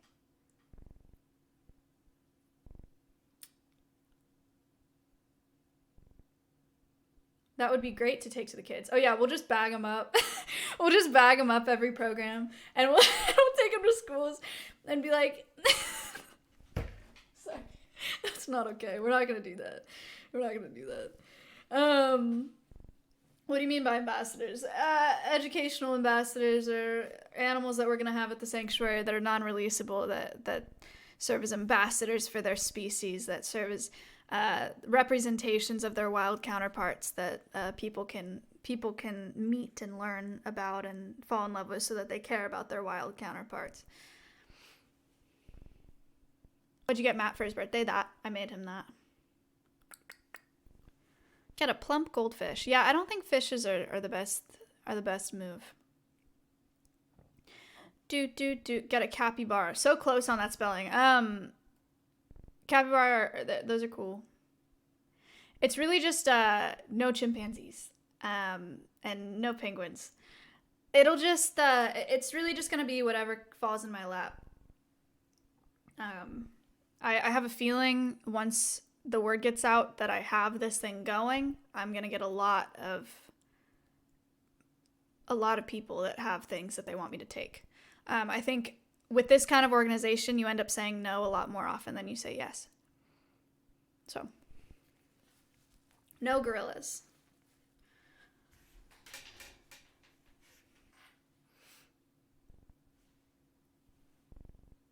No pumas either. I'm not going to do any big cats. I don't want to have anything at the facility that's not a workable that's not an ambassador that I and my animal care coordinator can work free contact, if that makes sense. Nothing crazy. I don't want something that's just gonna. Yeah, I don't know. No big cats. Bald eagle. I would consider an eagle. I don't know. We're not there yet. I mean, I can tell you. On my list of potential or ambassadors that I would like or that I'm looking for, there is a zebra on here, and that's something that I talked about earlier. A kangaroo is on here, a common marmoset, or a kinkajou, one or the other. An opossum, a ringtail lemurs are easy, but any kind of lemur would be sick. And then where can I go to support the foundation? you can follow Alveus Sanctuary, ALVEUS, on Twitter and Instagram. It's the same tag. Or you can PayPal donate at alveussanctuary.org. That would be awesome. Thank you. But if you want to do something bigger, like you want to sponsor something at the facility, you can email me at maya@alveussanctuary.org. Should I do a peepo candle? I can't believe it's 12:36 already. It does not feel late at all. No.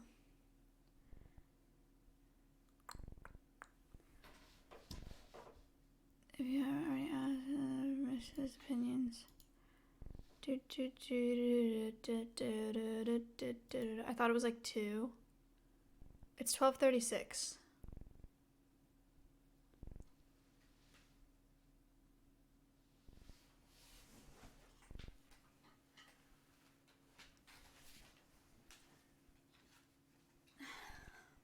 Sound thingy. It's not charged. I can't believe train is coming here. Wait. It's green. Didn't it say it would be charged when it's green?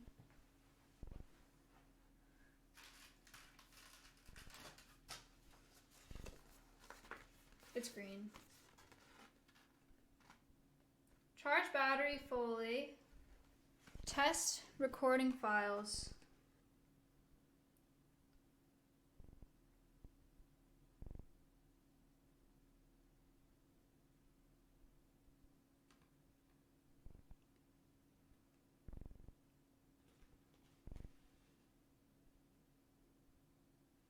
Upload files to multiplace sound chip just like you will move files to any external drive. Transfer files one by one in the order you want them to play. That seems easy.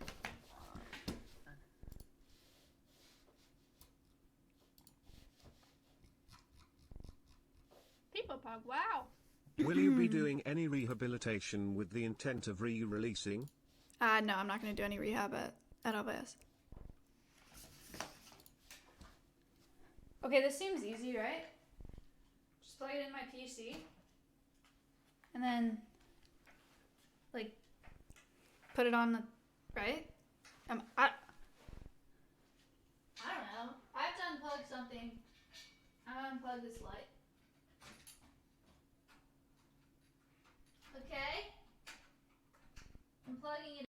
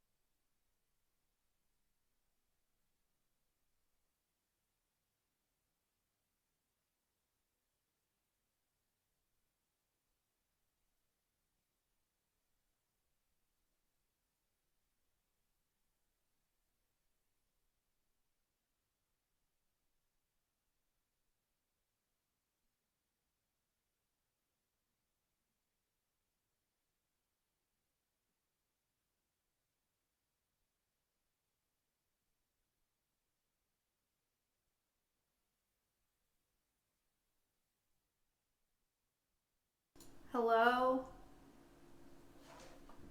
This is not the right mic.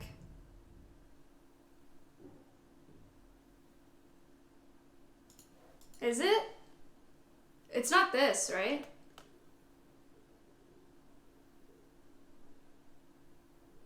Shit.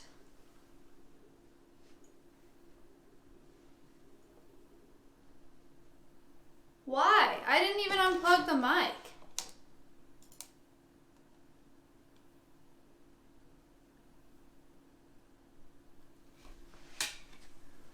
It works fine. Sounds better. What is this mic? I don't even know it. This is digital audio interface Camlink 4. Is it my camera mic?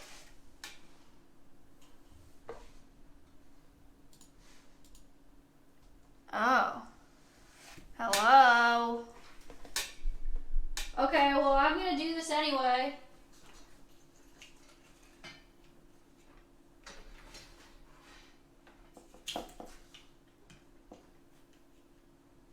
You know what's crazy? Is I didn't even touch a port that, like, one, I didn't unplug this mic, and two, I didn't, like, the mic is plugged in on my USB hub, or my USB hub. And I didn't touch that. You know what I'm talking about? Locke knows what I'm talking about. I don't know why that affected it at all.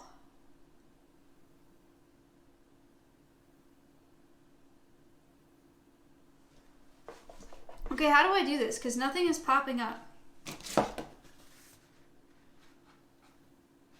Make sure that the on position is set. Oh, well it's not on.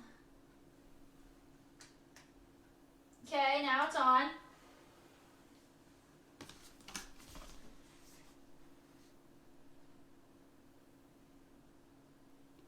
Upload files to SoundChip just like you would move any files to next. But nothing's popping up on my PC.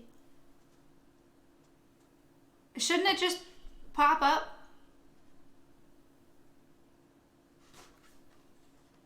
Open my computer file explorer. What the fuck is that? How do you open, do I just search that? This PC?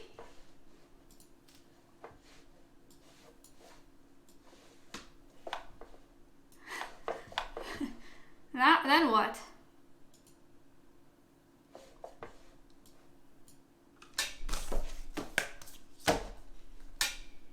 Locke, I feel bad for you. Use a different port. Fix it.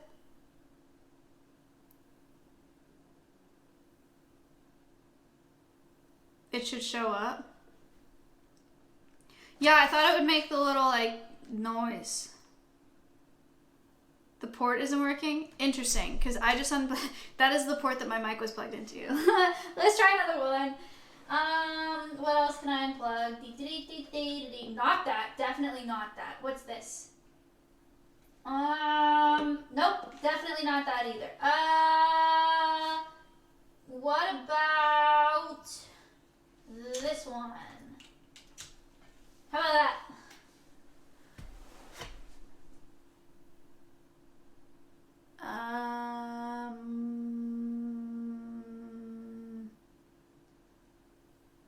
No.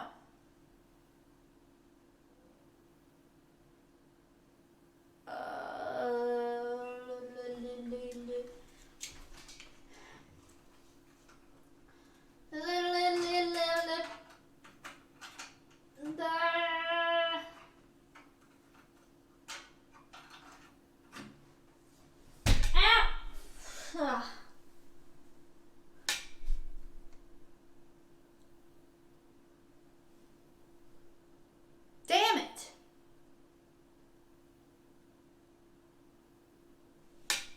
It's not working. Use your laptop?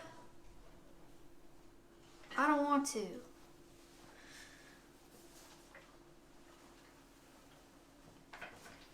Disk management? Bro.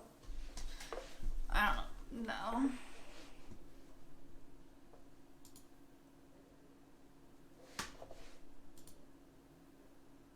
He's here.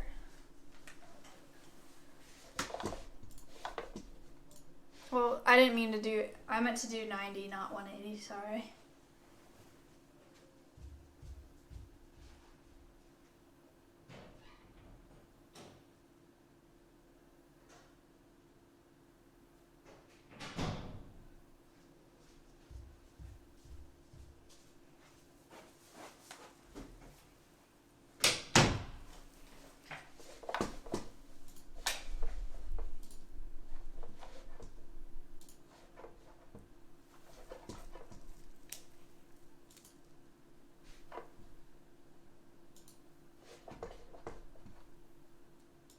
Wait.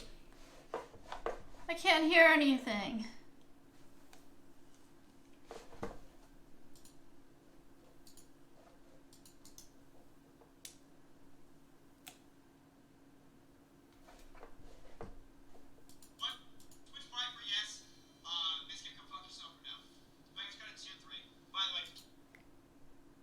My monitor? What happened?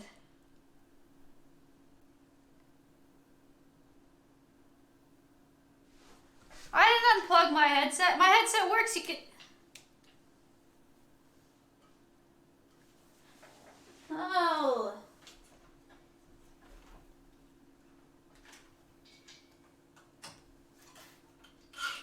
No.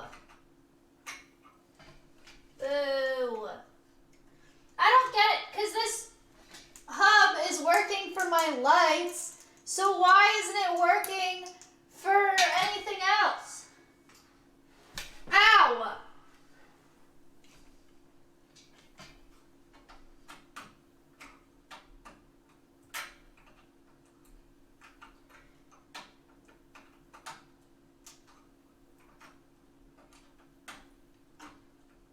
I can't plug this in! Fuck! Ah!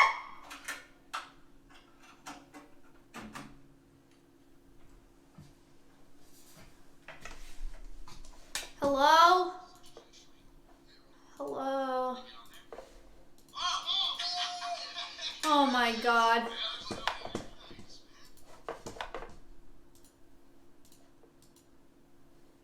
Why? Huh? Hello?